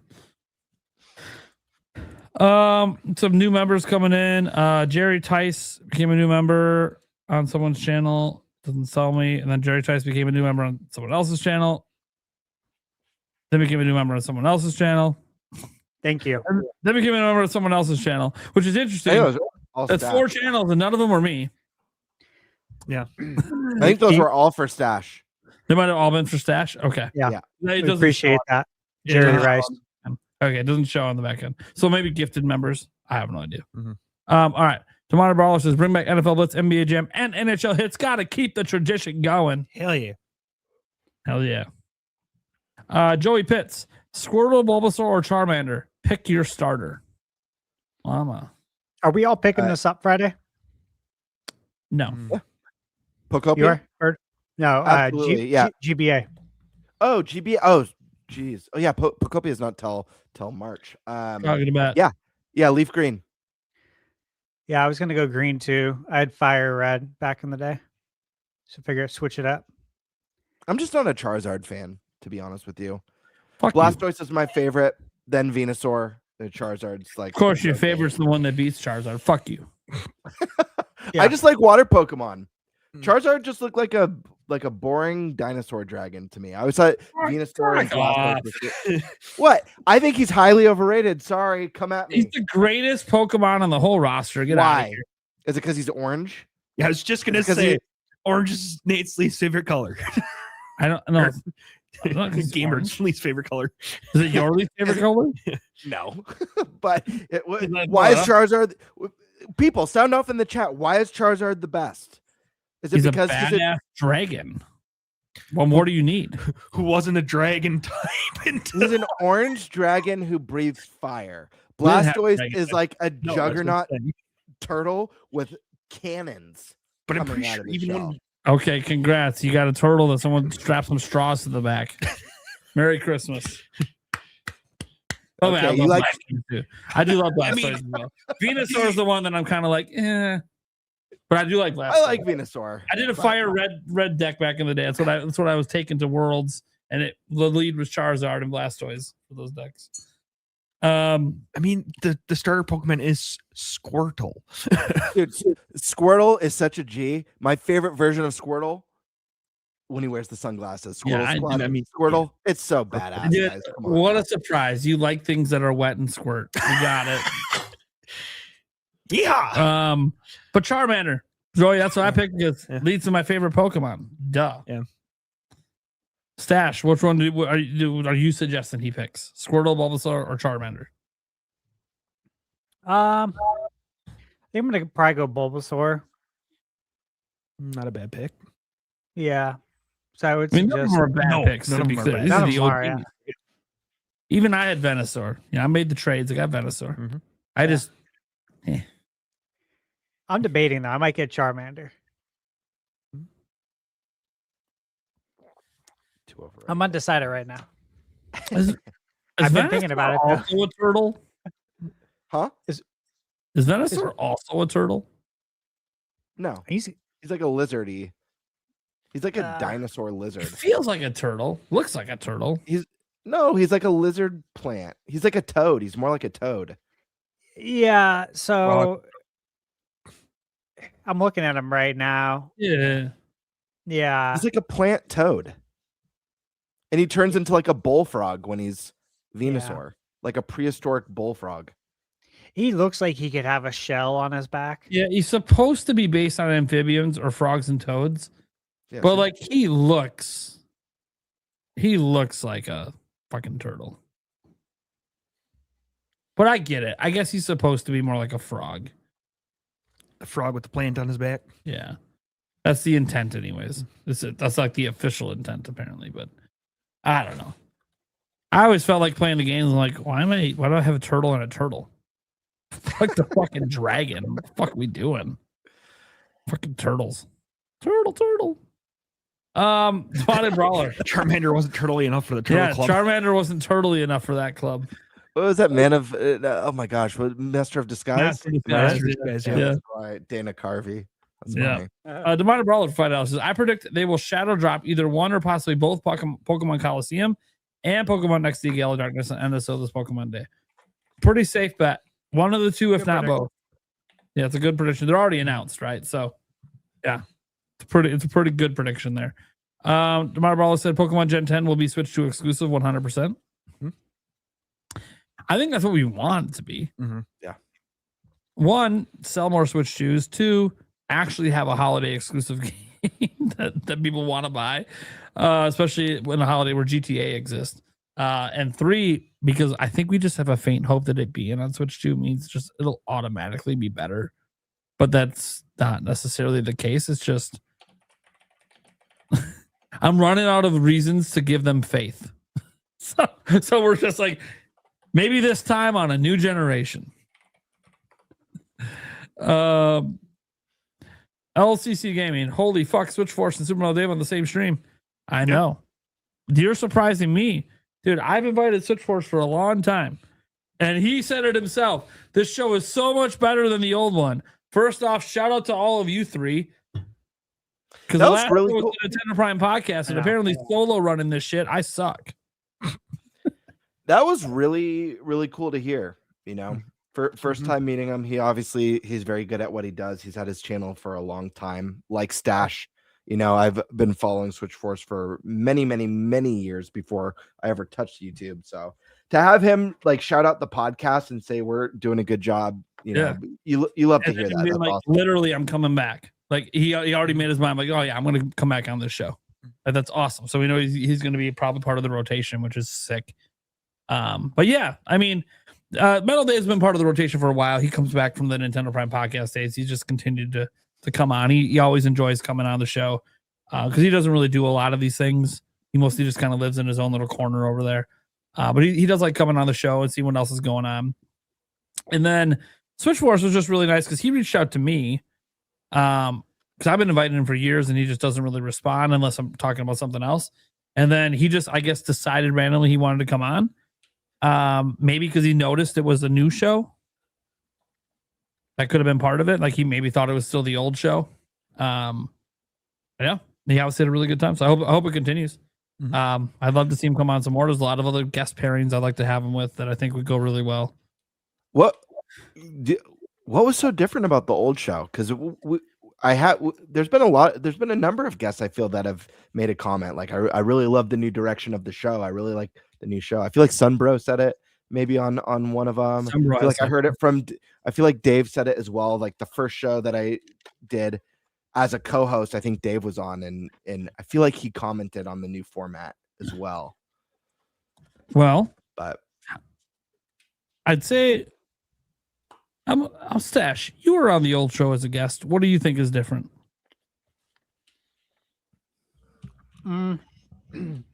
Organization. That's a huge one. That's improved a lot. We used to go into every episode with just the headline topic and not knowing what else we were talking about. That was a big one. Yeah. I think we're all really just bought into it as well, though. Not to say that everyone else wasn't. It's just, I think we're all just really bought in. I think we care. From my perspective, I think a lot of the old show was one, it was my podcast. Everyone else is just there. Yeah, we had regulars, like Andres Restart or Mike Odyssey back in the day or Jake Randall, but it really was the Nintendo Prime show. And one of the number one critiques I used to get on that show is I would dominate the conversation, but I felt like I needed to because dead air is the worst thing you can have happen on a podcast. Right. And I didn't know how to bring people in when it's my show. It's my topics. I didn't discuss these topics ahead of time with anyone to see if they were even interested in it. So a lot of the change, I think, is just me being like, I don't want this show to be that show. So like, I remember in the early days talking about NintenByte, like what we wanted to be different. And I was like, well, one, eventually I want us all be co-owners of the show. I don't want it to be my show only. So I want us equally invested. I want the topics made ahead of time and have some input from everyone. And I want each person to host their own topic, so I'm not dominating the whole hosting gig of the show. Because like if we're all co-hosts, then we all should be hosting, right? Like it's fine to have the one person be the one who leads off the kickoff of the show, but I wasn't here for a couple weeks and you guys did just fine. Like that's the way the show should be. The show should just die if I'm not here. Or if Stash misses it, or if Gamer the show shouldn't like not exist. The show should be able to. Yeah, when you were gone with the Nintendo Prime, it pretty much didn't happen. Yeah, everything was fine. I even looked at the viewership. The viewership was fine. That also could speak to the fact that maybe everyone hates me and they're just here for you guys. But that could be it. But no, like it's interesting because I never bothered to ask the guests like, what do you think is so different? Because like I know we structured the show different. Having structure at all is already different. But I think a lot of it boils down to just how the show is ran and the fact that we just gave up on trying to shorten the show and we just let everyone talk. Everyone gets their time. And I think that's a huge difference. Like we tried not to interrupt too often unless it's something that we're afraid we're going to forget about if we wait. And that's why I just raised my hands. People are like, hey, please call on me in the next 5 minutes before I forget what the fuck I was going to say. But I don't want to interrupt. So I just raised my hand and hope I get called on. That was another thing we did use to interrupt quite a bit. A lot. That was a lot. So those are probably like the big changes. And yeah, I think this show just being co-owned by all of us is a really massive change because it's not just how I want the show to go. I mean, remember in the lead up to Switch 2's launch, Stash wanted to run this series about going through all the video game systems and their launch lineups in their first few months. And it's like, it's a good idea. Let's do it. And none of us had any pushback on it. We just let Stash organize everything. And like anyone can do that anytime they want. Like it doesn't, that's what's so great about this show is we run it by all of us. Like Stash had the idea for the 100 game thing, but then it was like, we never really talked enough about it to make that happen. Mm-hmm. And that's fine. It happens. We're all busy, right? We all know we can get together every week and shoot the shit for 3-4 hours. That's no problem. but trying to have structure, trying to get the guests to have a good time. And yeah, we razz each other and have jokes come up. This episode, not quite as much. A little bit with the banana, but yeah, little creamy style over there. That looks like a rare banana, though. Yeah, That's right. pretty cool. It does. It does. Yeah. It does. Yeah, I looked through like 5 different banana trophies before settling on that one. I'm like, that one actually looks pretty. It looks pretty great. Yeah, it literally looks like it's pulled from Donkey Kong. Yeah, I love it. and I just got it off Amazon, so worked out. Yeah. But I've been looking around for like different trophies because Eric's got his win from 2022. That trophy's in the back room right now. That one's different than all of your guys' trophies. I'm like, this is going to be a thing, isn't it? Every year it's a new trophy. All right. We need to do for like future game awards when we're doing our, our predictions and stuff and placing our bets. We need to have our trophies out and stuff. That way, as the years go on. I will be the only one without one. Literally, hey, man, Eric has one, just Seth means has one, and you. That just means your time hasn't come yet. No, it's all right. I wait. I wait in the wings because see, I'll give you an example, guys. I won my fantasy football league this last year. Oh yeah. And it's funny. I've been to the championship a few times. I had been competitive. I've made the playoffs every year. But I didn't win, right? Didn't win. When did I save my victory? The year we doubled the league fee from $50 to $100. Perfect. So I won the only year that matters because I matched the prize money of like the last 5 years for winning first place. So see, look, I don't have to win every year. I just have to win when it matters. The moment there's something more at stake in the Game Awards than a trophy is the moment my time will come. When the ante is upped. I don't know what the ante has to be up to, but more than a trophy. I got lots of old trophies. Stash has lots of old buckets of trophies. Now, winning one on this show is a little different. I get there's some prestige. But also, I'm the one always buying the trophies. It doesn't feel that prestigious to me. That's your daughter, brother. And it better not be a damn game key card. Like, they're not going away, so I don't know. Gen 10. Yeah. Gen 10 better not If be it is, it wouldn't shock me. I would not be shocked if Gen 10's a game key card at all. It shouldn't be. But after Pokopia, okay, I'm just kind of assuming that's going to be a thing. I really don't want it to be, though. It'll be $70 each and $30 DLC, so $200. Oh my God, you'd have to buy the DLC twice, wouldn't you, if you had both Pokemon games? It wouldn't be able to apply. Is that how it works? Do you have to buy the DLC twice to apply to both copies? Let's just give me an idea. I actually don't know. I've never bought Pokemon DLC, so I have no idea. Someone asked, it may have been you, Prime, may have been Stash, may have been one of our guests. Someone asked when we were talking about the Pokemon Presents, what do we think would make people happy? And everyone's kind of like laughing and saying like nothing. Who asked that? I'm pretty sure Someone asked that. Or yeah, is you Stash? Yeah. Okay. Yeah.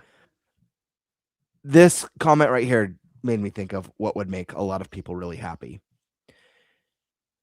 If instead of doing the 2 versions, which obviously they're going to do, the leak suggests that, if Pokemon Company Game Freak released a new Pokemon, a new gen, just like 3 Houses, where you have both campaigns in one game that you could do multiple playthroughs on.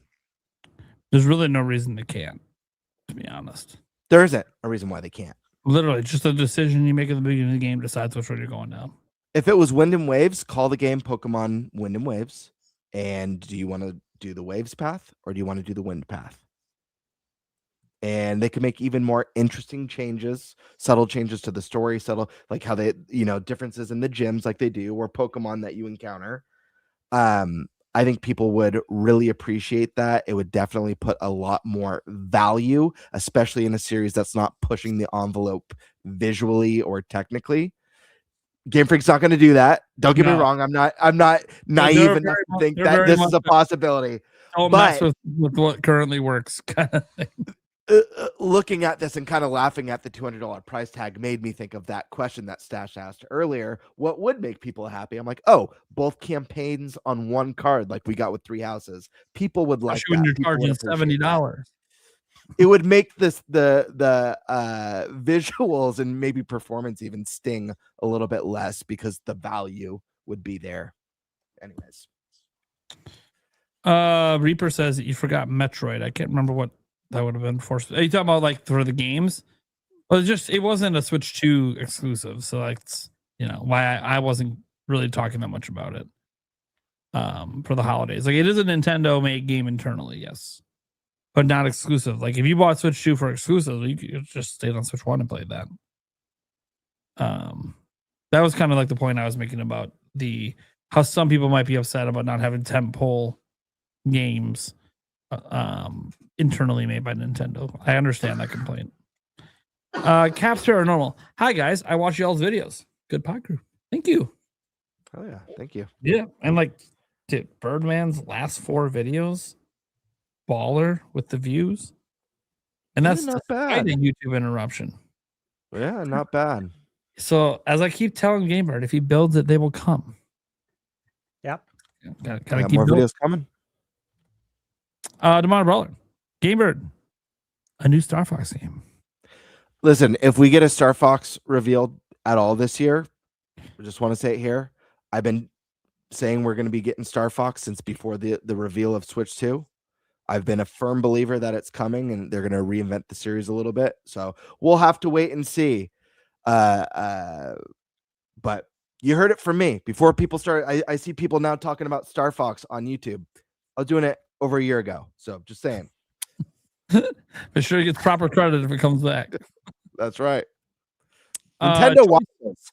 So they might be like, hey, this guy's Nintendo Treehouse. I'm sure Nintendo Treehouse employees can run up the chain and be like, hey, Furukawa, this is what we're doing.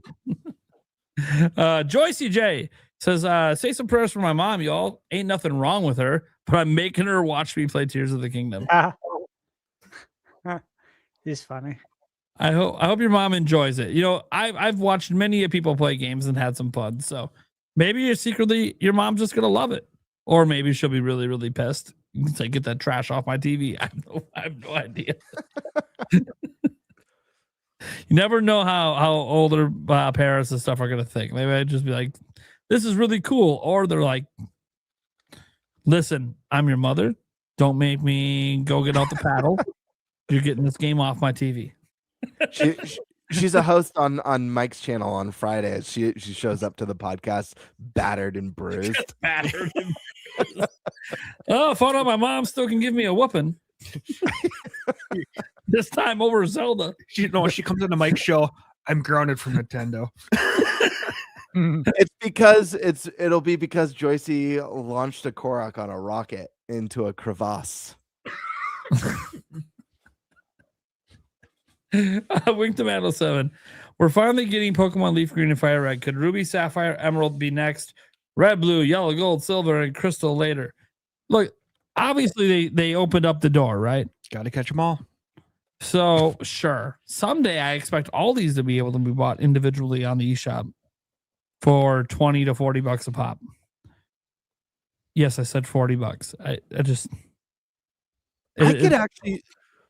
I could actually see Red, Blue, and Yellow landing on NSO. I know a lot of people were either upset or surprised that Fire Red and Leaf Green didn't come to NSO, but they are the most premium way to play Gen 1. So after I'm not including Let's Go, if that's what you're thinking. I love Let's Go. Do you just go? What's happening right now? You having a stroke? What's happening? Do you smell burning toast? Our audio listeners have no idea what's going on. Like, what is going on? Dude, I had a look of disgust when he said that out loud, like just absolute like vomit in my mouth. Well, listen, it's the most excluding Let's Go because that's kind of a spin-off of the original. It's the most, no pun intended, advanced way to play Gen 1. Spin-off? Yeah. What is that? It's a remake of the original. Yeah, but it's like with the new. It doesn't play like the original. It is a remake. It's like a because it's a remake. Fire Red's more like a remaster. I know that it's a remake, but it's like a remaster. Yeah, really but it like the original. listen, apples to oranges, man. Let's Go does not play the same. I'm talking about to have the purest. It is the best way to have the purest version of Gen 1. I think the purest version of Gen 1 is to play red, blue, and yellow. Okay. Because Fire Red is not. It did things to the games that don't exist in the originals. Okay. So hard disagree.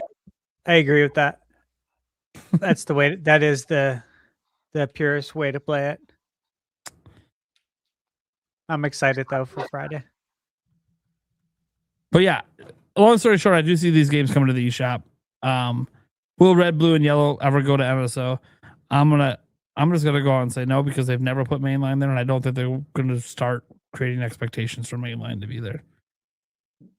So what does that mean with those games? Well, it means they might never bring them back. And that kind of sucks. But also, as GameBird said, you're just going to play Fire Red, Leaf Green anyway, so who cares? I think people would still play red, blue, and yellow. It's just the most advanced versions of Gen 1 that play like Gen 1. All right, I'm moving on. And I'll one last point. Red back in the day, I did not like the changes they made the Gen 1. Okay. That's fine. That's fine. That games, those games still look better than any modern Pokemon visually. I also disagree with that. Dude, you are insane. Let's Go looks so much better. Let's Go might be my favorite Pokemon game. I want to be very clear about this. I love Let's Go. I think it visually has it's perfect. It's perfect visual style for what it is. Everything after it's when things went to shit. Visually. I really like Legends a lot, so I want to make sure that I shout out that game. I actually do like that game. All right. Tall Show. Judging by the prices of RE7 and 8 in the eShop, I'm pretty sure the RE Generation Pack is a great deal. Randomly, Newegg has an $88 $100 eShop card offer. Well, thanks for letting me know that because they always do. I have to buy 2 of them this week for giveaways. So thanks for letting me know I could save $12 a pop. Always buy them on Newegg. Always. They do this All several times a month. Several. Okay. Thanks for letting me know. I did not know that, and I do giveaways with these, so it would be good for me to bank some up for some giveaways. Okay. So the price of RE7 and 8 individually is $50 each. Yeah. Or is it 80 or 90 for the pack? It's 89. So 90. Yeah. So $90 to buy it in a pack, or 70 plus 50 plus 50, so 170 plus tax. No brainer.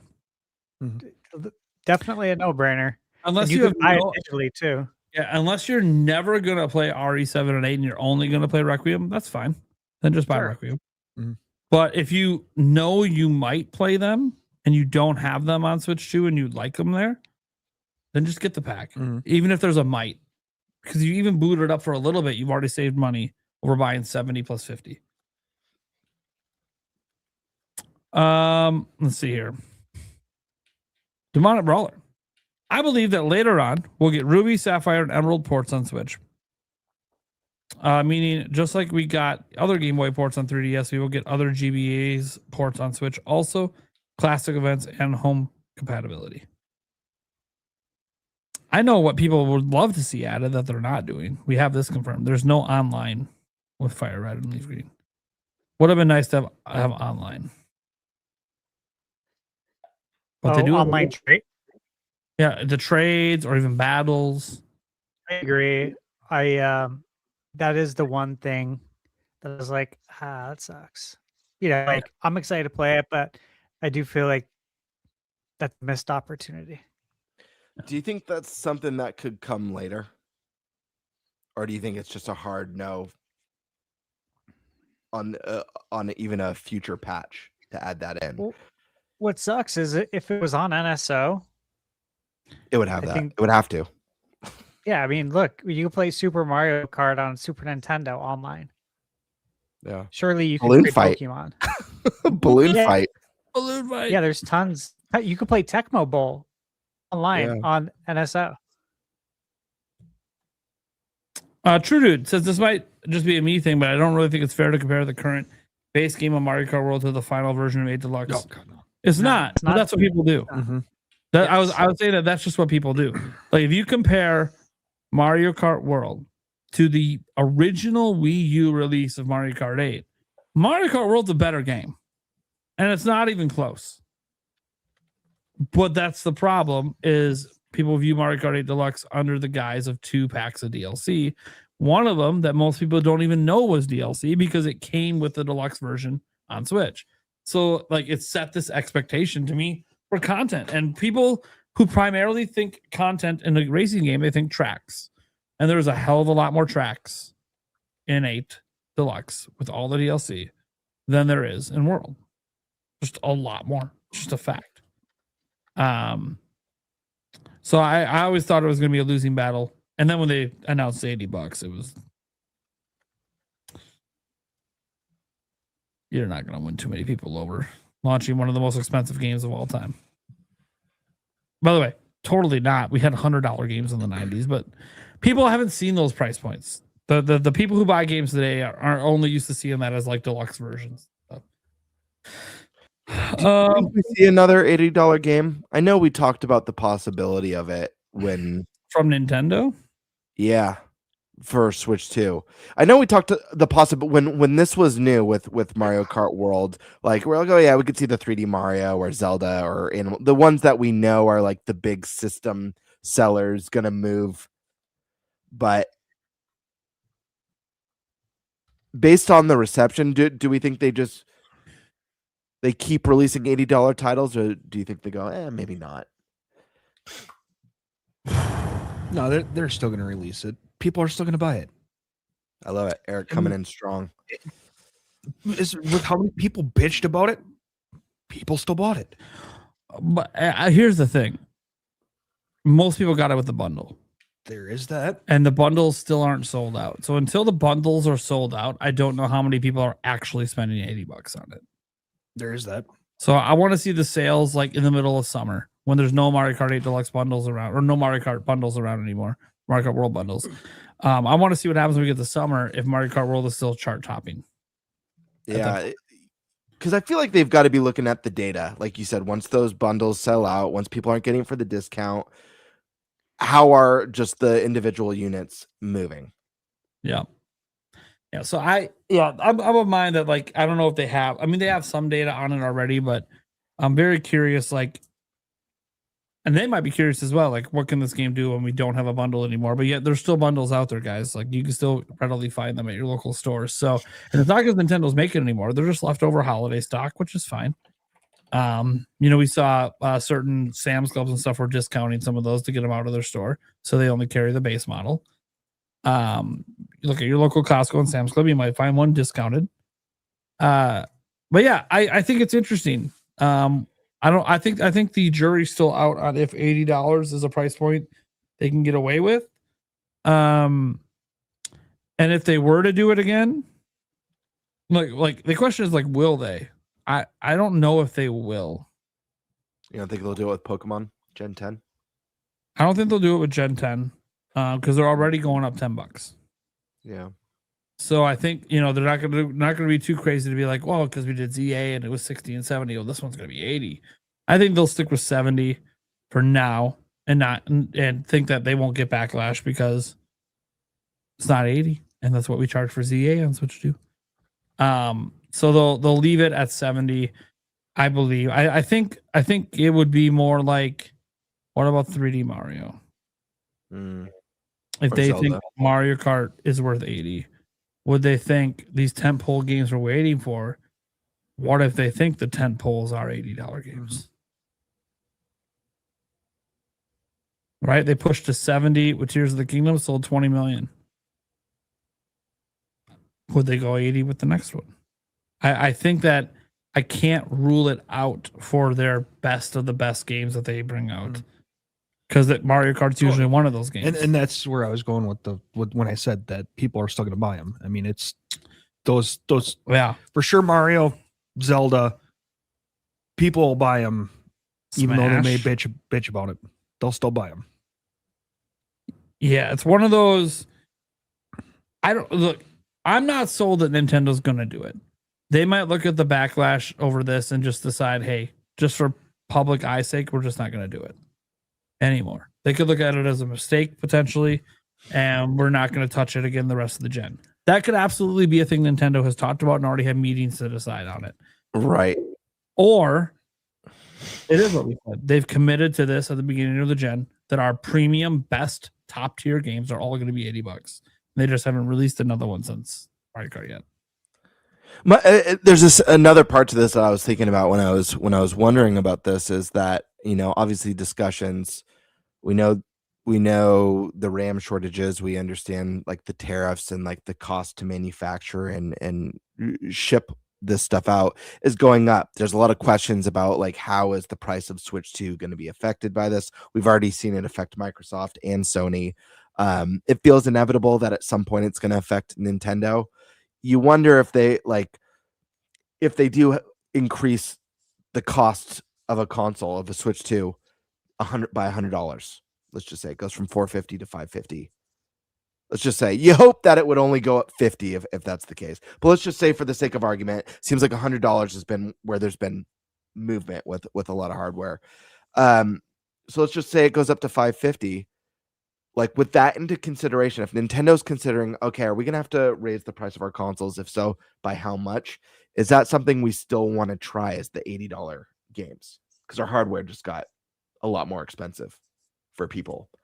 You imagine Die Hard's already showed up day one or year one for that matter. Now it's about getting a little bit more casual people in on it, or Nintendo second people in on it, or new people who've never had a Nintendo in on it. It's just something. It's food for thought. Yeah, it's an interesting one because we haven't had anything yet. I mean, I just thought that they're going to raise the price. Okay. They might not. I mean, I hope I'm right on that. I mean, it's still a hope. We don't know. We know it's being considered. They've asked about it and they aren't ruling it out.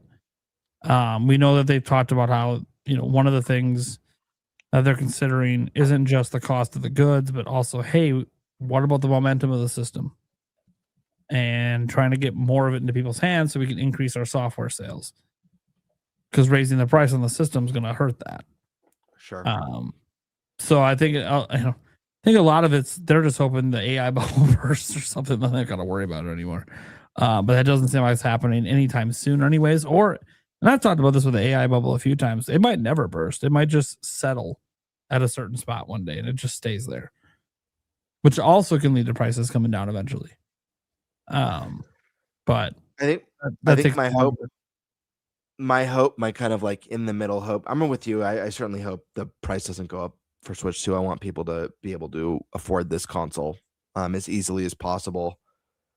If it's inevitable, my hope is that Nintendo's able to at least push through one more holiday without a price increase.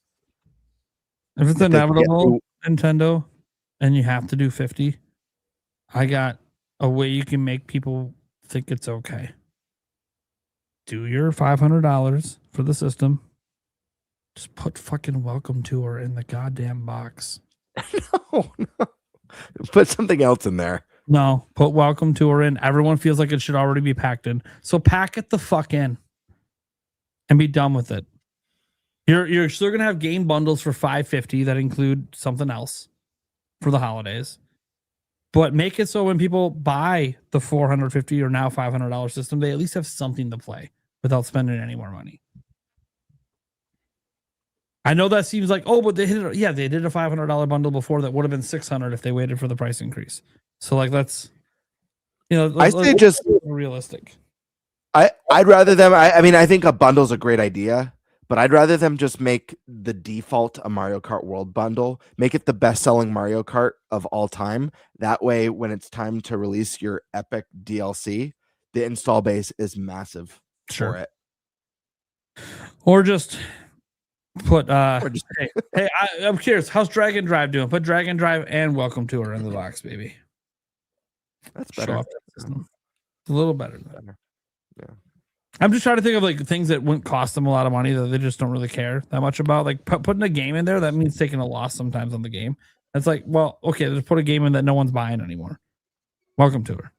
No one's buying that shit anymore. Put it in there. No one even talks about it, and it's actually kind of fun. Welcome Tour. Yeah. Yeah, I reviewed it. I know. It's actually fun. I enjoyed it. Like for $10, it ain't bad. I mean, yeah, you can find some indie games better for 10, but that's not the point. Yeah, you for can. What it is. For what it is, it's good. Yeah, for what it is, it's a look behind the steel curtain of Nintendo. That you never get. Yeah. By the way. So like never had a look like this ever. Yeah, if you're a big fan of Nintendo or you're just a tech head and like this stuff interests you, like it does me, I'm a tech nerd. So couple that with Nintendo, it's like, yeah, dude, this was actually really fun, informative. It's like an interactive museum. It was just a good time, actually. It's too bad people were so hard on it. And they made up their minds. And I agree with people that it should have been a packet. I've agreed this entire time. Literally, it's called Nintendo Switch 2 Welcome Tour, and it's a guided tour of the system itself that feels like a pack-in. Yeah. And it should have been. I know, but everyone complained about it. Yeah. And my response was, you spend more money on your Taco Bell drive-through. That depends. You know, you get your Crunchwrap Supreme, you just get one plus a water, you're good to go. Nobody does that, though. Yeah, you're right. They get 3. Yeah, that's the problem. Because they're so fucking cheap. You're just like, fuck that. I can just have one. Yeah. For the cost of one McDonald's meal, I can get fucking 3 or 4 of these fucks. Let's go. Yeah. Shit out my ass in 10 minutes. Here we go. Went to Battle 7. What does everyone think of the Virtual Boy? I don't have it, so I can't give any thoughts. I have it, but I haven't opened it yet. Mine's still in its box. I think same with Stash right there. Just grab it. Is that the same with you, Stash?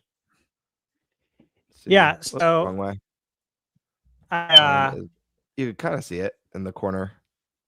Oh yeah, I see it. The edge of the box. I've had a lot on the right of games to review that are embargoed, and there's more coming. But I do already have thumbnails prepped for the Virtual Boy stuff. I will be diving in, I think, after Resident Evil 7 through 9. I hope. I really want to play it. You guys know I've been excited for this. I just have to do like what I have to do because embargoes are a big part of my job. I want to play it bad. Before I forget, and maybe this is more Eric that should pay attention. When I get paid this week, someone remind me to pay off my Ocarina of Time Zelda Lego set. Yeah, it's shipped pretty soon, right? Like, I need to get that paid off. Totally forgot about it. I'm like, nope, pay that off before I get a nasty email about not paying it off. Yeah, I'm excited to try out the Virtual Boy, but now I'm just waiting for that ultra sexy Power Glove reveal in an upcoming direct where we find out Power Glove's coming back. I'll be so hyped. I'll tell you right now, if they bring the Power Glove back, even as stupid as it is, I'll buy one because I've always wanted one. Oh yeah, absolutely. I've always wanted one. I know even when you put them on, they feel like shit. I don't care.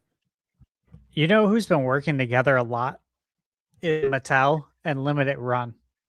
I could see them talking about this. I really could, because that'd be so cool. I mean, they release some of the craziest stuff. Like, look at this.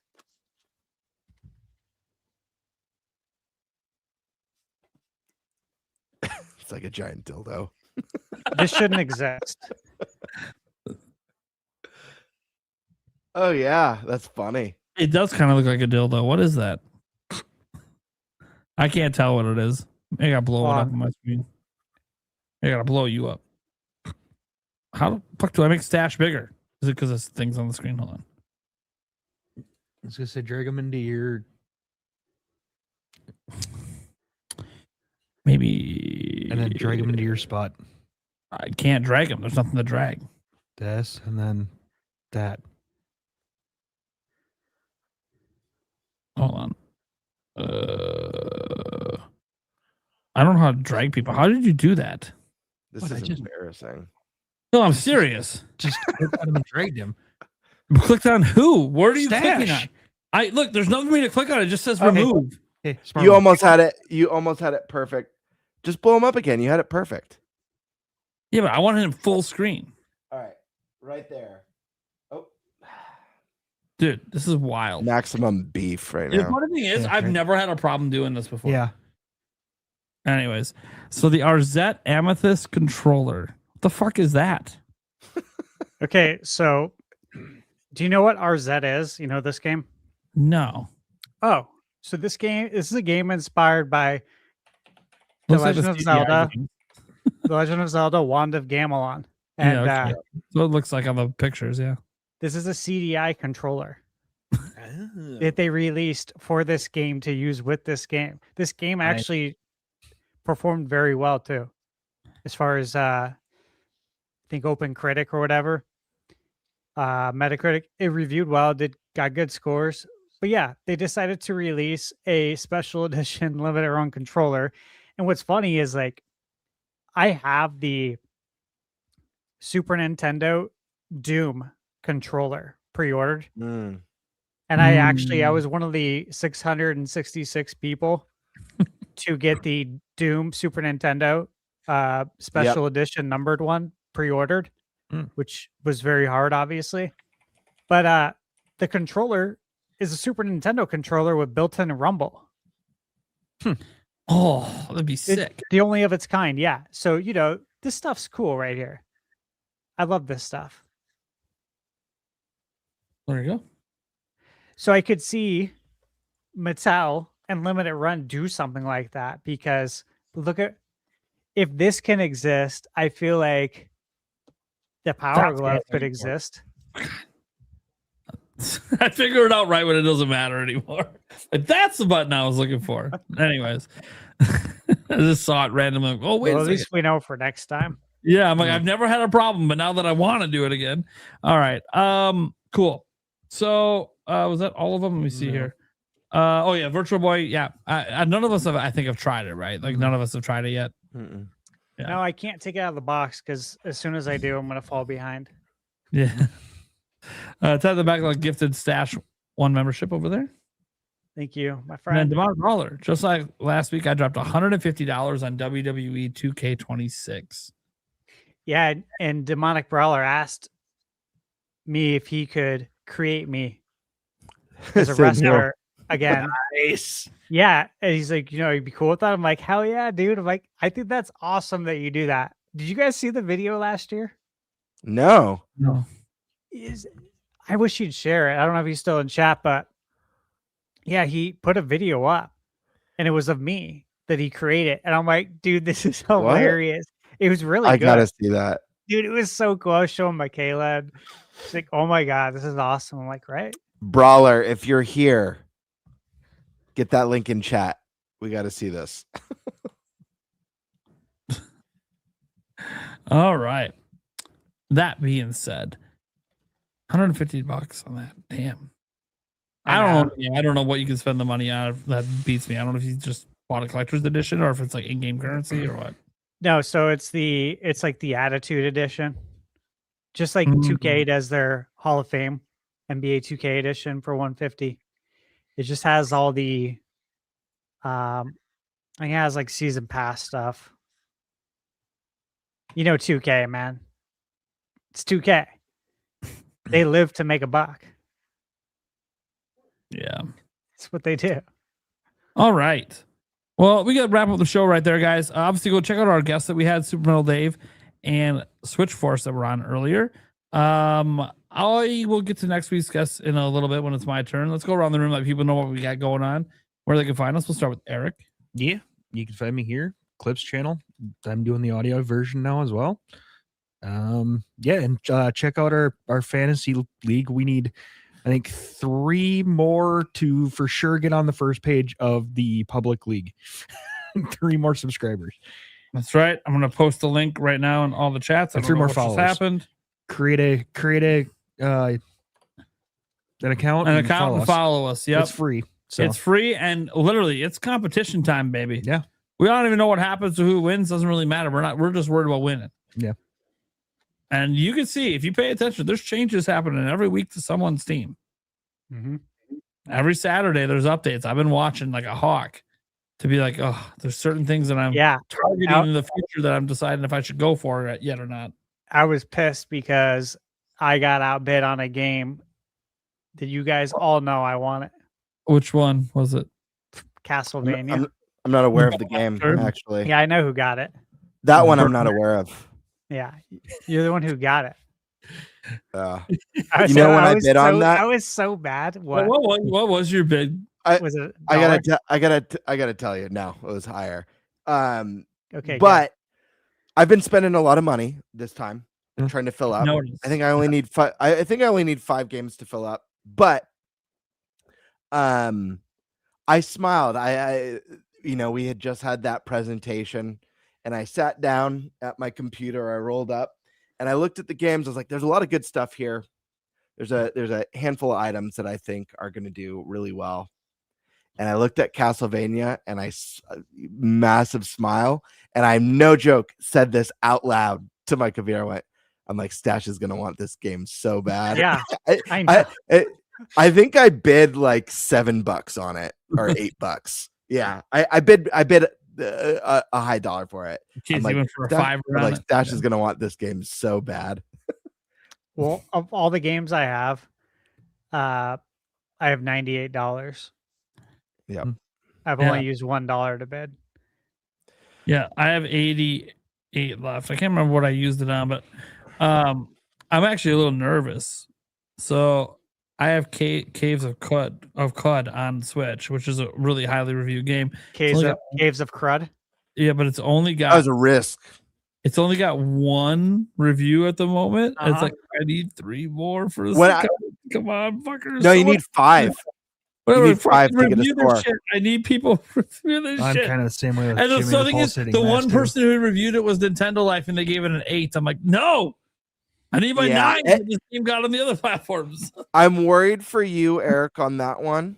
I'm worried for you, Nate, on that one. When I saw you get that one, Nate, I was instantly nervous about that pick, even though it has it's like a 90 or a 91 on Meta. It only has like 7 reviews. I know. So I was like, I don't know about that. Only user reviews on Steam. I was like, come on, Steam people, buy it on Switch. Yeah. See a review. Got 1 Switch review. Stash has one that has me nervous as well. Which one? Village. Not that it would. It's weird because Village does not have a score yet. There's only 1 review for Village so far on Switch 2. Yeah. So it could just be like everyone reviewed. Like you scored with 7 Biohazard on that. Yeah. And that got a score like immediately. Village hasn't yet. I'm sure Village will because it's a big enough title. But it might just, Resident Evil 9's out now. I that's one that I could see you getting a score like 2 to 3 weeks from now. Yeah. Start emailing all the journalists I know. Hey guys, review the Switch 2 version of this game, please. The scary thing about Stash and Eric is because Eric, you have like $99, right? Yeah, I still have my full hundo. 100. That means if we get a mainline direct, depending on how bids go in the coming weeks, if any bids happen, if Ocarina of Time remake and it's a glorious modern remake, technically Stash and Eric could outbid everybody on a remake of the highest reviewed game of all time. That would go pretty nice next to GTA 6. And imagine that 3D Mario's in there too, and that's coming out this year. And it's just going to be like, okay, we know we're all bidding. How high are people willing to go to grab these games? I was willing to take the risk with Mario, knowing that my thought process, and this is like we could get more into this in the quarter, but just for funsies, my thought process was I've already spent so much money. If we do get a Mario announcement that's coming this year, I'm not going to be able to outbid anyone that I'm playing against, so I have to grab it now. There's that. I'm waiting for someone to use their counter pick besides me. I'm waiting on it. Someone's got. When Colin and I played, I was like nearly out of money. I had like $20 left when Mario Wonder got announced, and Colin just texted me and he's like, "Hey, bud, just a heads up, don't even bother trying to draft it, because I already won the bid." Thanks for the heads up. I'll plan accordingly. Yeah, but at the same point in time, he could tell you that and then bet $1 for sure. But I knew he wasn't going to do that. I knew he wasn't going to cheat me like that. Yeah. But yes, technically he could. I just need some stuff to get reviewed, man. Yeah. Well, my two that have been reviewed aren't too bad. No, I mean I got midnight coming next week. It's gonna be in the 80s somewhere. MLB The Show, it should also be in the 80s. I'm feeling really good about my picks. Well, the rest of my picks are a ways away. But on draft day, when we did our draft night, I'm fully aware of all the people laughing at my picks on draft night. I saw tons of comments laughing. LMAO, Gamebird picked great games if he was playing in 2027. I saw it all. He's got 3 reviews so far, none of them below an 85. Just throwing that out there. Yep. I've got one, and it's a 74, and it's the one I thought was the safest pick I made. Yeah. Because the first 2 were so fucking good and reviewed really well. I'm like, there's no way. Yeah, that's a bummer. No way they fuck up the third. Wow, of course they did. You literally set the precedent with the first 2. How did the fuck you doing? God damn it. Yeah, that's like the lowest reviewed of all the re-released mainline entries. Yeah, and it not even large amount. It's like 10 plus points lower than the next one. It's like, dude, I thought that was the safe pick because you guys already did this twice. You're gonna obviously just kill it again? Nope. Fuck. Hey, it's fun. At least I know my Rebirth pick is safe because Rebirth is coming out this year. The crazy thing is this year's not normal, and what's really interesting about this year, it's for multiple reasons. One, Grand Theft Auto 6 is supposed to come out this year, which means that there's a lot of stuff like that's just in limbo. We're seeing a lot of stuff just with 2026 that I think people are just cautious and scared and don't know when to drop their release dates for, because obviously people don't want to land in the line of fire for that release. But I've never, and I've been playing this for like 4 or 5 years now, I've never seen so many games drafted this early in the year. It's insane. By February of last year and every prior year, I still had I didn't even have half my games drafted, like a quarter, and feeling good. So pretty crazy. Well, it's weird. Every time I load this up every week, I find myself like looking at Stash's list and your list, and I'm just like, for the first time in my life, I'm rooting against games scoring well. Like, this is horrible. That's it's so terrible. Like, I really ball just fucking tanks.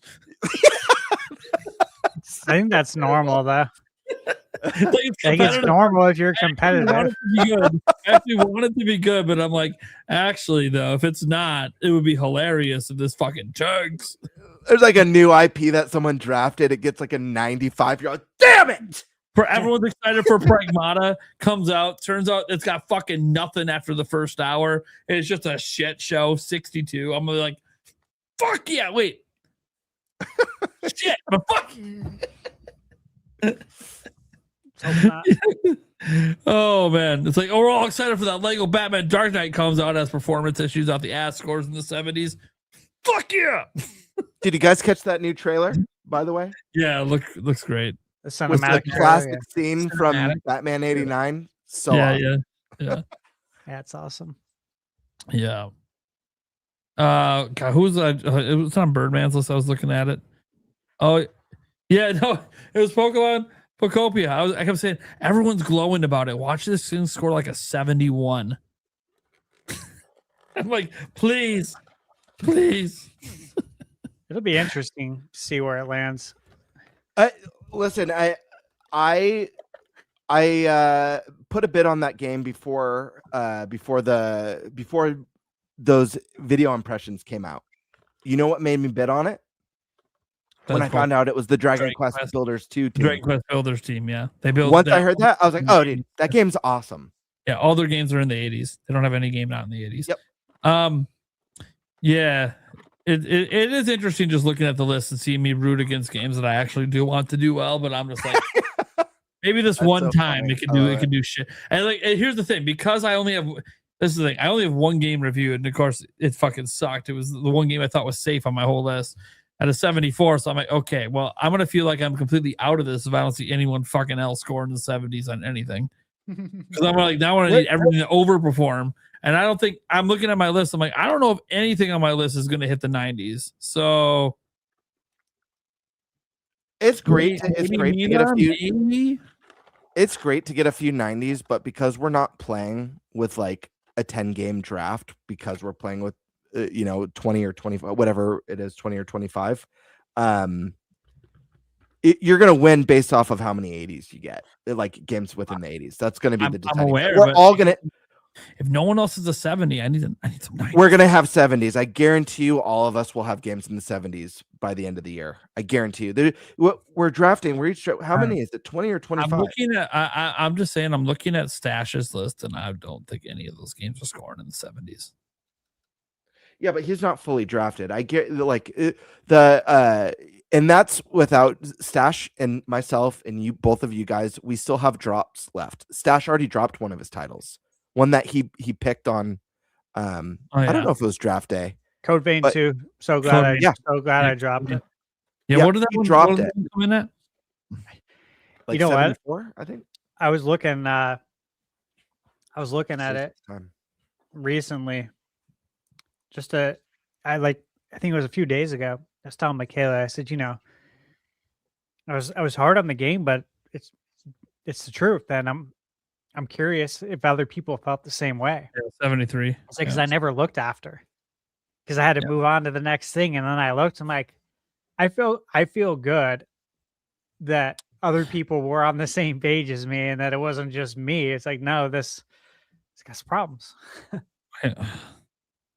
See, that's the one I should have locked. I feel like I would have known though. I thought, because the first one's decent. I thought the second one would be all right. Mm-hmm. But, anyways, all right, guys. Who are we on? That was just me. It was just Eric. So what do you got going on, Gamebird? Where can they find you? Yeah, you guys can find me here at Gamebird Classic or on Twitter at _Birdmaster. I've got a number of videos that I'm working on right now. My next two, I won't spoil them, but I've got a couple of discussion ones that I think would be a lot of fun. And then I still have reviews coming. I'm working on getting a whatchamacallit, Jesus, brain fart. Capture card device. I still don't have one. Good. So that's really important. Stash has helped me out like once or twice with that. And I really appreciate it. But I really want to be able to capture my own footage and be able to use that for reviews, especially when I have an idea of like certain things that really stand out to me and that I want to talk to. Yeah. So keep an eye out for reviews, but in the more near future, it's going to be a couple discussion videos first. Nice. And again, just want to say how honored I am to be the NintenByte champion 2025. There you go. You guys are welcome. You're looking at 3 former champions here. Yeah. That means this might be your year. The circle isn't complete until you win. Haven't you learned? If there's a competition, I'm losing. I'm ultra competitive. I'm ultra competitive. Can I give you a tip? No. Okay. I've had enough of your tips. I was just going to say, go all in on Grand Theft Auto 6 at the awards. Well, why would I need to be told to go all in on the largest game launch of all time? Because you're talking to the former champion. Here you fucking go.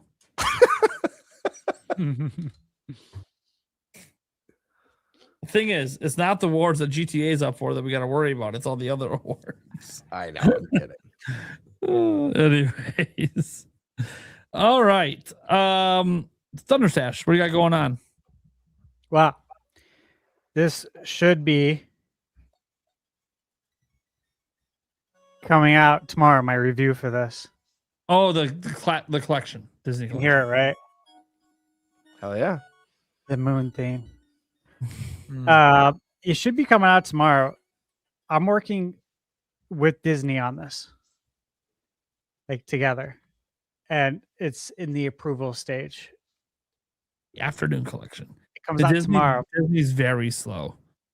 I worked with them on Disney Speedstorm last year for an ad. Oh my god, it took forever to get approval. Yeah, it's not just me. I was told that it's everyone who's part of the promotion campaign with them. So we'll see. It should be coming out tomorrow, but regardless, Hunt the Night, posted my review for that today. Badass game. It's like what my thumbnail says, Zelda meets Bloodborne. That sounds awesome. It's really check out good. Yeah. that review. Yeah, it's really good. And guys, for all of you, Under the Island, I reviewed that last week. This game is so good, and it's getting really, really great reviews. And it's very reminiscent of 2D Zelda, but specifically like the Oracle games as far as the puzzles go. It gives me Oracle vibes, which I personally think the puzzles in the Oracle games were top notch. So, yeah, that's what I got. And then obviously, I'm going to be playing Resident Evil 7, 8, and 9.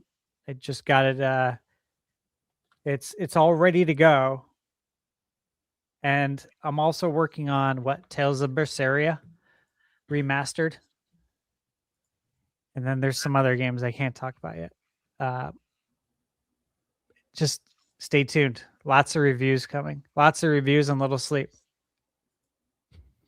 Hell yeah. That's the ThunderStash way. Yeah. All right. What do I have going on? Oh, let's see. Same old usually. Obviously news and live streams. I'll be live tomorrow night.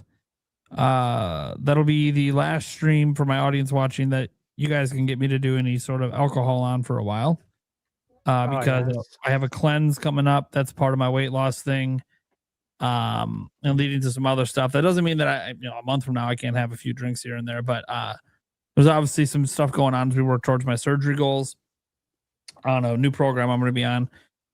So we might not have any booze entering my body for quite some time after Friday. And Friday is the last.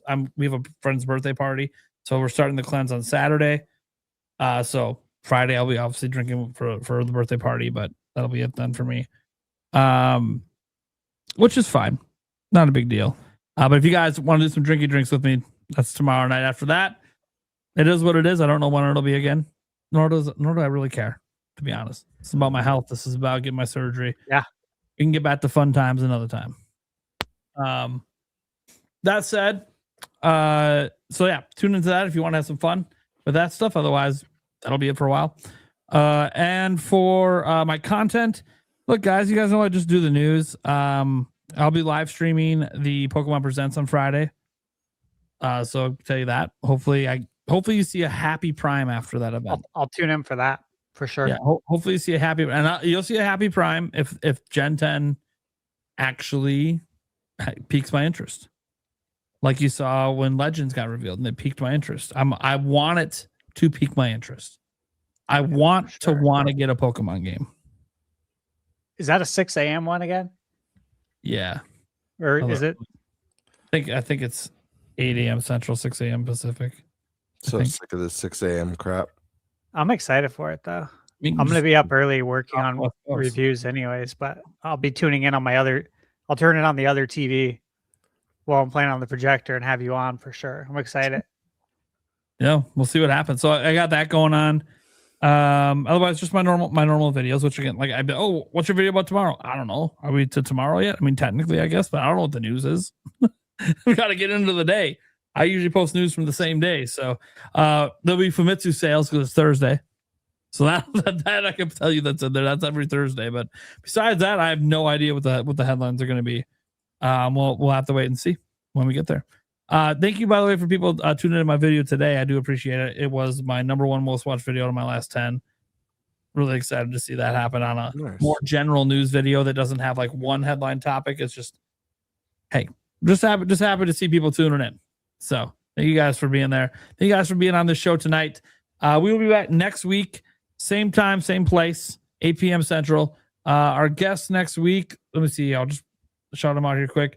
Next week, we have scheduled at the moment Hoops and Hip Hop coming on. Probably going to be giving some of his impressions on Gen 10 and stuff like that. I'm sure we'll have to have that conversation. He's a Pokemon YouTuber. Yep. And Nish Quick Pops, who we have not had on in a very long time. Mm-hmm. I know he wants to give some thoughts on Xenoblade, which we would have, if he was on tonight, we would have made that the fourth topic and we would have talked about that.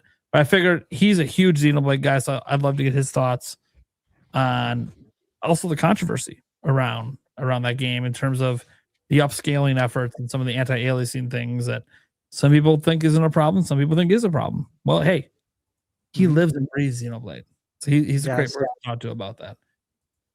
So you can kind of figure out what those will be probably two of the topics next week, and then we'll see what else happens between now and then. So we got those people coming on. If you guys are curious, after that we got I think Favlam and Nintendo Land coming on, so you can see Landon come back. And then Sky Sword Alyssa, Professor Noctis, and then I have no idea for that because I have to send out a whole new round of invites. So we'll see who. Now that I actually look at this, I probably should. No, I'll wait till I get to March before I send out the next round of invites. But yeah, so it's gonna be a fun one, guys. And yeah, you could get the podcast everywhere audio podcasts are heard. So you got your Apple, your Google, your Spotify's, all that.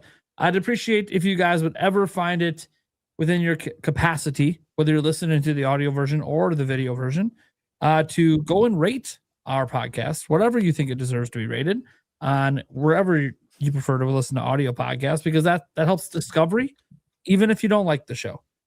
It helps discovery. So I would appreciate if you guys would go leave those reviews. Be honest. Maybe one of these days we'll take an episode and read some of the reviews that get posted sometimes, because we can sometimes read them. And I would appreciate that as well. So, all right. Check out the Clips channel as well.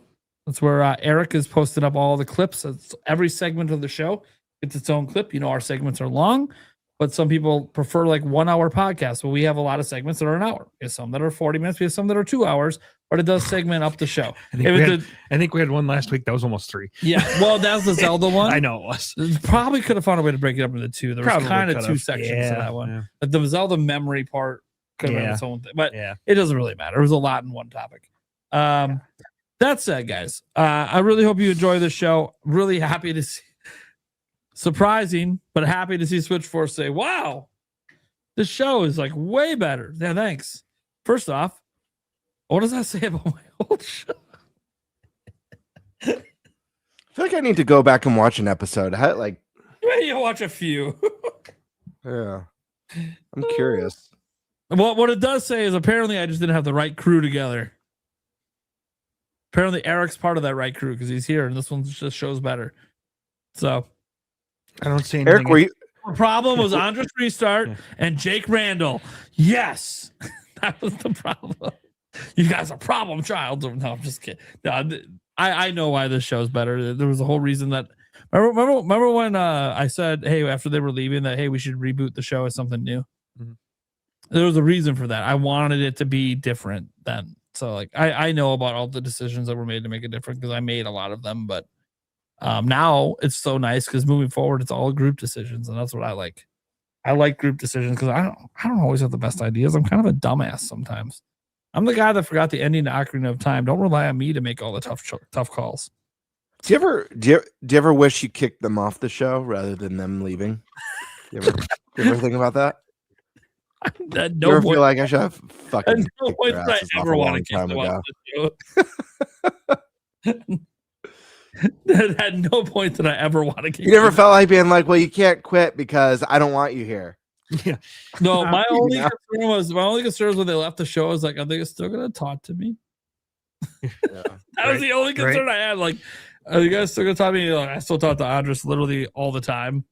And Jake, I don't talk to you quite as much because he's kind of busy with his bakery, but I still check in with him once a month, and I'm like, all right, cool. He's still getting people bricked up as always. There you go. Yeah. Bricked up on muffins, bro. I'm afraid if he made me a special muffin if I go back to the Boston area, what I don't know. Yeah, right. I trust that I'll have a good time. I'm not going to trust that I want to have that good time. Oh man, let me tell you guys just a little quick story. We went to PAX East last year, which is the only 2 times I've ever met Jake Randall was going to PAX East, and he immediately sees us and he's like, "Hey man, we got to go get some beers and double fist." And I'm like, "I mean, I'll do it, but that's the first thing you see me in. You want to go get some? I get it. Drinking with Prime can be fun, but that's the very first thing we're gonna go do. All right." He likes to have a good time, and no, he doesn't drink all the time. He just likes to have a good time, wants to have fun. And it was fun. And I did double fist, and I did finish the beers. You got to ask me to finish beers, I'll finish them. Eric's the one that he'll finish it, but he won't like it. Yeah. Although they had that one. What was that one? Wasn't too bad. Nah, I don't remember. It was like a lemonade one or something. Yeah, I don't remember. It shows you how much it was actually that good. No, it was just one that I kept making fun of you for drinking a woman's drink. Yeah. Then I'm like, dude, I'm the guy that'll go order the strawberry daiquiri at the bar if they make them. Yeah. So don't worry about ordering womanly shit. Yeah. Dude, shit tastes good. Yeah. Like, it's fine to drink something that tastes good. My favorite thing about the the so-called women's drinks is oftentimes like the dude has a beer in his hand, because I used to bartend for like 10 years and I'd seen all the time, oh, you're drinking a pussy drink, you're drinking a women's drink. I'm like, in my head, I'm like, that person like totally doesn't realize that the drink that they're calling a pussy drink is 10 times stronger than your Coors Light. like 10 times stronger.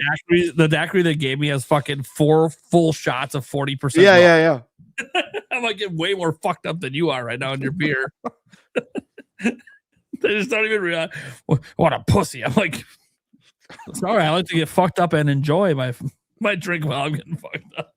The only time that I truly enjoy beer, guys, and I don't know what it is. I think this is just societal. I don't know. After a hard day work outside, doing some sort of manual labor.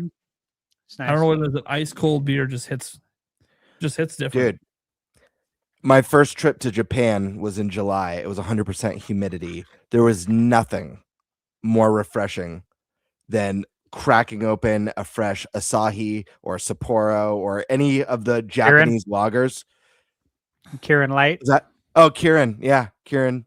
Absolutely. It was like heavenly. And they do beers out there. You can get the lagers with like the frozen foam swirl on top. So like the foam is like slurpy, but it's like a beer. It is awesome. And you're just like drenched in sweat. And it's wild. All the people there, none of them are sweating, and the men are in like suits with briefcases with like no sweat, and I'm just like a dog, and they're looking at me thinking I'm a dirty gaijin. Yeah, dirty American. I will say I was surprised I haven't done like the sake bomb things until Stash and I were at the restaurant. I was shocked you hadn't done that. I'm like, what? Yeah, I had heard of them, but I've just never done one. Did you like them? Yeah, I do. Like 20 plus of them or something. I did a lot. Holy crap! We had a lot. Stash had a lot too. I had a little bit more than him because I think I ordered one size larger or something, but it didn't matter. Stash went all the way with me. He just started half shotting it towards the end to stick with me, but it was a lot. Cheersing. Yeah, we were cheersing games that we need to come out. Yeah, we want to come back. Yep.